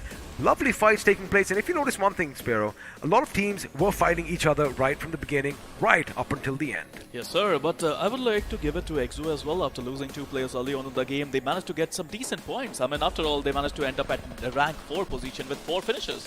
I mean, that's all about positioning, like you mentioned, right? If you have fewer numbers, well, by all means, you know you can't really put up a fight as far as weapons are concerned. I mean, if you can't fight, if you don't have the numbers, you can, you know what you can do? You can be a doctor. You can you can be passive. You can be a doctor, and that's what Exophiers did there. They did that, in fact, and well, speaking about being passive, looks like Skylights Gaming did one better, because if Exo finished in the 4th position, I'm pretty sure Skylights Gaming are going to be happy walking away with 10 points for themselves. Now, Reckoning Esports had a good game. They did go up against the Goliaths, but this drop over here, Abrar, maybe had he still been standing, that split second of, hitting the deck was all she wrote for them, and well, Godlike doing what they do best. They are demigods running around Sanhok as it is, but finally the lives were taken out. Well, again, the mindset, right? I mean, we talk about mindset, and Godlike, they have simple mindset. See them, finish them, take them out. Well, that is exactly what happened, but again, we are inching closer and closer to the finale of this game, and if you missed any of the action, you better stay tuned, because you might be left scratching your heads and wondering what just happened. But again, all this reaction, have a look at that. Godlike gets Jonathan gets spotted from the distance. He knows he has just a little bit of cover, which he does take, but again, what a game from both the teams. The Safari Gang almost getting it done, and well, TSM coming in and stealing that chicken dinner from right under their noses. It's unbelievable. It's ridiculous, to be honest. TSG, I thought they would get the chicken. I mean, we're not getting over this, are we? No, we're not getting over this, because to get one single finish point, they lost 3 position points. Well, that is what it is, and I guess they are going to either learn from their mistakes and do better next time, or well, they're just going to let it all go and blow up in smoke, as we see some green smoke in front of us right now. But of course, this is what Sanhok is, and now we're going to inch closer to the moment we've been talking about. Ninja over here getting 3 finishes from Celsius Esports. Of course, one by one they kept coming in his crosshair, and I kind of felt that Dreams would be taken out by the play zone, but no, Dreams again, the moment nobody wants to go out without a fight here, Sparrow. Nobody. Actually, especially TSG. they want to fight. Oh boy. Meanwhile, talking about TSM, I think... Let me just say one thing. Now, TSG played a brilliant game, but we still could not get over what just happened over here, because look at this. Daddy over there raining down death and destruction. 9 finishes, but he slips, he falls, and then, well, Blaze gets the better of him. Let's see what happened there. I mean, are they jumping down? Yes, they are jumping down. Blaze was there. I mean, Daddy must have given him the location, but only for 1 player. Now they came, and the Nickel just comes in. He manages to get the knock, it seems. Does he? Yes, he would get 1 finish there, but another guy comes in, it seems. Yes, he's jumping as well. Desync jumped there. And why would you do that? Why would you jump down? Why? You don't have the information. You don't know anything there. And TSM. So what happened here was, I think they anticipated that both the members of TSM are going to be at the same spot. What TSM did brilliant. Again, this is where the experience comes in. They split their chances. They made sure they have, 2 chances of victory. Because had they both been together, maybe that little jump would have been devastating for them. Look, it was a gamble, right? Because Daddy came down first, and he would have given them information about him. I mean, why there was no communication then? Daddy must have seen only single player there. There you go. That is what I'm thinking as well. Because whatever. These cliffs are notorious for another reason. They are very slippery. But now that we know who's won the chicken dinner, it is TSM. Let's have a look and see how all the other teams did, as the point table is coming up. And despite the little mishap at the end, Supari Gang are still in the tippity top position with 28 points. But they could have walked away with that chicken, Sparrow. I mean, they could have walked away with 17 finish points. That's what they were thinking. They wanted to have that and chicken dinner. Don't be too greedy, XP. They wanted to have the cake and eat it too. You can't do that at this stage. Absolutely. Number 2, we got TSM, who got the chicken dinner. And, they must be wondering. I'm going to call them after this show. You should. I'm gonna ask them, how do you feel? You gotta ask Blaze one question. Hey, when the winner chicken dinner popped up on your screen, were you surprised? Because they must have been like, wait a second, is this a glitch in the Matrix? Because Neo's already dead. But no, it wasn't that. But again, wonderful game coming in. And well, Team EXO in the third position. Have a look at the disparity. 28 in first, 24 in second. They didn't leave anything else for anyone else. That's Sanhok for you. I mean, it is Sanhok. I mean, we can see some doctors there. I mean, Scarlet's Gaming, Wow. the Team EXO, both of them, we're having a heel battle there. Let's have a look at the other page now. OR Esports at number 9. And, to be honest, they had the better position as compared to Scarlet's Gaming.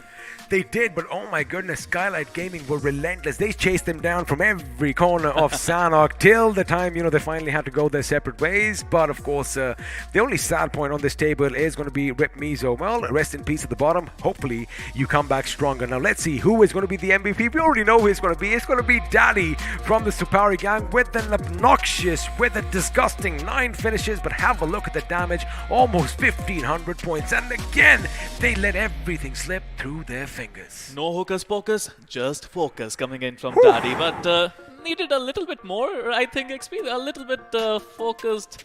I think approach would have been better. But talking about Nikhil with 4 finishes, 650 damage, he's at number 2. Then we got a couple of players from Team TSM, Ninja Jor and Aquanox, who got look at the damage they are coming in from Aquanox. I mean, he was climbing, he was on top of that group and wrecking havoc. I think, the amount of sound that I heard, everybody just kept squeezing the trigger and a lot of lead was fired. Now let's have a look at a few more facts and figures. And of course, it is Sanhok. You're not going to see a lot of grenades. And although 21 were used, only 1 ended up finishing people because, well, the bullets were doing all the talking. But have a look at that healing, 11158. Oh, that's a big number, right? I understand. This is Sanhok, and I think credit goes to Scarlet's Gaming and Team EXO. Of course. When you have 30 first aids in your 31. bag, 31, there you go. Maybe 32 because he was already putting one on. Yep. There you have it.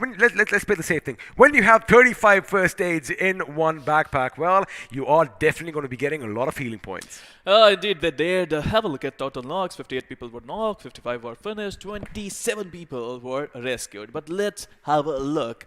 I'm not going to say it Manhattan. It's not. I'm not going to say it Manhattan. Let's have a look at the graph, it seems. I think it's going to be just a couple of buildings in the distance. There you have it. You do have TSG with everything going in their favor, just letting that chicken dinner slip. Again, wonderful outing, 2,833 points of damage with 16 finishes. But your winners of the game, TSM, with 1,932 points of damage and 9 finishes to their names. They must be rolling on the floor laughing on how they managed to win that one, but they got 9 finishes to their name. And Team Revenant also played well. I mean, they didn't have the zone for a longer period of time, but they managed to get a lot of finishes from there. They did indeed, and they were kind of pincered towards that bridge that leads to Hathin in the north, and there is only so much you can do when you are getting shot at from every single direction, and well, they tried their best, making sure they get the best out of this game. But again, I'm pretty sure all of you in the chat are also wondering, you must have just been asking yourself this question, what did DSG just do? I mean, well, let's do one thing. They did brilliant. We can't take that away from them. They did brilliant. Amazing damage, amazing finishes. Yeah, they lost out on 4 points in total. But what did TSG do? I mean, let's try to understand their mindset right now. They already got 16 finishes. What they wanted to do is, this is a big stage, right? I mean, reminder for everyone, this is iQOO BGIS, and this is a big stage. You already got 16 finishes. Blood is rushing through your veins, and you wanted to do something crazy. You do, I get it. But in my mind, now I'm thinking 3 is still a bigger number than 2, right? Yep. So, I mean, I would still be happy with that 1 extra point coming in from position. But again, we love it.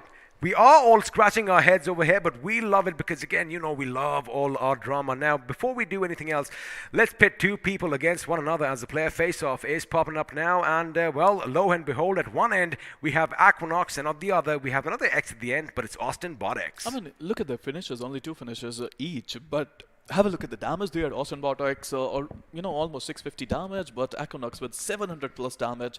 This shows that these guys managed to deal a lot of damage, but didn't get the value they were looking for. Also, you know what I'm getting off this player face-off? Now, if you've noticed a trend, they are putting a big dog, the old god, up against someone who is relatively unknown. And it goes to show here, Spero, that, they are both performing at the same level.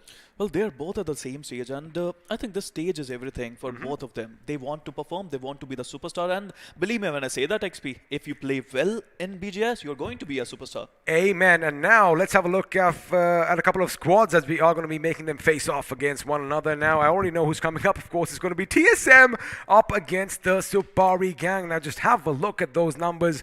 And, well, we love all this drama. And I wonder how many of you at home agree with it as well, because the Supari gang do have the higher finishes. And, well, just look at that damage. The damage is really good, but the chicken goes to TSM. So basically, it doesn't matter what all they've done, is that last little mishap is going to be their Achilles heel, and that is all they shall be known for. But of course, you know, all of this is in good humor, and all of this is in banter. But again, I know you want to ask a question. All right, I'm just going to let you do that. Look, who is Alrighty. number one? Who is number one? It is TSG. Congratulations, they played well. There you go. There you go. But again, you know, they could have walked away with a few more points. TSM could have lost a few more points. Yes, sir. This could have happened. That could have happened. Ifs and buts. Coulda, woulda, shoulda. But that is what Sanhok is all about. And I'm pretty sure if you're watching would have enjoyed yourself as well. I love the unpredictability. And I love the fact that the Notorious Cliffs still live up to the name. A bit too slippery. A lot of moss growing up over there. I mean, you know, I miss Sanhok. I want to see more Sanhok. There's only one Sanhok in the day, and I think we have just witnessed that. But it's time for Miramar. From the rainforest, it's time to go in a desert. It is going to be time to go in the deserts. Hopefully, you could take some rain along so that, you know, things could be a bit greener. We're going to see if that does happen. But again, you know, Sanhok, again, you know, like you said, we just have one Sanhok in the day. So, lucky for you, we do have 4 days of semi-final action. So, you are going to see a bit more topsy-turvies coming in. Now, of course, before we do move over to Miramar, I have a really silly question in my mind. I wanted to ask you, what do you take away from this game? We already know. We just have that one question. Why did TSG do what they did? I mean, I don't have any answer for that question right now. I think we have to ask TSG players. So let's do one thing. Let's do one thing. Before we ask that question, let's have a look at how all the teams have done thus far, because the overall standings are at the top. And have a look at that here. Although TSM have played one game more than Tactical Esports, they are in second, just 1 point behind the team above, 45 and 44 respectively. I mean, Tactical Esports, they just played 2 games, right? And they managed to get the chicken in both of them. Their positioning, their rotations, Brilliant. Everything was just too good for other teams to handle. Number 2, we got TSM. Remember, they had a bad game. 1 bad game, 2 good games, and voila, they are here. I mean, if that is what they get from 2 bad games, or with the 2 good games, well, for 2 good games, 1 One bad average game where they got 10 to 11 points, and 1 bad game and 1 good game. See, normally 10 to 11 for any team at this stage good. would still be good. But It's good. TSM, I mean, that is of course below average for them in my point. But let's move on, because Godlike is in 3rd, and well, Supari Gang's in 4th, Skylight's in 5th. Now let's have a look and see what's happening elsewhere, because you are going to see a few numbers, a few figures, and a few names over here. But again, over the course of the next few days, even after the next 2 days, next 2 games, I beg your pardon, they could move on towards the former half of this table. I mean, they have to be careful. We'll talk about Enigma Gaming, Reckoning Esports, UDog India, Celsius Esports, R Esports, who had a brilliant first game, still found themselves on the second slide there. But that's okay, right? I mean, it's okay to be on the second slide. It's not okay to be on the 3rd slide, it seems. Now, of course, brace yourself, boys and girls, because you just might see a few names that you're not going to be happy with. But again, you know, it's only day 1, and all these big boys, they do seem to bounce back every once in a while. I'm going to start off from the bottom. Soul in the 24th with just that 1 point. It is going to sting just a little bit more. Rip Mizo with the 1 point as well. Of course, they have played 1 game more than Soul, so that is going to be not in their favor. Above them, we have Hyderabad Hydras, the team that got 100 points, Sparrow, in the quarters. 99, I beg your pardon. Yep. Yes, thank you so much, sir. Now they just have 2. I mean, I would say, again, only the first day. A lot of matches are still remaining, so they can make a comeback. I mean, we know Team Soul, we know Team RIP Mizo. The way they played in quarters were just brilliant. Even in, if you talk about quarters, Rip Mizo came later. Like, first 2 games were not that great for them, but after that, they managed to make a good comeback. It's all about making comebacks, and if you can do that, you can be the champion. You can be the champion, and of course, it's that Cinderella story, right? I mean, anything can happen. Your fortunes could be turned around, and again, a massive shout out to the iQOO 9 series for making all of this happen, because had they not been there, maybe all these teams wouldn't be able to showcase their metal or showcase what they are made of. And again, sometimes the spotlight, it can get a bit too bright, but those who have their visors on, well, they can just see their destination. And if you have your destination in sight, anything can happen. But let's do one thing, Sparrow. I guess we are going to take a quick little breather in some time. Amazing game of Sanhok over here. So from Sparrow and I, we are going to bid you adieu. But again, there are still 2 more games in store. We're going to see you after this break. Don't go anywhere, because Miramar and Erangel are coming up in about 5 minutes from now.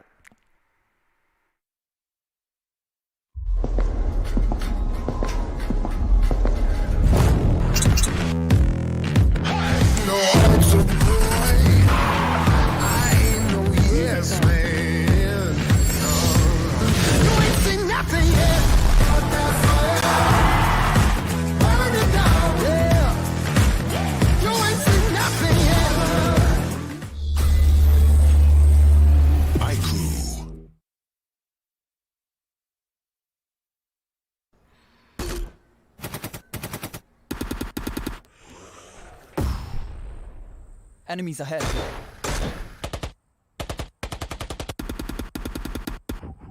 No more non-stop gaming. Introducing Battlegrounds Mobile India with OTP control, 3-hour limit, and other gaming checks. Battlegrounds Mobile India. Game responsibly.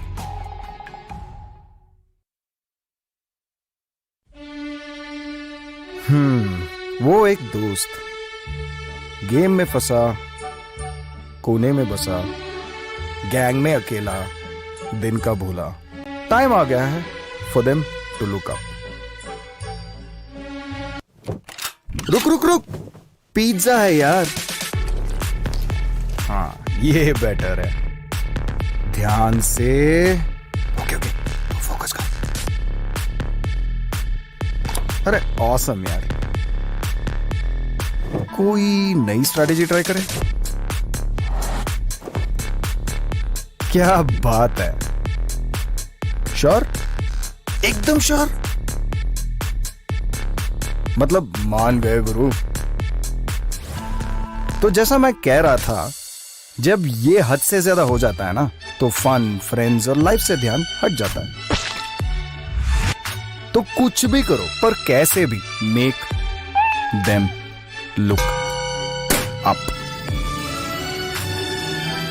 अरे वाह, जल्दी समझ गए. Well done boys.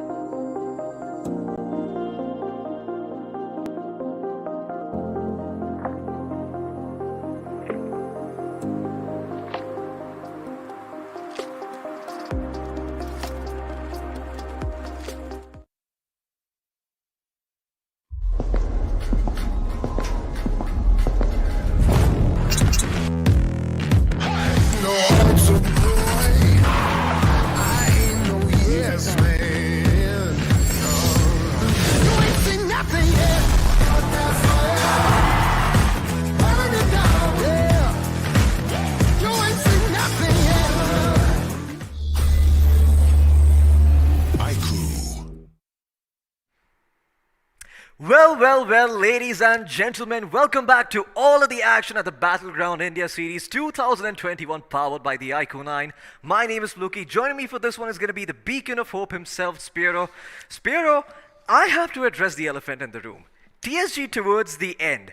What the hell went wrong there? What was going on in their mind? Because I need to be walked through that. I can't fathom what they were thinking. Look, it was simple. I mean, they had 16 finishes. I told XP the same thing. This is a grand stage, right? This is iQOO BGIS, the biggest stage of them all. So, you know what happens when you have 16 finishes? The blood is running, the heart is pumping, and you're not thinking clearly. You want those points, you want those finishes, you want to be aggressive, and that's where I think they lost the thing. Yeah, most certainly. I think they got a little bit overconfident, like you mentioned, just thinking a bit too much of themselves. But these are the teams, just to jog your memory a little bit. We've got Reckoning Esports, Old Hood, OR, Only Glitch, Team Chicken Russia, Safari Gang, X9s, and Celsius Esports in the mix over here. And speaking of Celsius Esports, they have been rather quiet, but maybe this is the game where they can finally start shining through. Certainly. On the other side. Well, certainly they want to make a comeback, but from Group B, we have Hyderabad Hydra, 7C Esports, Tactical Esports, Team X Park, Enigma Gaming, UDOG India, R Esports, and Team Soul. Now, UDOG India, Enigma Gaming, and Team Soul, Team X Park, they are on the bottom of the table. They need to do something. All these teams, they either have 1 point, 2 point, or 0 points.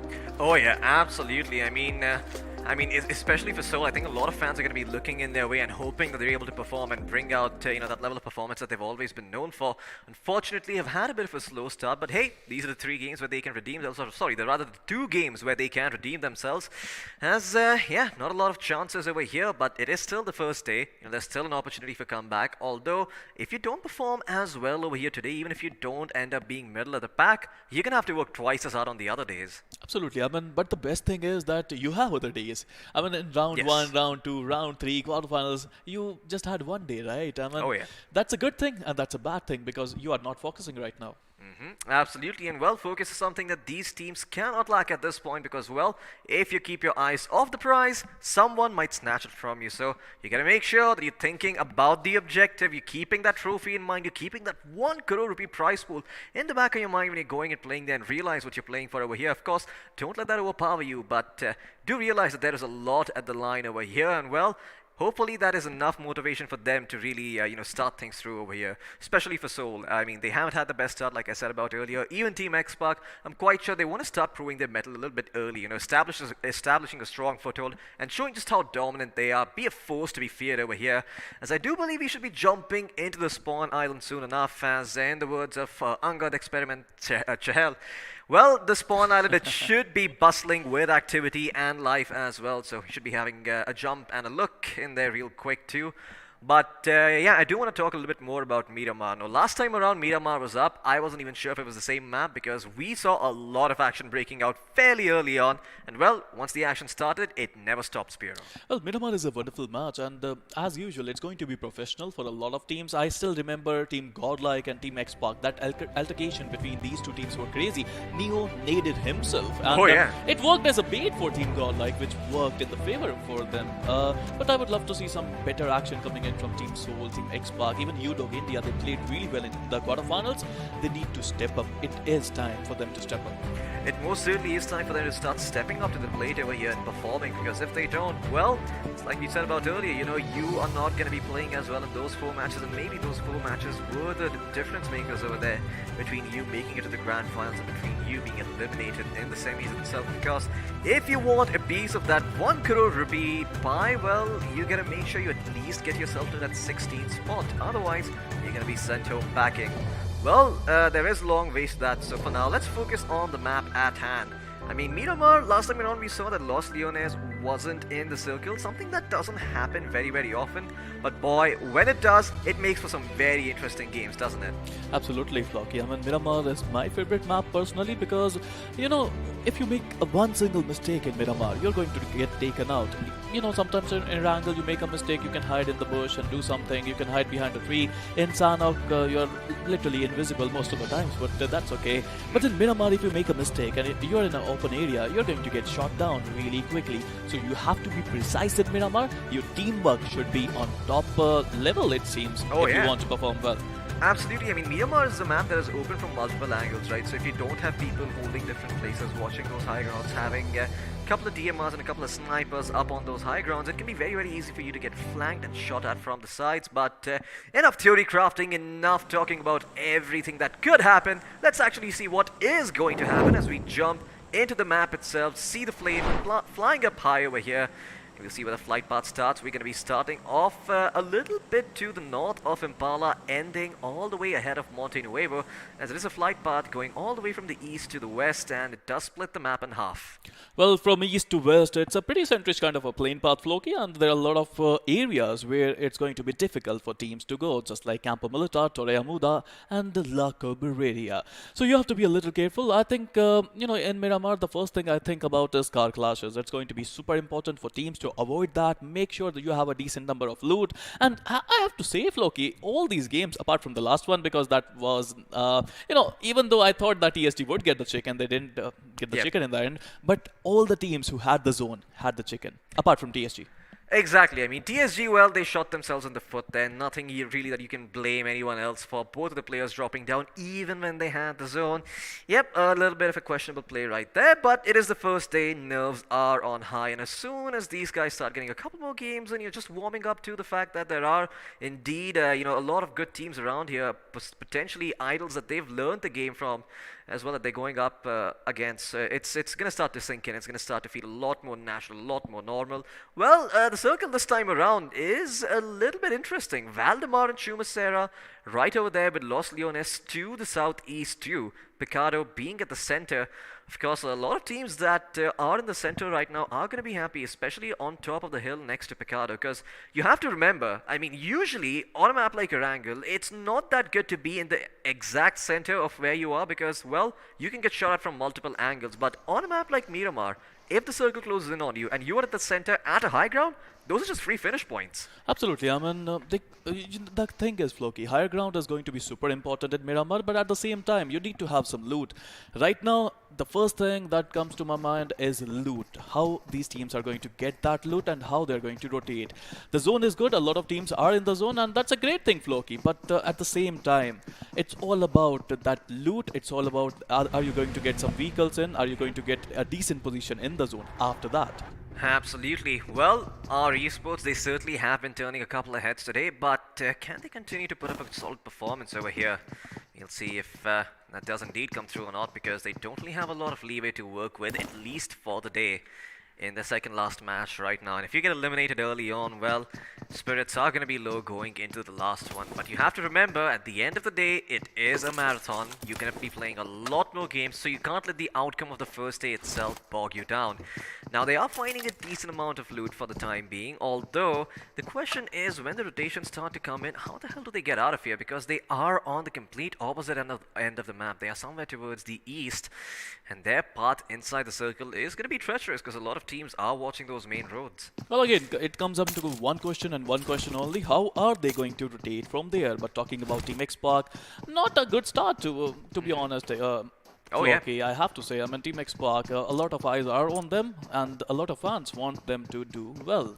Absolutely. I mean, Team X Park is definitely a name that turns heads, but unfortunately for today, it doesn't seem like they've really had that same level of performance that everyone is used to seeing. Perhaps this can be the map where they make a comeback, as, well, this is the map where we saw them get a little bit too eager after Neo knocked himself out, not realizing that it was a bit of a bait coming in from Godlike. I mean, that was quite interesting to see, not gonna lie, because I for a second to believe that Neo did that on accident, but in fact it was on purpose, and the entirety of Godlike was ready for Spark to come crawling out of their doors and to try and finish up, well, the knockdown Neo himself. So didn't really work out for them in the end. But hey, it's a new day, it's a new dawn, it's a new life, and it's a new map of Miramar. Hopefully this time around they won't repeat the mistakes of the past. And we are feeling it, Loki. I think we are. Meanwhile, talking about Team Enigma, I would love to see if they are feeling it or not. They already have decent points on the table. They would love to have some impact in Miramar, and these snipers, M24, they're going to come in handy because Eggy from Enigma is a wonderful sniper. Oh yeah, Eggy certainly is. I mean, you get a Kar 98K in this guy's hands with a good scope attached to it, and you see him go off. I mean, he is certainly going to make you wish that you didn't even you didn't even think about practicing Miramar, because that's just how deadly this guy can be. But in the meantime, we're going to turn our attention to the fan favorites over here. The crowd keeps roaring their name. It is going to be Seoul, looting up, well, the southern part of the map, close towards Shumasera, but not exactly over there. Still inside the zone, so no worries for them. They can't, really be shot at from the back right now unless they get a bit too complacent and don't leave a player watching the flank, but they should be okay. Celsius, a name that we were really starting to get accustomed to early on, especially in the first few opening rounds, but it doesn't seem like they really have been able to perform as much. Wixky in particular stood out to me, but he's been having a bit of a slow day. But to be honest, let's take a moment to talk about Celsius now. This is a team that started from the bottom and now they are here. I've seen their journey, Floki, and I have to tell you, it's a wonderful team who managed to start playing. They started playing scrims. They played well. They started playing third-party tournaments. They played decently well, and now they are playing in the biggest tournament of their life in iQOO BGIS, and look at them go. They are in the semi-finals, so they are living their dreams. They just need to play well now. Absolutely. I mean, this is the beauty of this tournament, isn't it? Open qualifiers, anyone can participate as long as you have a device that can run BGMI. Well, you could see yourself over here in the semis if you're good enough, but Celsius certainly seem to be having a slightly rougher time over here. But hey, maybe that practice that they've done in those scrims and those third-party tournaments can finally come in handy. Well, in the meantime, Team X-Park going on a bit of a joyride over here down the slopes, of Graveyard. Let's see if they're going to be able to get themselves towards Picado and Power Grid. But in the meantime, we're going to turn our attention towards Hyderabad Hydra as a team that has really been a bit of a 50-50 for me.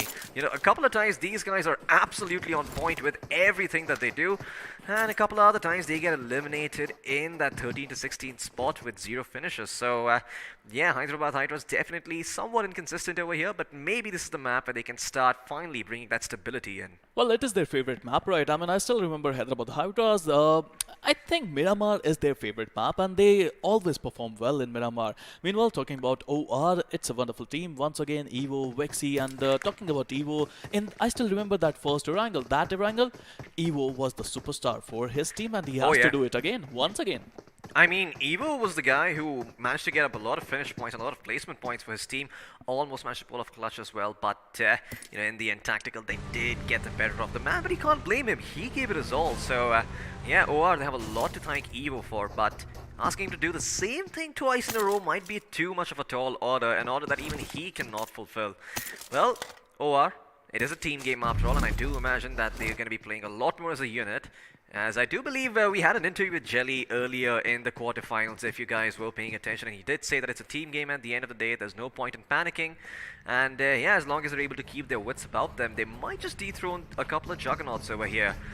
X-Lions also looking to do something similar, just holding up the high ground for now, trying to scout out Team Enigma, and Enigma, tanking the blue zone for the time being, could also look for the longer rotate around. Team X-Lions, talking about them and their Miramar gameplay, it was quite brilliant in quarterfinals. They managed to get a decent spot in the zone. They were trying to be complacent, but at this point of time, right now, Yoda managing to find Enigma Eggy there, but no shots were connected, to be honest. Oh yeah, I mean, no shots being connected at this distance. Even though you've got the 6x scope, it can be a little bit hard. Just a little kick in the recoil can make your weapon go into different places. And well, they do see the airdrop coming in, but they're a bit too far off to capitalize on that. In the meantime, Enigma should be able to get themselves back towards safety.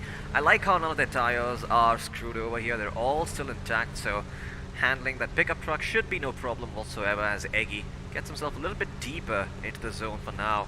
But with Enigma, with the rest of Enigma also at his tail, they're going to have to be a little bit careful about their flanks, because there are a couple of teams in the vicinity on the high ground. Namely, I see Team X-Park and a couple of other teams in the mix as well. Only Glitch in the meantime, taking, the path of least resistance, as it also happens to be the most efficient path inside the circle, taking that main road. But Celsius, once again, going to be up on our screens. Once again, a bit of a slower start to Miramar. This is usually what a map of Miramar looks like, not what we saw in the second rendition of it. Well, absolutely. This is Miramar at its level best. Look at Reckoning Esports. They already have a decent spot in the zone, and the zone is quite difficult for a lot of teams. I mean, imagine Tactical, they want to enter the zone. OR, if I'm not wrong, is coming from their backside. They have to be careful about them. Talking about San Martin, Jacinto, Del Petron, there are a lot of teams who want to enter the zone from that area. And believe me when I say that, it's not going to be easy at all, Floki. Absolutely. Well, that supply drop certainly has me licking my lips, but we'll see if any other teams gets thirsty enough for that. In the meantime, only Glitch will pass by our esports. They do spot them, but I'm going to choose to do nothing about it. Just prioritizing placements and positioning inside the circle. Well, it's going to be a little bit slow, but they will get there eventually, and I don't think there's any resistance for them in there. And 10 minutes up, Floki. 64 players and 16 teams are still there. Our esports, I think a couple of these players got a lot of damage done. I think it was because of the zone. Meanwhile, they are healing themselves up, and I think they want to enter the zone really quickly. You know why? Because they are 1,000 meters away from the zone. Absolutely. Well, just remember this much, Spiro, because at the end of the day, this is a map called Miramar. There is a map. It is a map where there is a lot of peaks and valleys to be held. A lot of places where there are a lot of vantage points available, so this is merely the calm before the storm. We're going to be seeing a lot of action breaking out soon enough, and the fact that all 64 players are alive just means that there's going to be that much more chaos. Spray God's going to be scouting things up for his team, seeing if there is anyone next to his location. In the meantime, we're going to turn our attention back towards the members of Reckoning Esports and Soul, who are still near Ladrillera, trying to make sure that they don't run into any others, into each other's crosshairs, while keeping a firm eye out for any other teams rotating in. I mean, just easy pickings for them given their vantage point. And yeah, Vito, he's got the perfect weapon for it too. A good DMR at that distance can maybe line up a couple of shots if he does see a vehicle go by. Although, at a really long range in Miramar, just having the AWM or a car or any sort of sniper rifle does feel a lot better. Again, I mean, there's not a lot of players who still prefer sniper. A lot of players, they just go DMR. But meanwhile, 76 are managing to get Rambo down from that person. And no shots were connected. I mean, only one shot was connected. It seems Floki. Rambo still doesn't know where he's being shot from. He's going to try and crouch, but Sarek still can't seem to connect. Finally, starts stab firing, connects those shots, but in the meantime, he has attracted the attention of a couple of other members from the backstab over here. Who is it? 7C Esports, who is behind you? Well, folks, I know you can't see it, but I know you'll love to hear the name. It is going to be Team X-Pac. So if you could quickly have the map up on our screens, we could provide some more context. But in the meantime, we will be looking towards you, Dog, who have lost one of their members so far, knocked down on his feet, as Dave tries to find an angle towards that little rooftop. Then with the Mini 14, he can certainly connect a couple of shots. Dark gonna get Rambo back up on his feet, and there is a buggy available nearby, so they can escape and move the hell out of here. Some covering fire being laid down by Fearless as he stays true to his name over here.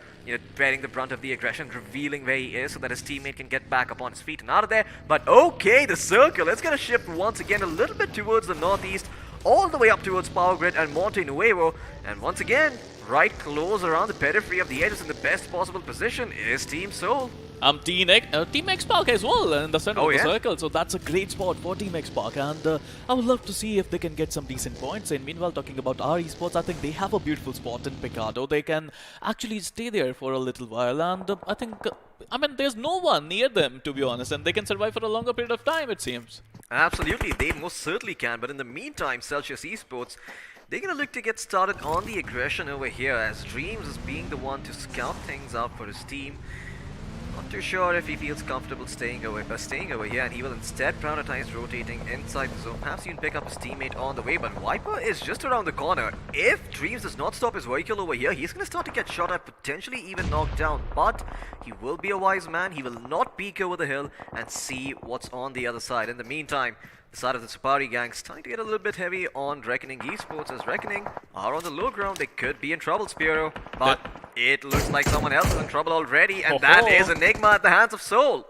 Well, Enigma, they got stuck there. I mean, Team X Lions were also shooting at them. Team Soul was shooting at them, and yeah, they lost a couple of players. Meanwhile, Team Reckoning also lost a player. And I wonder how these teams are going to enter the zone. I mean, there's a lot of ridges there. There are a lot of uncertainty, and it's not going to be easy for a lot of teams. Meanwhile, talking about Chicken Rushers, two of their players just chilling around. They lost their vehicle, it seems, and without a vehicle, it's going to be so hard to enter the zone. Oh yeah, it most certainly he is going to be. And guess what? With that smoking vehicle at the helm over here, that Murado is not going to be a very good option to get back in there. As Vampire, now considering a couple of alternatives, drops down a smoke. Could potentially go for the longer way around instead, but that is also fairly risky because I do see a couple of other team members holding that location. So Chicken Rush is in a bit of an awkward spot over here. They did get themselves a chicken dinner, but looks like I'm going to have to hold my tongue because it seems that Hyderabad Hydras could be under a little bit of fire. As the members from Only Glitch, they will take down Ace Black. That should be a free finish going their way, and Hyderabad Hydras getting a little bit sloppy. Well, they are. I mean, it's all about rotations, right? And when you lose a player in rotation, that's the worst that can happen to you. Meanwhile, Only Glitch would be really happy. They managed to get a really good finish at that point of time. Hyderabad Hydras now going outside the zone, and they're rotating further south. It seems, if I'm not wrong, I would love to see if they're... yeah, they are traveling south. Meanwhile, talking about other teams, I think Only Glitch, they need to get some more points. And yes, the map is on our screen. TSG also traveling south, and Double H also traveling south. But Tactical Esports, they are traveling north, it seems. Floki. Oh yeah, I mean Tactical Esports, they've got different plans this time around, so we'll see if their rotation up north is going to be successful, as braving the blue is certainly a hero's journey, but with the circle shifting over there, their plans might not bear the fruit that they wanted to. It seems that in the meantime, Team Only Glitch will continue to take the fight against Chicken Rushers over here. As Chicken Rushers, they make their way back towards cover. It should be a-okay for the time being, but it does seem that Only Glitch will not have those same options that the side of Chicken Rushers have, because there's only one way for them in, and that is through the main road. In the meantime, Team X Spark inside these houses, just holding on for the time being, just not giving away their position, are in a very good spot to gatekeep a couple of teams over here. But if they reveal their position like this, if they don't know where the opponent's are, it could be troublesome. In fact, it looks like they have spotted a couple of members from Enigma. They don't know it's Enigma just yet, but soon enough, if they find a knock, they will. And now Enigma could be in a world of trouble, as they are hiding behind those shacks. This range, of course you can't lob any nades and any mollies, but if a player decides to push, whose name starts with S and ends with P, well, it looks like we might actually have a very aggressive Team X Spark-like game on our hands. Well, Enigma is stuck there. They are not in the zone. They have to enter the zone, which is never going to be easy for them because it's an open area. They don't have a vehicle as well. Meanwhile, all the esports, they would love to get some points out of this game. They want to enter the zone as well. Team Enigma is, I think, in front of them, but are they going to get a decent petrol pump there? I mean, they're looking to get that petrol pump if that's in the zone. Absolutely. I mean, that petrol pump could be a very, very good spot to hold, but in the meantime, well, it doesn't look like it's going to be a very good spot to hold, because those esports are going to come in and take the fight to the members of Enigma, as Sagi ends up biting the dust. Avi, terrified as all heck, is not doing a single muscle. Claws, in fact, is going to go down over here, will probably not be rezzed up. Avi now reloading. Whoa! Oh, but he actually stops, and he's going to go back and get that finish onto his opponent over here, and now he pulls off the 1v2. Can he do the 1v3 though? Still healing himself back up, and not sure when the push is going to come in. The free fire coming through. Can he land the shots? No, he cannot. Although they will lose one member, another one's going to be knocked, but he should be able to get back up on his feet. In the meantime, Team X Spark going up against the side of Only Glitch. There's only Ultron, and I believe the other member is Gil in this house, who will try and take up this fight over here. They need a little bit of backup coming in from the other members as well. And in the meantime, else from the map, Desync finds Yota from X-Lions. This is going to be a really important fight for Team X Spark. They didn't have much points in the overall standings. They need to get some points. Ultron, meanwhile, is down to 50 HP. He needs to heal, and they need the cavalry. They need the support of Mavi and Scout, but they're not even looking there for now. Yeah, they most certainly aren't even looking in their direction, as now finding the backup is going to start to come through as Team X Spark. Well, they're going to try to force the side of Only Glitch in a knockout spot, but look at the intelligence coming in from those Only Glitch players. Those smokes allowing them to try and move in over here, but does seem like Levy is going to eat a couple of bullets straight to his face, as the first aid kit is going to be popped. Trying to get himself back to 75% HP, but he's going to have to be a little bit careful with where he takes the next step. There could be a couple of X-Spark members watching him. In fact, it seems like one of his own teammates has been knocked down for now. As Team X-Spark, with Ultron out of the picture, it's going to be up to Marby, Gil, and Scout to take the mantle and maybe try and secure a couple of points. In fact, Team Chicken Rushers in the meantime have been eliminated, so the Chicken Dinner winners not really anywhere closer to Chicken Dinner this time around. Scout, that nade could be huge. Is it going to land straight in from the window? No, it is not. Looks like Blaze is going to be okay for the time being, but Scout will try and prep up another, or at least see if he can force someone to rotate out over here. Very good play, just continuing to stay in cover, trying to spot if anybody tries to make their way out of that building, but Only Glitch are very happy with the real estate that they have found. However, the circle, it has shifted, and if we could get the map up on the screen right now. There you go, thank you so much, Reduction. This potentially could be a very meaningless fight for both of these teams. And absolutely, I mean, Team Xbox right now they're thinking how to enter the zone, how to take out Only Glitch, and both these decisions are going to be super important. Only Glitch, they have to take out Xbox, and Nade coming in, DT69 coming up with the brilliant Nade. Now Mavi and Gil, the dynamic duo.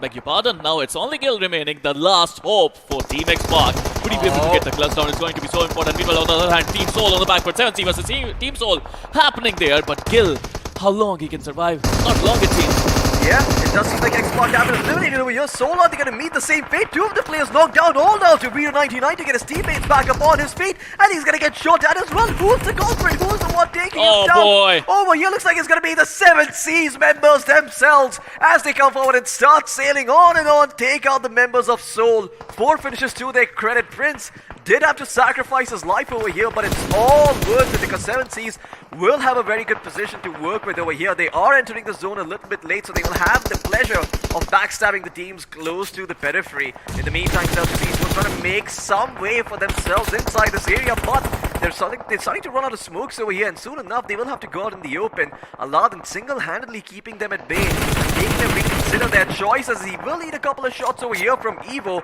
From OR is now another party looks to join the fray over here, but Evo is confused. He does not know where the players are. He fires off a couple of shots, but the knock comes in on the other side of the smoke.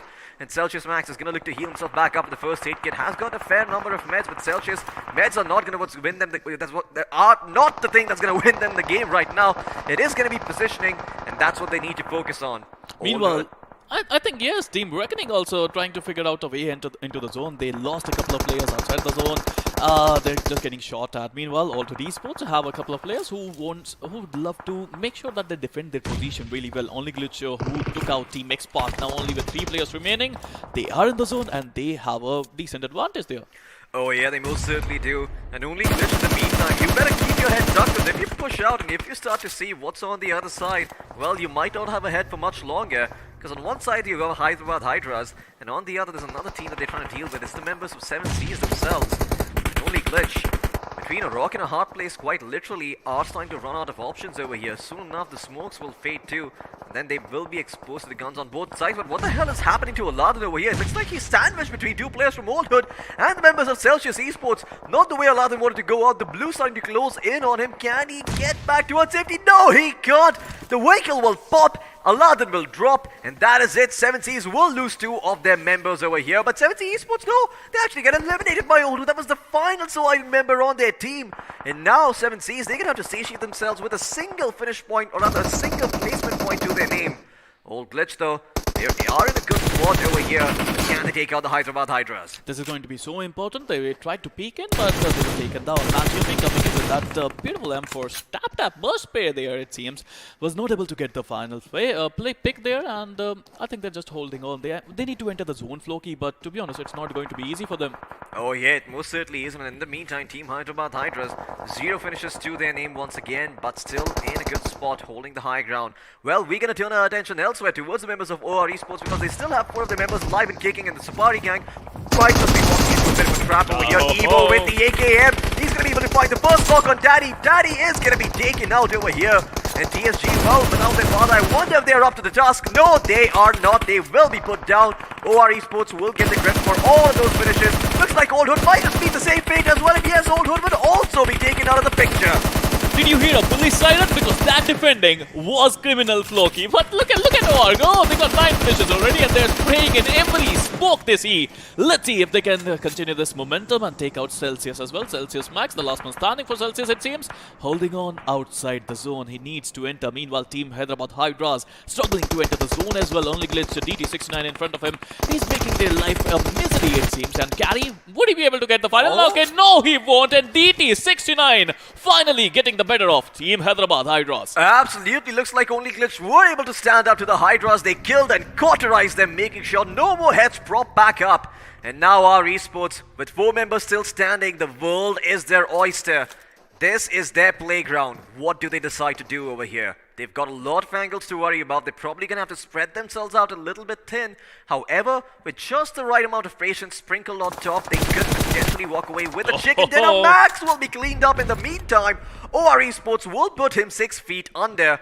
And it seems that Celsius Esports are also not long for this world, as there are now only 4 teams remaining in the mix, and OR seem poised to take the chicken dinner. Absolutely, they are in the double figures. If you have a look at the finish department there, they got 10 finishes already. But talking about our esports, they have the numbers game advantage in their favor as well. 4 players of our esports would love to get the chicken there. Now it's going to be a 4v4, v2, v1 battle with Reckoning Esports Abrar, the last man standing, the last light for Reckoning, still trying to get some points. Now he got a level 3 helmet to his name, so that helmet is going to be a really important equipment for him now. Absolutely, I mean that level 3 is going to protect him against a lot of headshots, keep him alive, keep his dome safe, prevent his frontal lobe from being splattered across the battlefield, as the side of our esports going to continue to stay here on the high ground and sort of prevent Abrar from moving into a better position. He's stuck over here with nowhere to go. And looks like our esports soon enough will also make their move. 8 players, 2 teams, and well, everyone else just a struggler over here, trying to get whatever scraps that they might be able to. As this is just a dog-eat-dog world. It is a struggle. I believe you, Floki. That is true. It is a struggle. But I think Abrar and talking about Only Glitch as well, they have a couple of players still surviving. Blaze and DT69.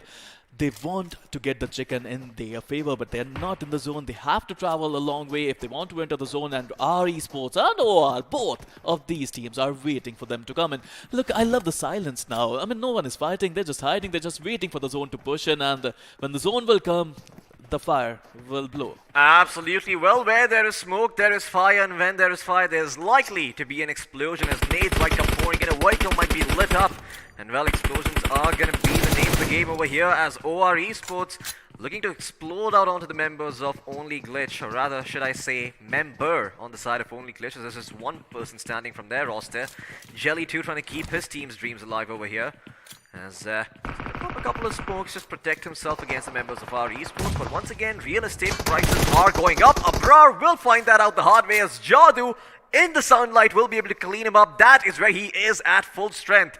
Unfortunately, Hrithik Roshan is not by his side, but in the meantime, we will see our esports try and take up the fight against OR. They're still inside the smoke over here. Spiro, this could be anyone's game over here. It's a 4v4, a good old boxing match it seems, and I would love to see who's going to win this one. OR now they have the building advantage, but they have to jump out. The first knock comes in. OR Evo, the savior in the first game, now getting the better of Jadoo in the, I think, 5th game it seems. Meanwhile, let's see if they can get that chicken dinner. They need to revive Jadoo as well, and yes, our esports is looking to do just that. Absolutely, our esports with one member down on his feet. They don't have a lot of options over here. The explosions come raining in. No, I assure you, it isn't Diwali. It is a couple of grenades being tossed in, and look at that. Looks like finally Vexy will go down. Our esports will even up the ante, and now the onus is on them. Are they going to push forward over here? Are they going to go and try and get themselves a couple of picks? Look at Aditya's position. This man could be instrumental for their success, as he's not been spotted just yet. Has to be a little bit careful if he moves up on the slope or throws a nade like that. He could be spotted, and I think our esports has seen that Aditya, but he will still be able to find one shot with the MT49. Looking to confirm it, will be able to do just that, as Hero is the hero no longer. Jadoo trying to work his magic around, but he is scared. Now it's going to be a 3v4 situation where OR got the benefit of the doubt, but Aditya, who's a clutch master, I have to say, for OR, he got 5 finishes to his name, and he is just ripping things apart today. Meanwhile, Canary, he was spotted. Evo tries to finish him, but was not able to. It seems Floki.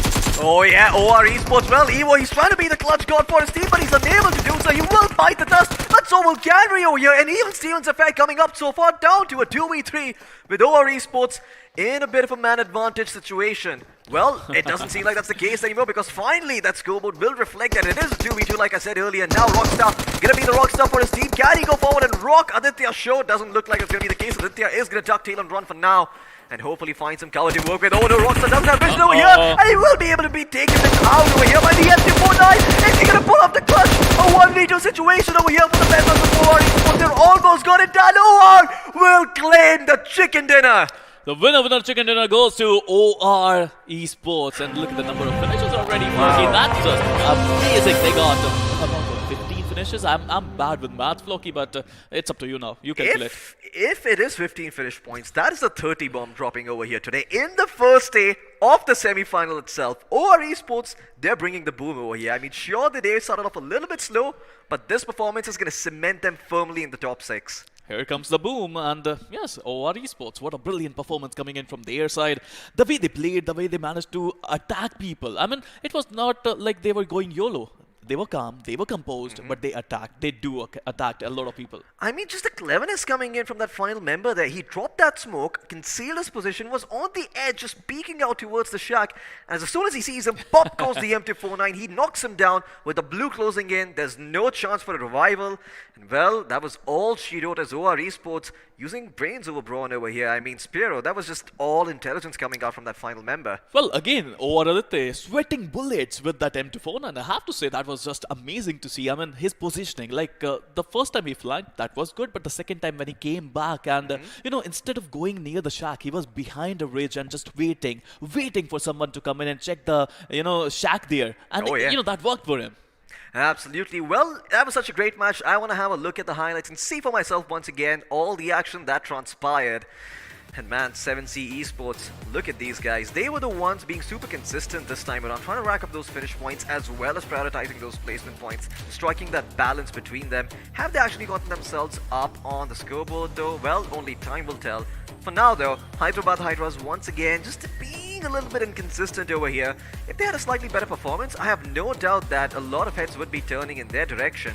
But it seems that today is just not their day. boy. But that's all right. You know, I mean, once again, this is a sick clutch coming out by Avi. Sure, in the end, he gets taken out. Almost but clutch. Almost clutch, right? The 1v2, great stuff. Great stuff. I mean, Enigma V is a wonderful player, and we're here for some entertainment, right, Floki? We want to see some clutches today, but there's only one game remaining, and I would love to see if someone is going to clutch it out. Meanwhile, talking about Team X Park, they were on the back foot, and only glitch, they managed to get the better of their opponents. It was a crazy game, I have to say, where Team X Park, they managed to get a couple of knocks first of all, but they were not able to finish it, and then it was DT69 with his beautiful M4, with his nades, managing to finish Team X Park. Absolutely, Team X Park over there. I mean, a lot of expectations were, on their shoulders as, only glitch they went in and they finished them off. But this is what we talked about. You know, they were in a lose-lose situation. They stay there and they fight, they lose. They walk out of there in a vehicle. They're going to get shot in the back. Not much that they could have done there. 7Cs, though, just going up and taking the fight against Seoul, putting them in the ground 6 feet under. Oh, man, that was some insane stuff coming out from these guys. As usually, 7Cs is not the team who does all this. They're the calmer guys. They're the ones who prioritize positioning, they prioritize placement points, but today, they seem to be turning over a new leaf. I mean, it was Seoul who rushed them, so in the first place, so that is why they were defending their property, they were defending their real estate, and they did that beautifully well. Talking about old hood esports, I mean, you know, to be honest, in round 3, in quarterfinals, they were unstoppable. Nobody was able to stop them, but in semi-final, the competition is real. Absolutely, I mean, in the semi-finals where everything is so cutthroat, you have to sort of stay on top of your feet, keep your eyes and ears perked up because you never know when someone else might slither around from the tall grass. You guys know who I'm talking about. It's the man himself, Viper. Unfortunately, this time it wasn't that good of a showing by him. But Hyderabad Hydras, the fact that they even survived up until this point surprises me because they were in some horrible situations early on, right? Just getting rushed at over here. I mean, they almost got clutched out. Their rotations were delayed, and then this happens to them. Oh, that clutch. I mean, we were talking about clutches, and here you go, DT69. He took out X-Park with his team, of course, but he took out Hyderabad Hydras in the end, and that shows this is the biggest stage of them all, and if you can do it here, you can do it anywhere. Absolutely. I mean, all of these teams, there should be a surge of confidence for them because they haven't played at this stage before, like you've mentioned. This is the first time they're competing for such a massive prize pool at hand against all the top tier teams. And man, that clutch coming in towards the end, Aditya, you brainiac. I mean, I don't know what he eats for breakfast, but I'm quite sure if I copy his entire routine, I still won't be as good as him because it's all in the genes. Well, don't worry, Floki. We are going to practice again tonight. It would be fine. We're playing BGMI these days, and yeah, it is fun. It is fun. We're going to play some classics, yeah. But talking about Aditya, I mean, that M249 was going brrr. Oh yeah, it certainly was going brrr. It just didn't stop Just at like all. that. Yeah, you got to learn how to roll your R's a little bit. Yeah, just a little bit of experience over here. But let's have a look at the point standings. That is the meat on the table. You're tired of hearing us to yap over here. OR in the first place with 30 points. Only Glitch in second with 18.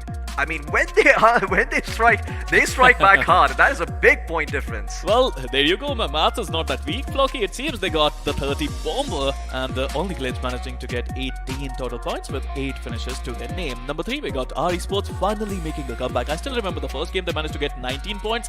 Now with this performance, it is consistency, I have to say. Absolutely. I mean, RE Sports 17 points to the name. Reckoning in 4th place with 11. Supari Gang, Celsius, Oldwood, and Hyderabad Hydras in that 5th to 8th spot, getting those extra placement points to work with. Or did they? No, never mind. Actually, it was mostly finish points that these guys capitalized on. But yeah, you've got 7C Esports and Seoul playing for those placement points, as you can see. But unfortunately, not at the top of the table. I mean, let's have a look at the Supari gang. Again, Sanhok comes into my mind. They were aggressive there. They were aggressive here as well. I mean, out of 8 total points, they managed to get 7 finishes. That shows their mindset is clear. They don't want they don't want position points. They just want finishes. Absolutely. And well, when it comes to the MVP standings, if it was anyone apart from Aditya today, I really would have lost my mind. You know, we saw a player clutching it out. I believe in the quarterfinals, his name didn't show up on the MVP. This time around, Aditya, he is the MVP for his team with that final clutch towards the end. I mean, the brain on this man to just deploy that smoke, play the edge of it, bait them into peeking, and just taking him out with the M249. Great stuff, great use of resources. Well, they say, right, if you have good IQ, use that, and if you can use that, you are going to get the chick, and here you go. OR Aditya with 6 finishes to his name. Number 2, we got OR Vexy. You know how they say it, Vexy super sexy, they used to say it that. And, oh boy, yeah, yes. I mean, certainly is after that performance. Absolutely, 5 finishes to his name. Then we got DT69 with the beautiful clutch.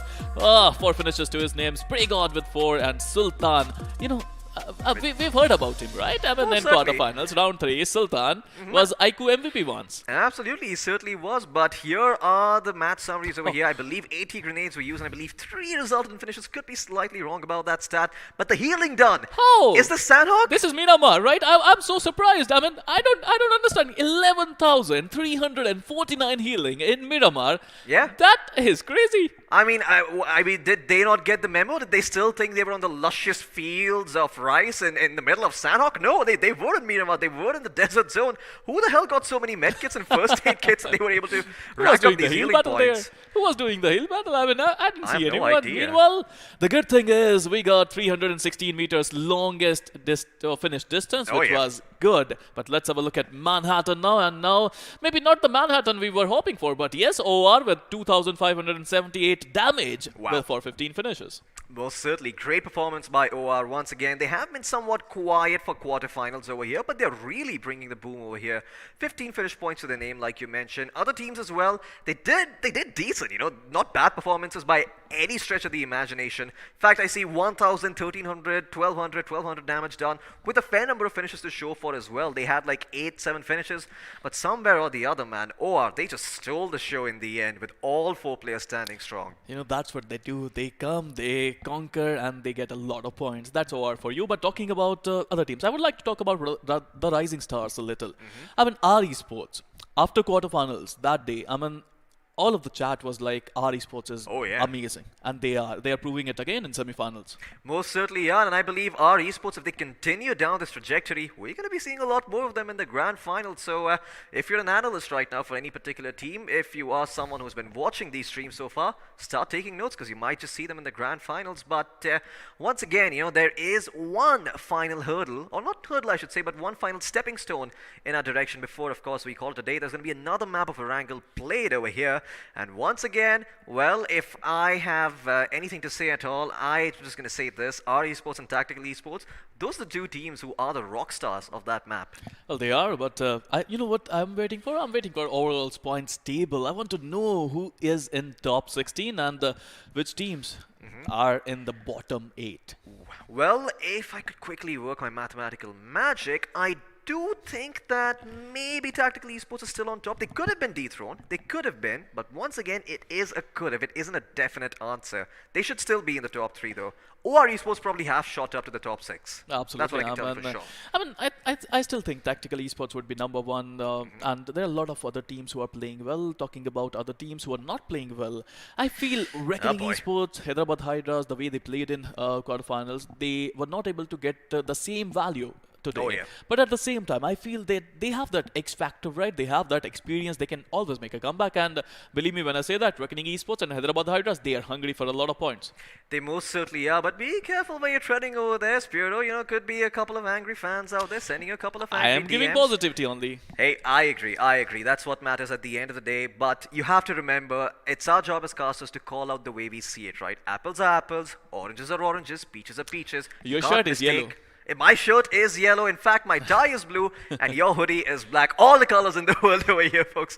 But yeah, I mean, once again, you do have to call it the way you see it. But you know, even I'm curious to see what the overall point standings are. But before we move in there, I do believe we've got a couple of face-offs being prepped up while we talk. I believe there's a player face-off stat that's going to be coming up. Yes, sir. I'm excited to see who's going to be in there. I have just one man on my mind, and I know production does too. And if they don't show him, I am going to be very, very disappointed. Well, we don't want angry Floki, it seems. And yes, let's have a look at those players. I mean, I want to see OR Aditya. I want to see OR Aditya facing off with someone. Let's see who are we going to see. And it is going to be, his teammate, maybe. Well, that's OR Vexey. Absolutely. We are going to be having a look at the player spotlight, not at the face-off just yet. Vexey going to be taking the mantle here with 5 finishes and 716 damage done. 1 assist to his name. Certainly did a fair amount of work for his team. In fact, I think 5 finishes is more than fair. That's a squad wipe by itself. Speaking of squads, let's have a look at the squad spotlight and see who stole the show this time around. Of course, OR was there, but are they in the spotlight? Yes, they are. Of course they are. 15 finishes and 2,500 points of damage done. That's a 30 bomber for you. 15 finishes with the chicken dinner, which will get you 15 extra points, and you get 30 total points. I mean, we always say that, right? One good game and you are on top. Or they are going on top. But talking about, I think, face-off now. Let's have a look at the squad face-off. Let's see which 2 teams are we comparing right now. And yes, it is going to be OR versus OG. Only Glitch versus OR Esports at once. Only Glitch who managed to get the 3rd spot, Floki. Oh yeah, Only Glitch as well. You know, I mean, sure, OR Esports has stolen the limelight over here, but Only Glitch, you have to remember who they took out. It was the side of Team X Spark. They went in with the fire, they took them out, and in the end, Only Glitch, they got themselves that 3rd place finish. So once again, a little bit under the radar. That is exactly where you want to be if you're playing the long game over here, because I'm sure OR Esports have turned a lot of heads, but Only Glitch, they're still sort of flying under there. They took out Hyderabad Hydras as well, and I think that was the battle of O's.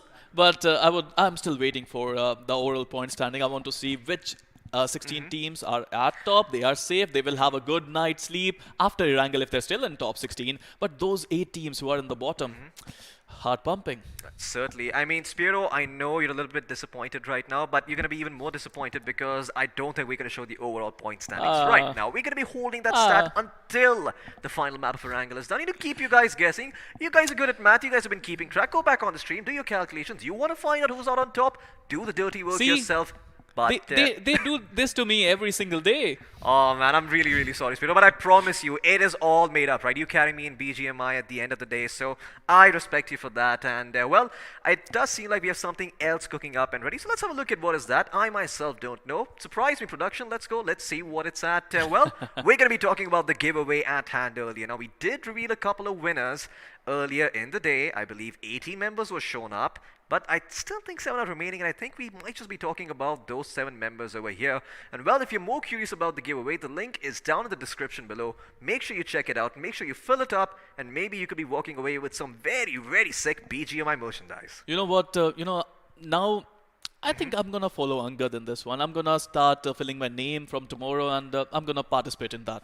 Well, you know who's going to be having their iQOO phone stolen tonight, ladies and gentlemen. I am the moral police over here. No one from the talent team will participate in the giveaway. I will make sure there are slots for you. Well, which team will be at the top of the leaderboard? That is the question. Answer that and you will be walking away with, well, a couple of prizes to your name. We're not going to be showing the winners just yet over here as the day is still remaining. We are instead going to be waiting for you guys to fill out all your predictions, and then when the final game is done, we will be telling you guys who the winners are of the giveaway. So keep your eye peeled out for that. But before we move on to the next game, a bit of a different note. There's just one sponsor behind this event who made this all happen. It is the iQOO 9 itself. And well, I'm very curious to see what they have in store for us. So let's jump in and have a word from a sponsor itself, the ones who made this entire tournament happen. I'm talking about iQOO.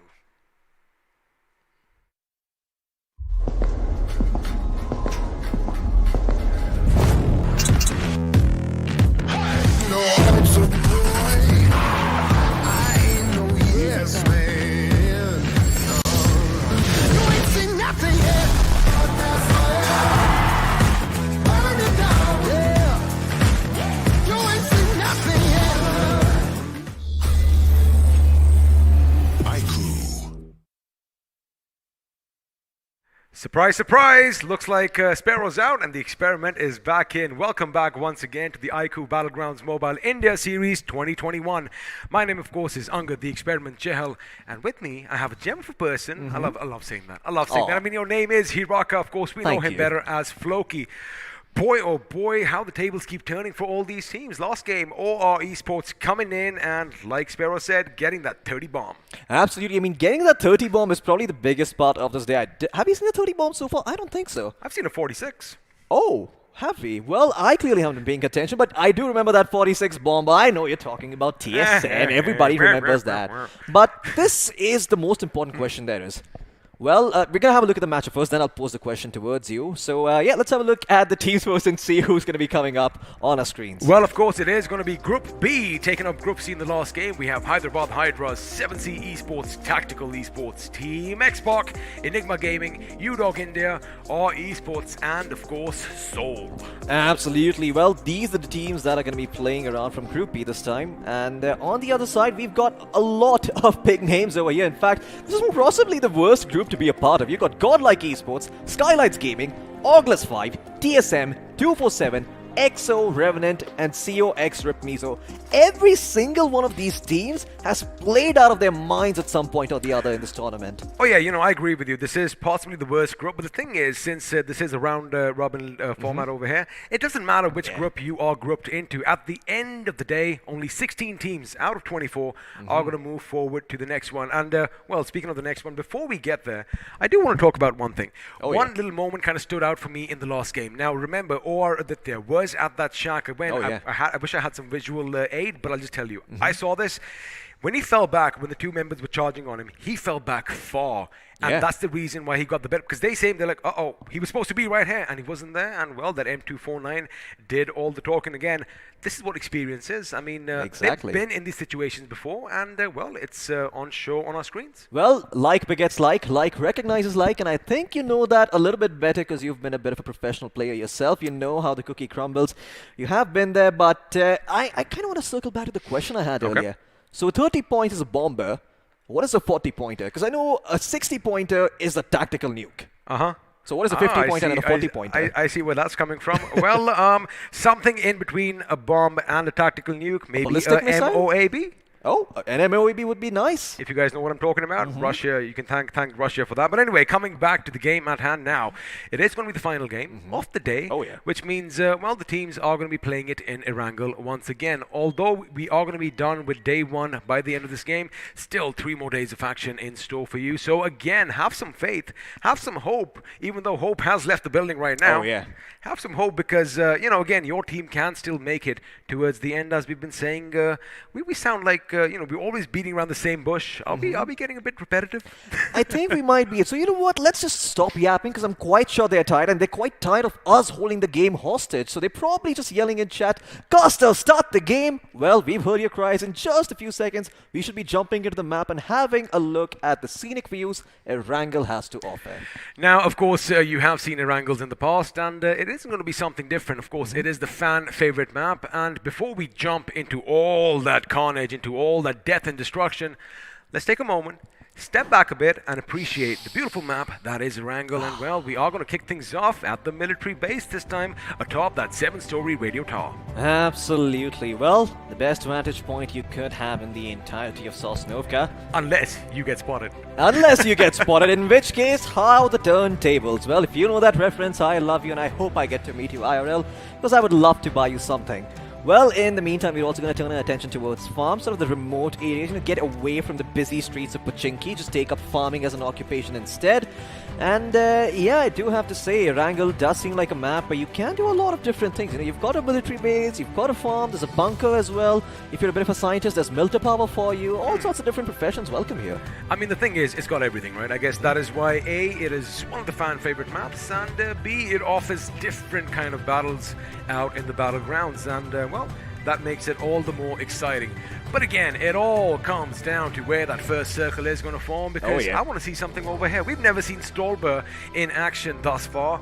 Maybe this time around our luck could be in our favor. Absolutely. I mean, the only time we did see Stolber in action was when it was a part of the circle, but then it shifted away from it. So it's like it's there in the early circles, but it never really finishes over there. It's like the BGMI gods were teasing us. We're like, oh, we might just get away, and then boom. Oh, yeah. Slap across the face. Absolutely. But the thing is that maybe this is, just a premonition of something yet to come, because the grand finals are coming. So far, if they haven't shown up right now, maybe, just maybe, final day, we could see something funky, could see something weird. Floki, you and I have been through this a few days. We've been in the ringer. I've learned that, don't expect anything. Don't have any hope. But what you can expect is the final game to take place now, as the Big Bird is going to take to the skies one last time. And this time, we are going to be flying over the beautiful green, luscious fields of Erangel. But first of all, Co-Capitan, where are we flying to? Well, we are going to be starting over the Sosnovka military base itself, making our way all the way across the northeast part of the map towards Kameshki. That's where we're going to be headed, so it's going to be kind of hard to drop in towards Gatka, towards Primorsk. If that is where you do decide to go, and Georgopol is going to be super hard to rotate to, so, well, I'm going to put you in the spot right here. You've been a professional player. Let's say your drop is Georgopol. What do you do right now, given the flight path? Now, the thing is, if you tend to, drop off a bit late near Rozhok, you are going to have to compete with a few teams who might have a similar idea or who might drop off at Rozhok. If it was me, I would drop off probably near the ferry pair if you have an idea of where all the car spawns are, because I wouldn't mind, taking that long scenic route along the western coast of Erangel and then making my way up there, because again, I'm going to be the first one on the spot. I know there's no opposition that lies ahead, but again, that is what I would do, and I guess I'm not doing the right thing because I'm here casting and all these gentlemen are on our screens playing the game.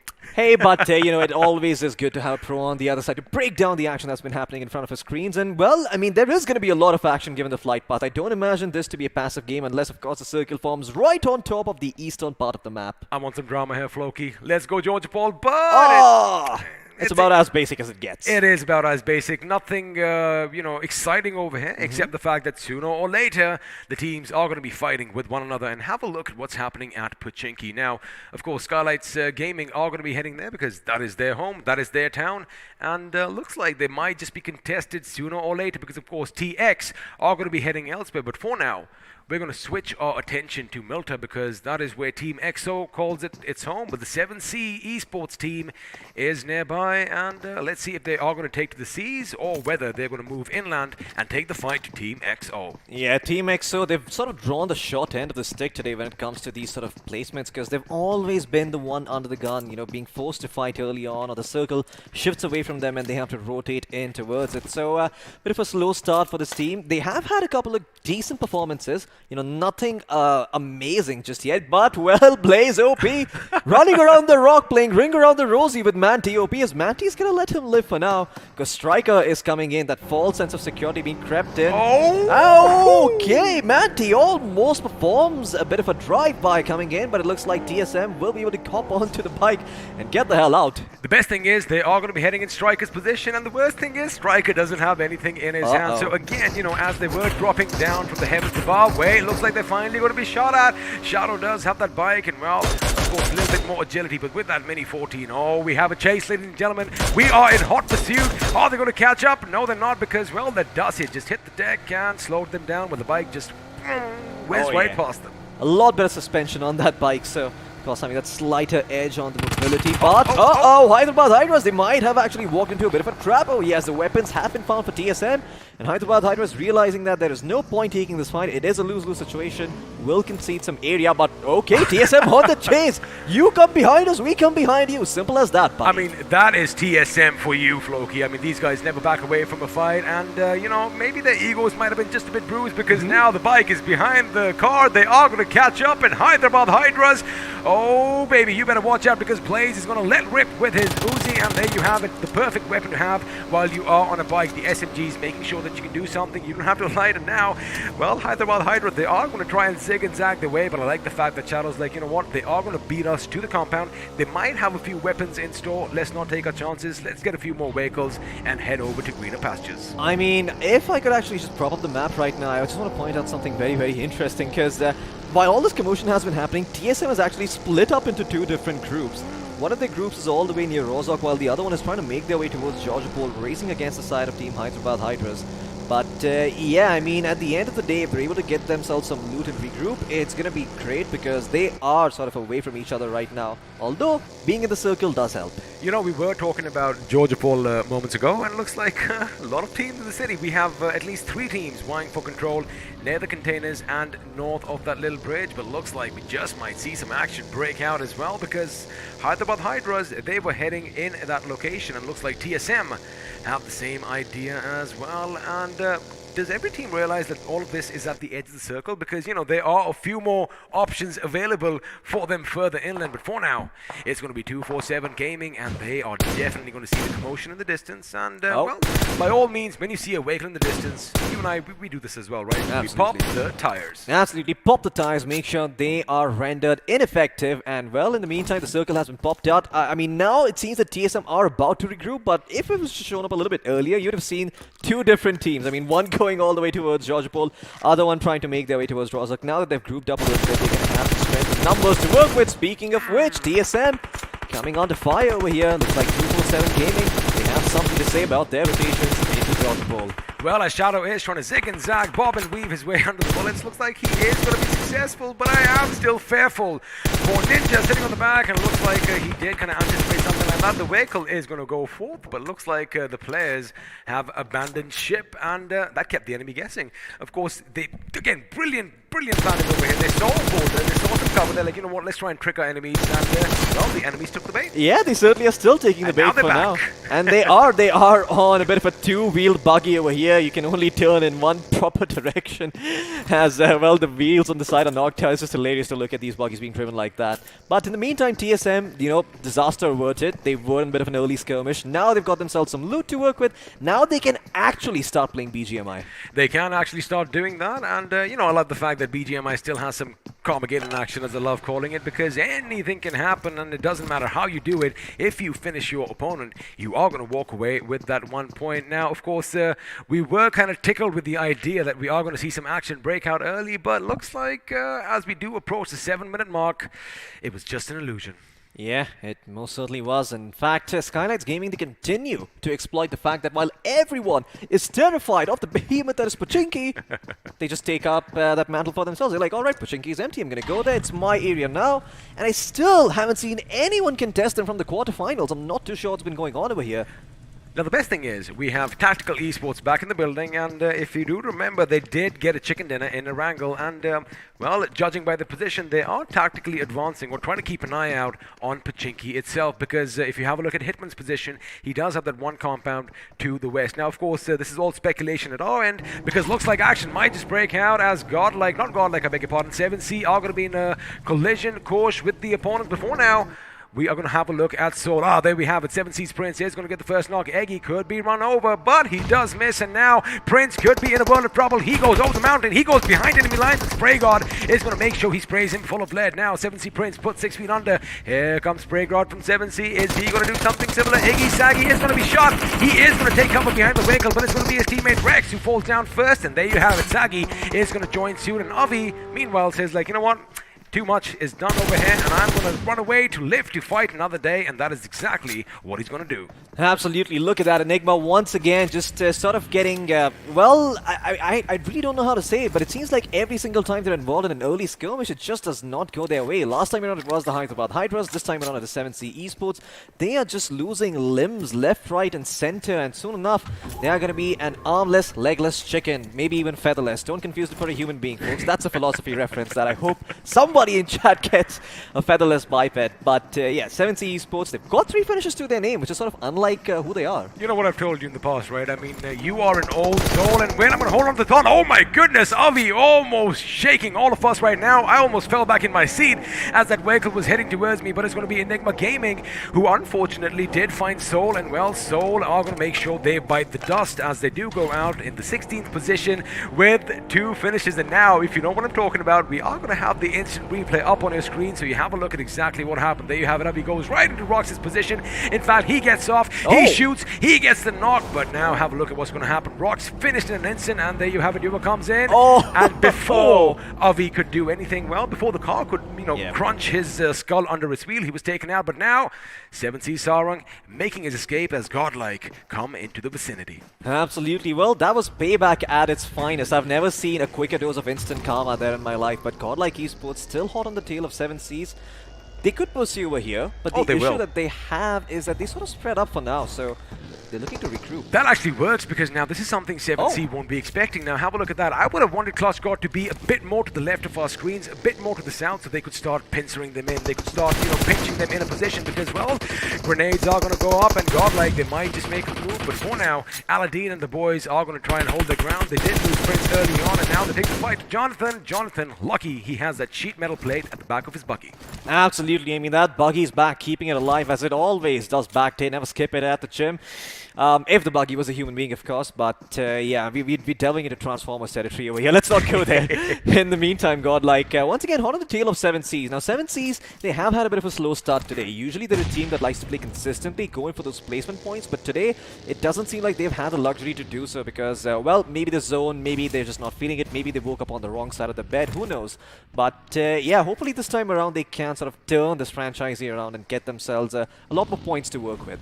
They could indeed, but for now, as you have a look at the circle, only a couple of teams are going to be out in the blue, and our esports all the way down south, they shall make their way in without any opposition. Now Sarang is going to face some opposition in the form of Lead as he got switches to that DP for that stability. Let's lose a few shots. Unfortunately, when you're in a McLaren, it is just a bit too fast. Absolutely, it can be a little bit hard to control that bad boy, but in the meantime, Godlike Esports, well, okay, they will exit the car and they're going to try and take the fight instead. In the meantime, well, this is the Bridge League towards Georgia Pole. Marby, here's the entire commotion. He's got an M4. How many can he line up? None at all. Oof. I mean, if he had just gotten up a bit quicker, he could have probably gotten a few knocks. And have a look at that. TSM with some return fire as well. And Marby does the right thing. He goes underwater and he is out of there. Wow, I mean, that is very, very quick thinking by Avi. He knows he's on the back foot over here, so he's just going to venture out instead, get back towards safety, regroup with his teammates. Hopefully there's a seat for him in one of those vehicles and he can get the hell back to cover, because TSM now are aware of the fact that X-Spark are in here, and in fact this could be sort of a bait situation coming up, a trap turning into a bait. Let's be honest, we all want to see this fight take place. We all want to see Team X-Spark go up against TSM, but the thing is, Team X-Spark are going to be out in the blue. So now they've got to make a decision. Do they take this team head on, or do they circumnavigate around them from the south or from the north? Looks like they might just move, and Ninja, he's trying to bait them. He knows he's got the buggy. He knows he can do something, and A, he's trying to bait them. B, he's trying to get the position of Ultron because he did sense something. His spidey senses were tingling. He knows someone is under that bridge. Is it a troll or is it an enemy? Well, we're about to find out as Ninja Jod is going to try and take a peek at the waters. Doesn't see anyone there just yet though, so maybe this could end up being a waste of time. Thankfully, the circle does favor them. They're still inside, and they don't have any flanks to worry about, except for, well, Team X-Spark hiding behind that area in the blue, which if they do bounce out, they will know for sure, but once again, I don't think it's going to be that problematic for them. In fact, Scout will reveal their position with that smoke. I'm not sure if this was the right move to make, but they probably spotted out his buggy. He needs to get in the buggy. There you have it. The buggy was just taking a few shots, and no! He gets out in the nick of time. Question is he going to survive till we join him again? Because for now,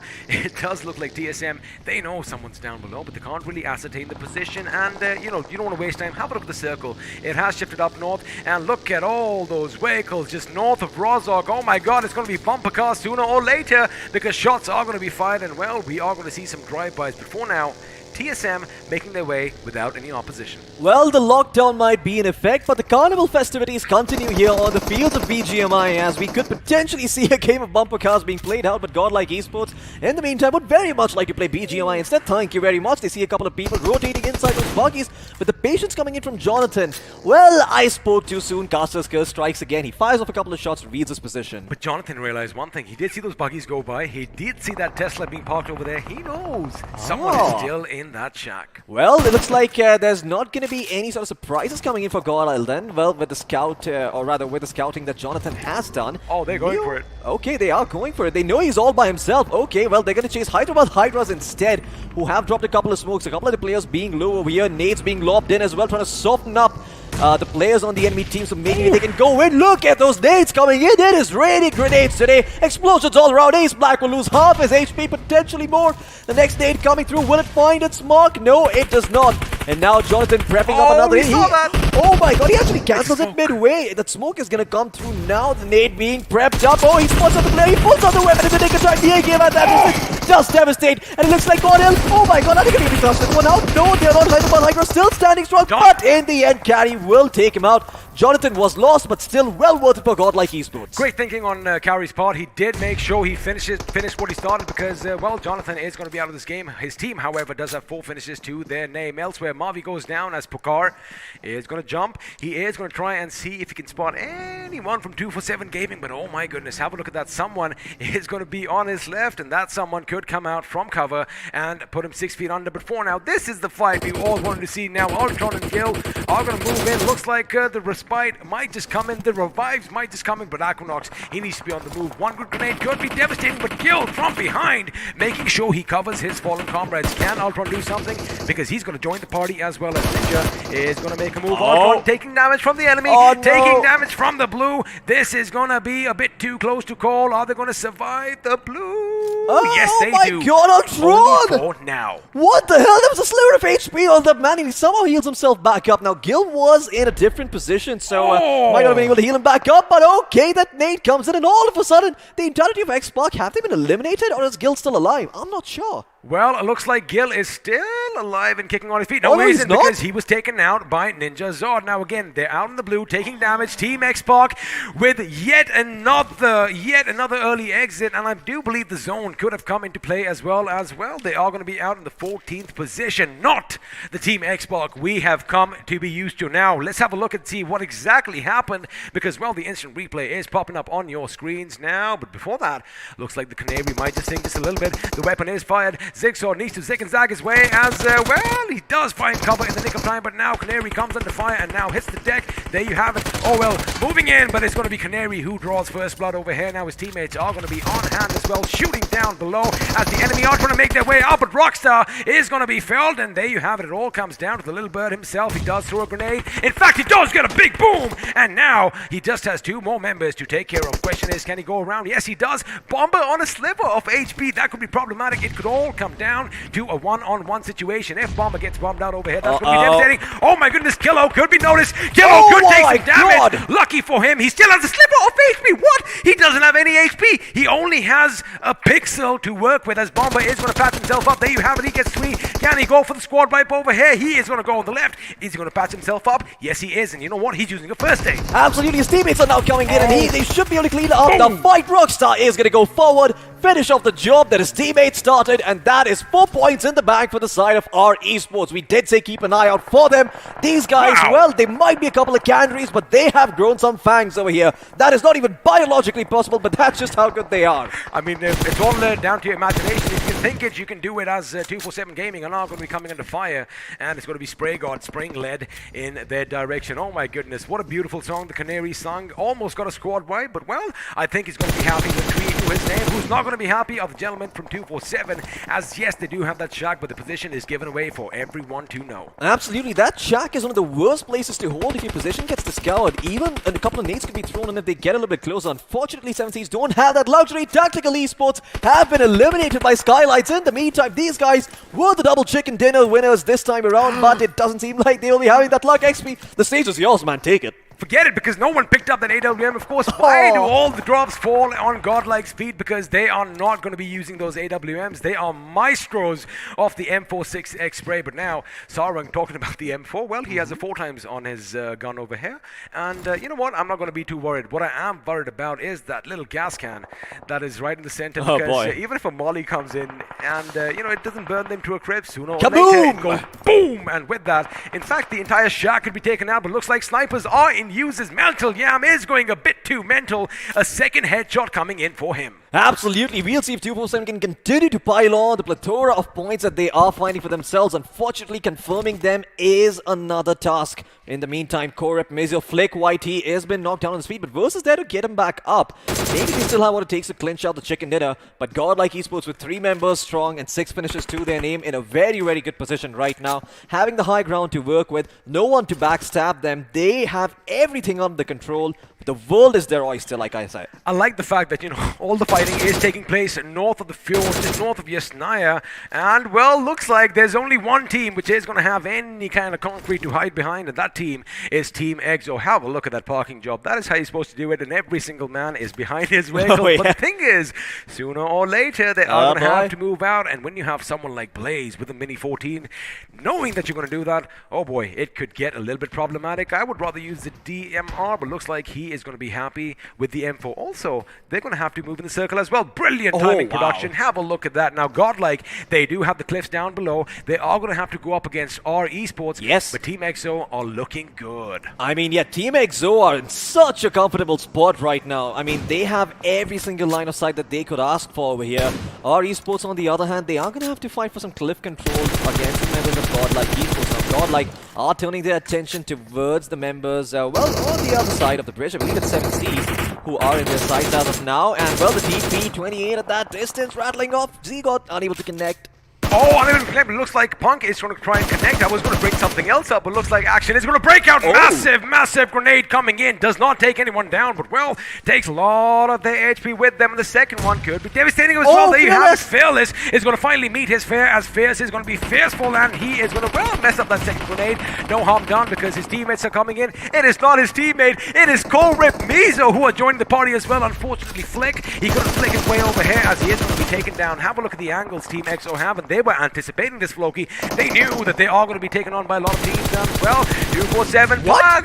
Oh my goodness, Pooja would have spotted the enemy over there, but unfortunately Immortal was on hand to test her mortality, and now Fierce is going to go in. TSM out in the 11th with 5 finishes to their names. My god, the 5th circle is coming, but still there are 10 teams in the picture over here. Core and Mizo are complete psychopaths trying to push in with 2 players, but one of them is still standing. There's hope for them yet. In the meantime, Godlike can't say the same for them. Our esports coming in wide for control of the cliffs over here as Neo, well, he's still standing strong, and so is Zygo, but that might not be for too long. In the meantime, back towards EXO. Well, it seems they're lobbing grenades towards each other's zone. Well, how the hell where the hell did they come from? They just stumbled into this place. Viru should have seen him coming out, but looks like Soul are going to be joining the party as well. Viru is out, and Dave is just going to be relentless, but it's going to be fierce with those big grenades, taking down Dog, taking down member after member. But now, as one team falls, another shell rise on the other side. Meanwhile, Godlike are still in the game. One of them is going to be knocked out. Neo, can he be the Matrix himself right now, as he is going to go up against Canary? Is he going to get a few shots in? Because he does have 3 members in front of him to contend with.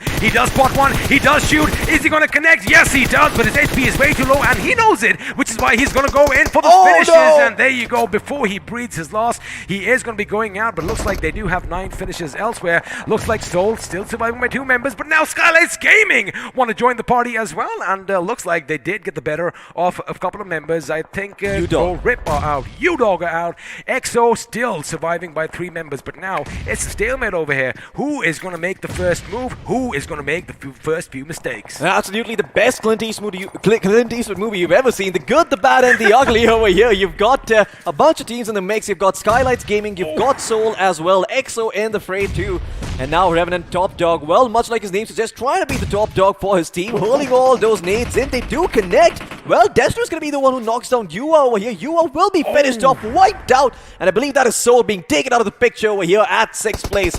And now there are 5 teams in the mix. 7C, Revenant, EXO, R Esports, and Skylights Gaming. And well, it looks like EXO might just also be biting the dust soon enough. Destro with some amazing grenades now. Although Fierce was taken down by Soul, he is going to capitalize on that finish, which means now they are going to take the fight to Team Exo. But wait, lo and behold, because our esports are coming in, but wait a second, Paradox is going to be living up to his name as well. He just stunned all the opposition, and now in the blink of an eye, it is all down to Jadu. Does he have some magic in his fingers? Is the sun bright enough? Is there enough dupe for the gentleman over here? Because, well, his position has been given away. He is going to deploy a few smokes, but now Top Dog realizes, wait a second, someone else is closing in. Grenades are going to be going off. I'm pretty sure the grenade stats are going to be off the charts this time around because, well, if he gets a few more knocks, he just might get a few more finishes. Absolutely, the Lions might be the king of the jungle over here, but you have to remember there are still Panthers crawling about, and the Panthers usually live longer, which is the side of 70 Esports, still not in the circle. They're on the outskirts right now, and you can see them coming in over here from the backstep, but they'll be taken out. It seems like as soon as I say that, the Caster's Curse strikes, and they've been eliminated in 5th place. Well, we are down to the final 4 teams. 9 people still alive, and Jadu, oh my goodness, he has some magic in his fingers because, well, he is still alive and kicking, but now his position could be given away. One bullet, one gust of wind could be enough. Question is, does he have enough meds on him? Does he have enough utility? Because he's been shot at from every direction. Absolutely, Skylights Gaming, they've got 4 members still standing strong. What they? Okay, they're blowing up the Jeep for some cover. That is what they're doing. I mean, I saw the tire being taken. I'm like, we're not going to be using the Jeep at this point. But it seems that in the meantime, our esports, Jadu, the only member surviving, is going to have to work his magic over here. Maybe type a couple of magical codes on an ancient computer, call for some backup from the skies.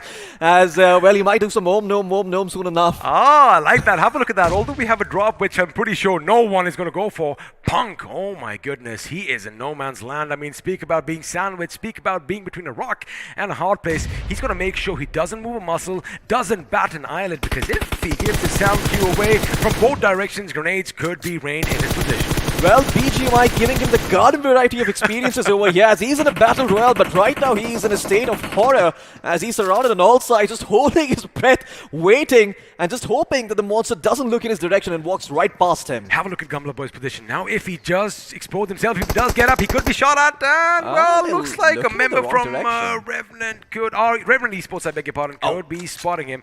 I was looking at Paradox. Paradox has a good angle on himself, but again, I love the fact they know someone is out there. Oh, Jadu! Oh, we saw his feet, which means Gumla Boy definitely saw his feet as well. Oh yeah, absolutely. And now Gumla Boy is going to have something to say about it. He has to be a little bit careful. The Revenant could just get a free pick for themselves. Skylights, they are in a winning position over here.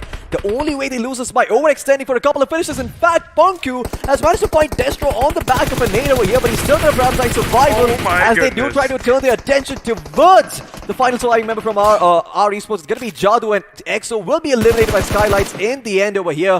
And Revenant, well, they are not going to capitalize on the situation just yet. Despite being in a fair 3v3, which is the best possible chance they could have had, they will hold still. They believe they can still squeeze out a better situation from the situation they're currently in. Oh, well, look like that's going to be the case, because Somraj has something to say about it, exuding his will with the grenades coming in over here. And now he's going to move forward, look to clean up the entirety of Revenant as Jadu still lurking. He's just very, very happy that the side of Skylights and Revenant are locking horns with each other. Well, that grenade not only took down the opponent, it shook the screen, it shook the entire studio, and still, Jadu still behind cover. Does he have enough first aids, or is the play zone going to take his life? He has one.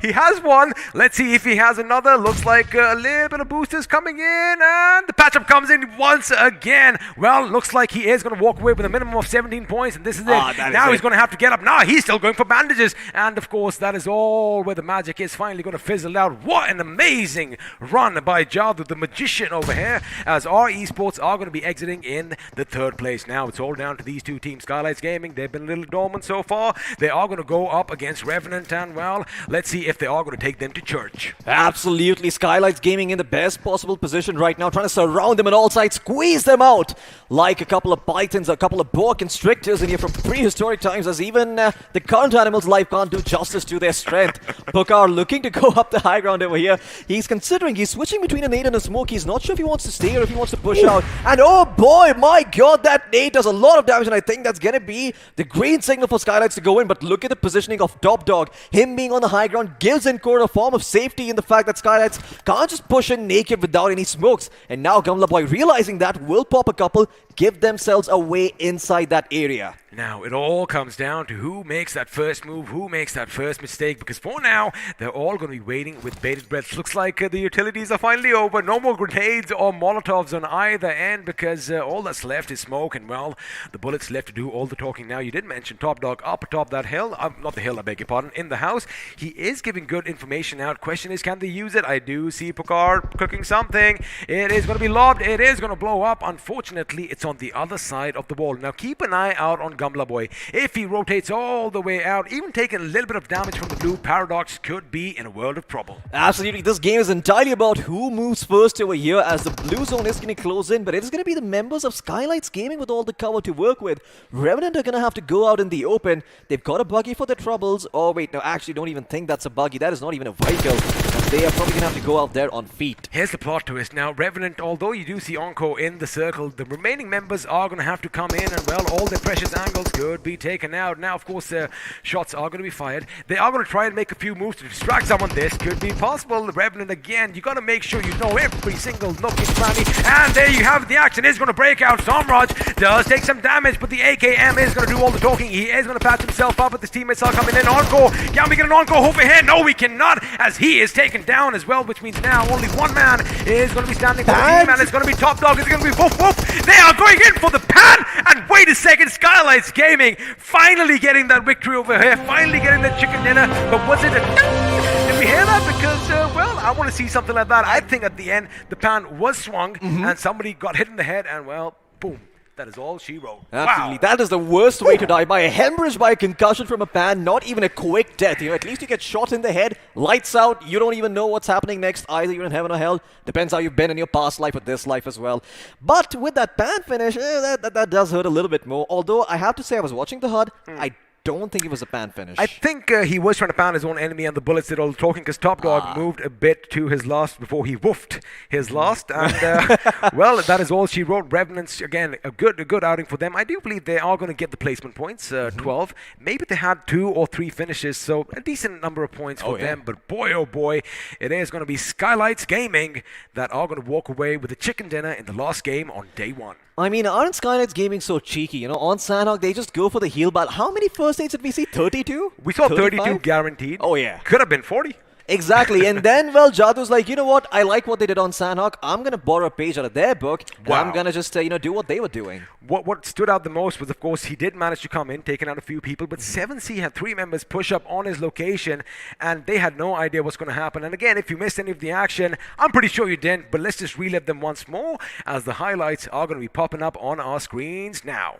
Well, there you go, 7C Esports starting off with a strong foot forward. Prince finding a knock and a finish to work with. However, he overextended just a little bit and paid a heavy price. Oh yeah, he most certainly did over here. Well, they will get a couple of knocks, and 7Cs, I mean, this is a good start for a team who hasn't done that well, right? I mean, they did start the day a little bit slow. They weren't able to really, just make their playstyle work. So they switched things up, they found some success, good boost of confidence. This is probably, where the carnival came in, the bumper cars, and instant karma just as that finish comes in. Well, go ahead.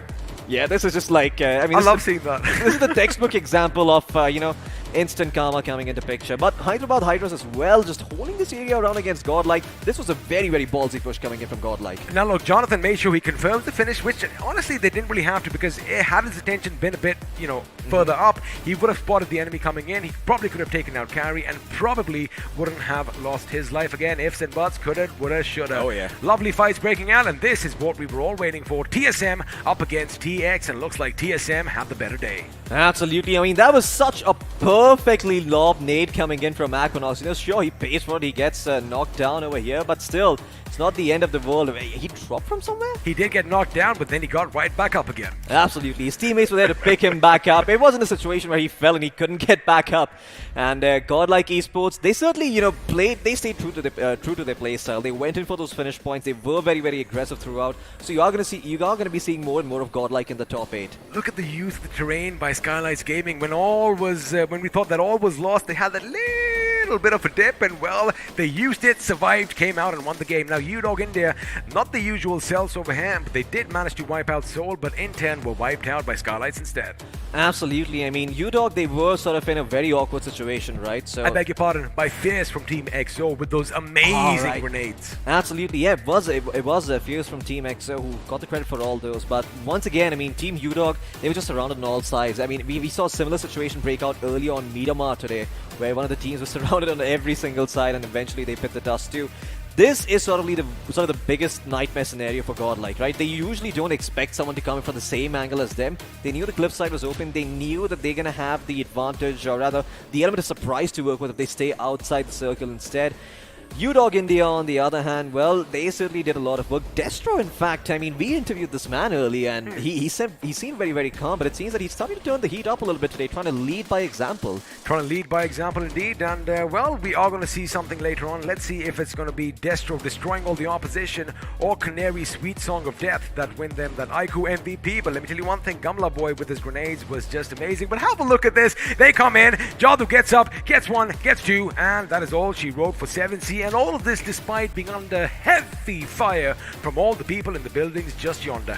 I mean, 7C's Esports, this was the game laid out for them. It was served to them on a platter, pretty much. But it seems that they didn't dot their I's, they didn't cross their T's, and the teacher wasn't very, very happy. They got him, they were punished over here. Skylights Gaming, I mean, Jadu just surviving this was a miracle and a half. I mean, I don't know what sort of tricks he has up his sleeve, but that was truly, a magician's gambit there. I don't think I've ever seen anything like that before. I mean, I know this sound a bit cheesy, but again, when you're out in the sun, he is, powered. He has that extra power. At nighttime or in the shade, Jadu might not be as brilliant, but well, looks like he was pretty brilliant over here, making sure he got his team those crucial placement points. Absolutely. I mean, I have to say the entirety of Skylights Gaming played really, really well over here. The amount of patience they displayed just taking this fight, I mean, some might say it was too much patience, some might say that, they had opportunities before. Let's have a look. There's the pan in the hand.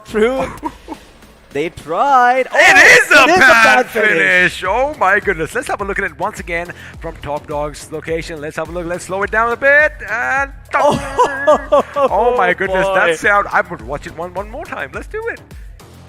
That is all she wrote as that big thong basically reverbed through the studio, and well, it's confirmed it was a pan finish. And talk about adding salt to the wound, that is exactly what this team did. Skylights Gaming with a pan kill finish. Who would have thunk? Who would have thunk it, right? Exactly. I mean, you look at that situation, you have to be top dog in there. You're thinking, all right, I'm probably going to die over here. But then the pan comes out and it, clangs you in the head. That is extra mental damage. Quite literally, because he does get, hit in the head with the pan. But you're going to be a little bit tilted as well after that. You're just thinking to yourself, I'm probably going to die anyway. But then the pan finish comes and you're like, God damn it, not the pan. Now the thing is, of course, after that, if it was me, I would have probably flung my device or whatever. But if I had this bad boy in my hand, at least it wouldn't have taken that much damage. Sturdy. But before that, we've had a look at, the highlights. Let's have a look and see who is going to walk away the iQOO MVP. Is it going to be Canary or is it going to be, well, Destro? It's neither, because it's Godlike's Neo with 5 finishes, but it's the damage that sets him apart. I mean, not only the damage this time around, all the other stats looking very, very impressive, except for maybe the healing done. 3 assists, 3 headshots to his name. I'm quite sure you're going to be proud of that, XP. And Neo, I mean, once again, just playing out really, really proper for his team. I think in Miramar as well, he was there until the very end, trying to help his teammate out. I believe it was Z-God who went forward. Godlike, they may not be able to clutch it out in those situations, but they sure show a lot of heart. 1v4, however, when 3 people peek you at the same time, I mean, I would have given up at that moment. Absolutely. Cue some Larry David music right there. Curb your enthusiasm. And, Neo, he tried his best in the end, but there was only so much that he could do. Let's have a look at what other players are following in his wake. There is Destro from Skylights Gaming in second place. 5 finishes, 520 damage done. Very, very efficient. Canry as well. 5 finishes, 425 damage done. He probably swooped in and stole the finish from someone else. Fierce. Well, living up to his name, 4 finishes, 720 damage done. And Paradox as well. We all saw what this man did. He saw 7Cs coming in, put them all 6 feet under, 649 damage done to his name. I like it. Now, it could be Canary, but I'm still going to call it Canary. But I know it's spelled with a C, but I just love the way it, rolls off my tongue. But again, damage is what has been, the differentiating factor between the top 3. And as you mentioned, XO Fierce in 4th and Paradox in 5th with 3 finishes. All in all, I do believe it was a good game. And before we are done, let's have a look at a few more numbers, a few more figures as the match summary is now popping up. And I'm telling you, a lot lot of grenades were used, and 120 to be exact. But this time, we are going to reach double digits as 10 of them made sure they put their enemy 6 feet in the ground. Absolutely. I mean, those grenades being lobbed were a thing of beauty. I think I saw a Godlike do that a couple of times as, well, those nades were popped in. I mean, Hyderabad Hydras, they were on the receiving end of it. A little bit unfortunate for them, but lots of nades being used. You are right. Healing down, not so impressive. Everything else not as impressive, but the grenades used really standing out over here. Let's now have a look at the meat on the bones, the finish to damage ratios and the finish to damage shot. Is there a Burj Khalifa in town? Well, you know exactly what's popping up, but before we talk about that, I'm going to say one thing. Once upon a time, 6,000 points of healing was like, whoa, that's a lot of healing. But everything was thrown out the window with 2 games where we already crossed the 11,000 mark. That is just ridiculous, Floki. I mean, that happening on Miramar was the biggest shocker for me. That happening on Sanhok is understandable. Miramar is just weird. For me, it's the opposite, because in Miramar, you know, you have the long-distance engagements. Oh, I see what you're doing. In Sanhok, you get the heal battles off. Right. I get that. But in Miramar, you know, you are depleting everyone's you're utilities. knocking them from a distance. Now that we've known who's won the chicken dinner, let's have a look and see how everyone else did. And well, Skylights Gaming, your winners with 26 points, 11 of which came via finishes. Absolutely. Skylights Gaming sort of turning over a new leaf here as well. You know, getting a lot of those finish points under their belt. Proud and shiny. These are the new world heavyweight. They're not. They're just the winners of this game. I know for a fact that Ocean is going to be breathing a sigh of relief. Absolutely. He most certainly is. Well, our esports in second place with 17. Revenant esports in third place with 15. EXO in fourth with 12. A lot of much closer down there in the top 5 or top 6 if you have a look at that. 7C with 10 and Godlike with 10 to the name too. Then comes in Soul with 7, TSM with 6, and well, everyone under there probably not worth mentioning either, as I'm quite sure their fans were probably expecting a little bit more. A lot of teams having a really solid day one. Some of these other teams, well, passing by, scraping by for now, but hey, it's like I've always said, it doesn't matter if you don't peak now. Peak towards the end. Carry the momentum forward into the grand finals. You know, just to give you a little bit of an idea, just think about how you and I feel when we are starting a cast, you know. I mean, although we've been doing this for quite some time now, you always get those jitters, and up until maybe the first ad break or maybe the first game is done, we're like, was I good? Was it fine? Yeah. And then you breathe that sigh of relief. So it is the same for all these teams that are playing in this tournament. So, you know, it is just day one. Oh, yeah. We still have 3 more games, 3 more days, I beg your pardon, of yeah. intense BGMI action, and anything can happen. Absolutely, anything can happen. Even the team who is at that bottom position in the 24th place could rise up to the first place, but you're going to have to keep an eye out to find out. But before that, let's have a look and see how 2 players do against one another, because the player face-off is coming in as Destro is going to go up against Ferris, and well, looks like Destro definitely destroyed his competition in this instant. Absolutely, his name might be Destro, but he is indeed more closer to Sinestro with the way he plays things around. I mean, just sucking out all the hope from his enemies over here. As well, that is a Green Lantern reference. Sinestro is a villain over there. He does carry the power of fear with him, I do believe. And you watch too much TV.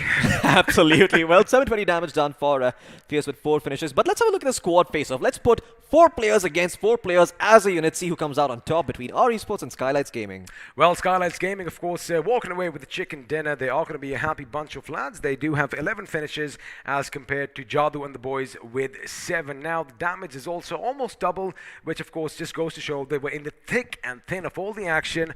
Not really from the beginning, but boy, when they started opening up against the enemies, they took them down one after the other. 8 assists as compared to 3, and everything else except the survival time looks pretty much identical. Absolutely. I mean, Skylights Gaming, once again, the only difference maker really being the damage over here. And Skylights, it's not really like them to take a lot of fights. You know, towards the end, these guys are, you know, very opportunistic. They like to get into the circle, a little bit like tactical esports, make sure they're in a very good position, and then take those fights. This time around, too, this is exactly what Skylights did, but they racked up a lot more damage than usual. So I'm quite happy to see their strats and their plans working out. And again, you know, it's all about having to know of your terrain, but you know what, forget that point, because this is the moment you've all been waiting for.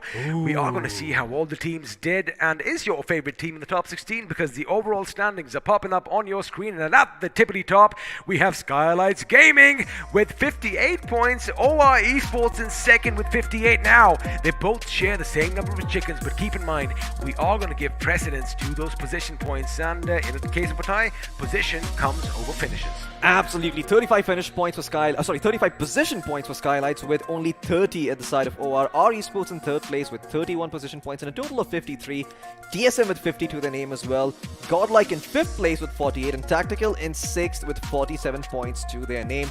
Of course, they got those 2 chicken dinners early on, but it seems like they didn't really have a good time after that as they didn't perform all that well in the upcoming few matches. Supari Gang in the 7th place and 7C Esports in 8th, maintaining their spot. You know, from 2nd to 3rd and from 6th to 7th, only 5 points of difference between both those positions. Again, goes to show that, you know, only 18 points between 1 and 8. Anything can still happen. A couple of good games, a couple of games with, high finishes. Cutthroat. There you go, cutthroat business. We are in here, Floki. Now let's have a look at the second page and see if your team has made it in the top 16. Well, there you have it. Let me know if you spotted out in the chat below. Well, there's Team EXO in the 9th place with 38 points to work with, and then a stark difference between them and Revenant Esports, a 9-point gap at 29 points. We got Reckoning Esports at 28, Chicken Rushers, X-Lions sharing 27 points, but of course, we do give do we? Oh no, the Chicken Dinner gets the precedence first. That is right, folks, which is why Chicken Rushers are above X-Lions. You've got only Glitch in 14th place as well with 25 points, tied up with August 5 at 25 too, in the exact same spot, sharing the same number of finishes and placement points to work with. I wonder what stat we consider then. Now, you know, when we talk about Titans, the Goliaths, a couple of Goliaths have been doing amazing, but unfortunately, you are going to see a few names in the next slide coming up. But remember, they just might bounce back, because if I start from the bottom, we have CO Rip Mizo with 3, Team X-Spark with 4 after 4 games. That is not what you expect from such a heavy-hitting team as such. Hyderabad Hydras in 22nd with 7, 247 Gaming with 9 and 21st in Seoul. Well, they have kind of managed to, you know, creep up the leaderboard just a little bit, but a 20th position finish with 13 is not something they are going to be happy with. Absolutely. Seoul know for a fact that they are a lot better than this, but unfortunately today just wasn't their day. Altered Esports, great showing in the quarterfinals, but the first day of the semi starting off a bit slow with 15 points to their name. Enigma Gaming as well with 18, and UDog India in 17th with 20 points to work with. Now, there is a bit of a disclaimer over here. You know, once again, I love playing devil's advocate, so that's what I'm going to do over here. But it is the first day of the semi-finals. You have to cut these teams some slack. Your favorite team might be in the bottom 8, but once again, we still got 3 more days of action, 4 games per team. You really think they're going to stay there? Heck no. I'll tell you one thing. So, you know, I'm a little bit of a late bloomer. I only blossomed in, well, however old I am now. I'm not going to be disclosing that. So again, you know, for these teams, no gestures. For these teams, now again, they still have 3 more days of gaming, as you did just mention. So, you know, don't fret, because they just might make it to the next stage. The grand finals, of course, only 16 are going to move forward. But the question is, which 16? Again, we still have 3 more days of BGMI action. Well, that is the mystery. We are all here to find out. And guess what? There are no free handouts over here. You want to find out who's going to make it? You stay tuned. You click that subscribe button. You hit the bell notification icon. And when the notification pops up, hop onto the stream, see what we're up to, and you're going to have the storyline all for yourself with, of course, our beautiful raspy voices commentating over it. But, yeah, you know, enough with the self-aggrandizement. Let's talk a little bit more about what we can do for you guys. Of course, we are going to be talking about the giveaways, and let's have a look and see who all of the lucky few who are going to walk away with some amazing BGMI merch. Congratulations to Saurav. Again, if I do butcher something up, I need your help. Absolutely. Saurav Mahata, XLO Bot, Vishal Singh, Nageshwar Maurya, and AKS Gamer YT. If you don't know who that is, you can find him on YouTube. Absolutely. Well, this is the best sort of promotion you could have asked for, right? You've won the merchandise. Your YouTube channel's probably going to get a couple of more subscribers. So, yeah, I mean, these are the Giga Brain plays that you as the audience can make as well. So make sure you make the most out of the situation. You hit that link. And yes, XP, I will be taking your phone as soon as we're done. You are not putting your name in any day. Now, why did you have to disclose about that little backpack thing here, Floki? Moral police. That's what I am. I am the moral police over here. You do not get to take a slot away from our lovely viewers. You guys are the ones who make this situation happen. You guys are the ones who keep this tournament going. So thank you for tuning in. But we do have a couple more things for you. Do we now? Of course, we have a lot of things in store for you. Now, keeping one thing in mind, we do have a lot more action in store as, well, day 1 is done and dusted. Day 2 is still going to be, well, starting tomorrow. Make sure you do mark your calendars, because, again, we are at the end game. Only so many games are left, and if you want to see your favorite team come through, come in the chat. Oh, yeah. Come and spam all your love for them because, again, you never know, that little extra thing might just push them to glory and greatness. Absolutely. I mean, every single team needs your love. Every single team needs your support out here. So if you see your team down there in the dumps, just send them a message of love. Tell them that you really enjoy, watching them play. And yeah, today might have been a bad day for them, but you believe in them and they're going to come back strong. And who knows? Who knows? It's like that Rocky Balboa movies themselves. The first movie, he loses out to Apollo Creed. Second movie, he comes back strong and takes the title. That could be Team Soul. That could be anyone down there at the bottom 8. Just show them some love. I mean, I've been hearing about Rocky Balboa right from the beginning, hence the little diva moment over here. But again, you're absolutely right. Anything can still happen, and the floor is open, and anyone can come and take any one of those 16 position points. But again, I liked all the action that I did see today. Oh, yeah. I love the fact that, Sanhok was as crazy as we expected, but you were watching on the sidelines. I mean, I was just so confused. I was baffled when I saw, the last member from Sapari Gang just fall down. I don't quite remember who it was. Probably for the better, because I'm quite sure the viewers and they themselves also don't want everyone else to find out. But yeah, in the end, them just going out of the blue, just having a little bit of a lapse of concentration goes to show that nerves are still in the picture over here for some of these teams who've made it from the open quals. See, now Sparrow had something else to say. He's like, maybe they wanted a few more extra points, which by all means, yeah, I get it. But again, it's a bit slippery on those notorious cliffs, and a little bit of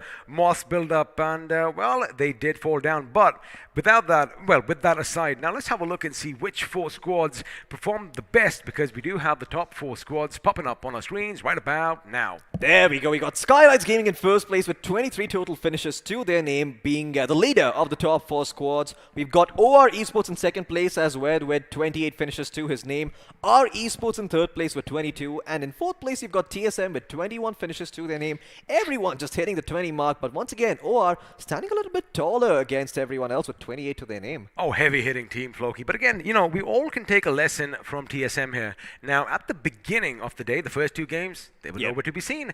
And suddenly now they are making sure they booked their berth as one of the top 4 squads. That goes to show anything can happen. And let's see if it's going to be the same this way tomorrow. Absolutely. Everyone keeps talking about the mechanical aspects of the game. Everybody keeps talking about strategy and theory crafting, but few people account for the mental game part of the situation as well. We do have another stat coming up for you guys. It's going to be the top 4 players of the day. Let's give them the credit they deserve. Drum roll! I can't keep this long. Production, please bring it up on the screens. Well, to kick things off, we have Daddy. I mean, rightly so. Of course, they should be at the top with 13 finishes to himself, following which we do have Neo from Godlike with 13 finishes as well. Again, in the double digits for everyone. Canary singing that sweet song of death with 11, and Kilo with 10 to his name. Absolutely. I mean, every one of these members have had a very strong standing out performance so far. Kilo as well. I don't think Oculus Fight did that well today, but still, his performance standing out means a lot, showing that he is a consistent player all across the board. Canary, Neo, and Daddy as well, of course. TSG, I mean, after the start that Daddy had in the very first game, being the first person to be eliminated, I'm quite sure being over here on the top player spot must feel very, very good. I like how Daddy's character over there was holding an AKM, because that is the weapon that he was using more often. I wonder if it's a coincidence or if the production team are just a bunch of geniuses back there. But again, that was all the action that was in store for you today. But keep one thing in mind. Tomorrow, it continues again. And I do believe at 5 p.m. we do go live. Oh, yeah, absolutely. That is when we go live. So if you want to catch us yapping just a little bit more, tune in there, see what we're talking about. Or you could directly join us for the game, which goes live at 5:30. So you have a lot of options in your hands. Absolutely, but none of this is going to happen unless you click subscribe and unless you hit the bell notification icon. So make sure you do both of those, and you are going to be staying tuned for the day number 2 as well. That should be coming up tomorrow, not right now. I almost, wait a second, I was like, day number 2 should be starting about now. I was like, no, that does not sound right, Floki. What is going on in your head? The energy that has been created today, you know what, a few cups of coffee and I could do day 2 right now, but you know what, we are going to let you take a little bit of a breather. So from Floki and I and everyone here at the iQOO Battlegrounds Mobile India Series, we are going to bid you adieu. Stay tuned because the action continues tomorrow. You better be there.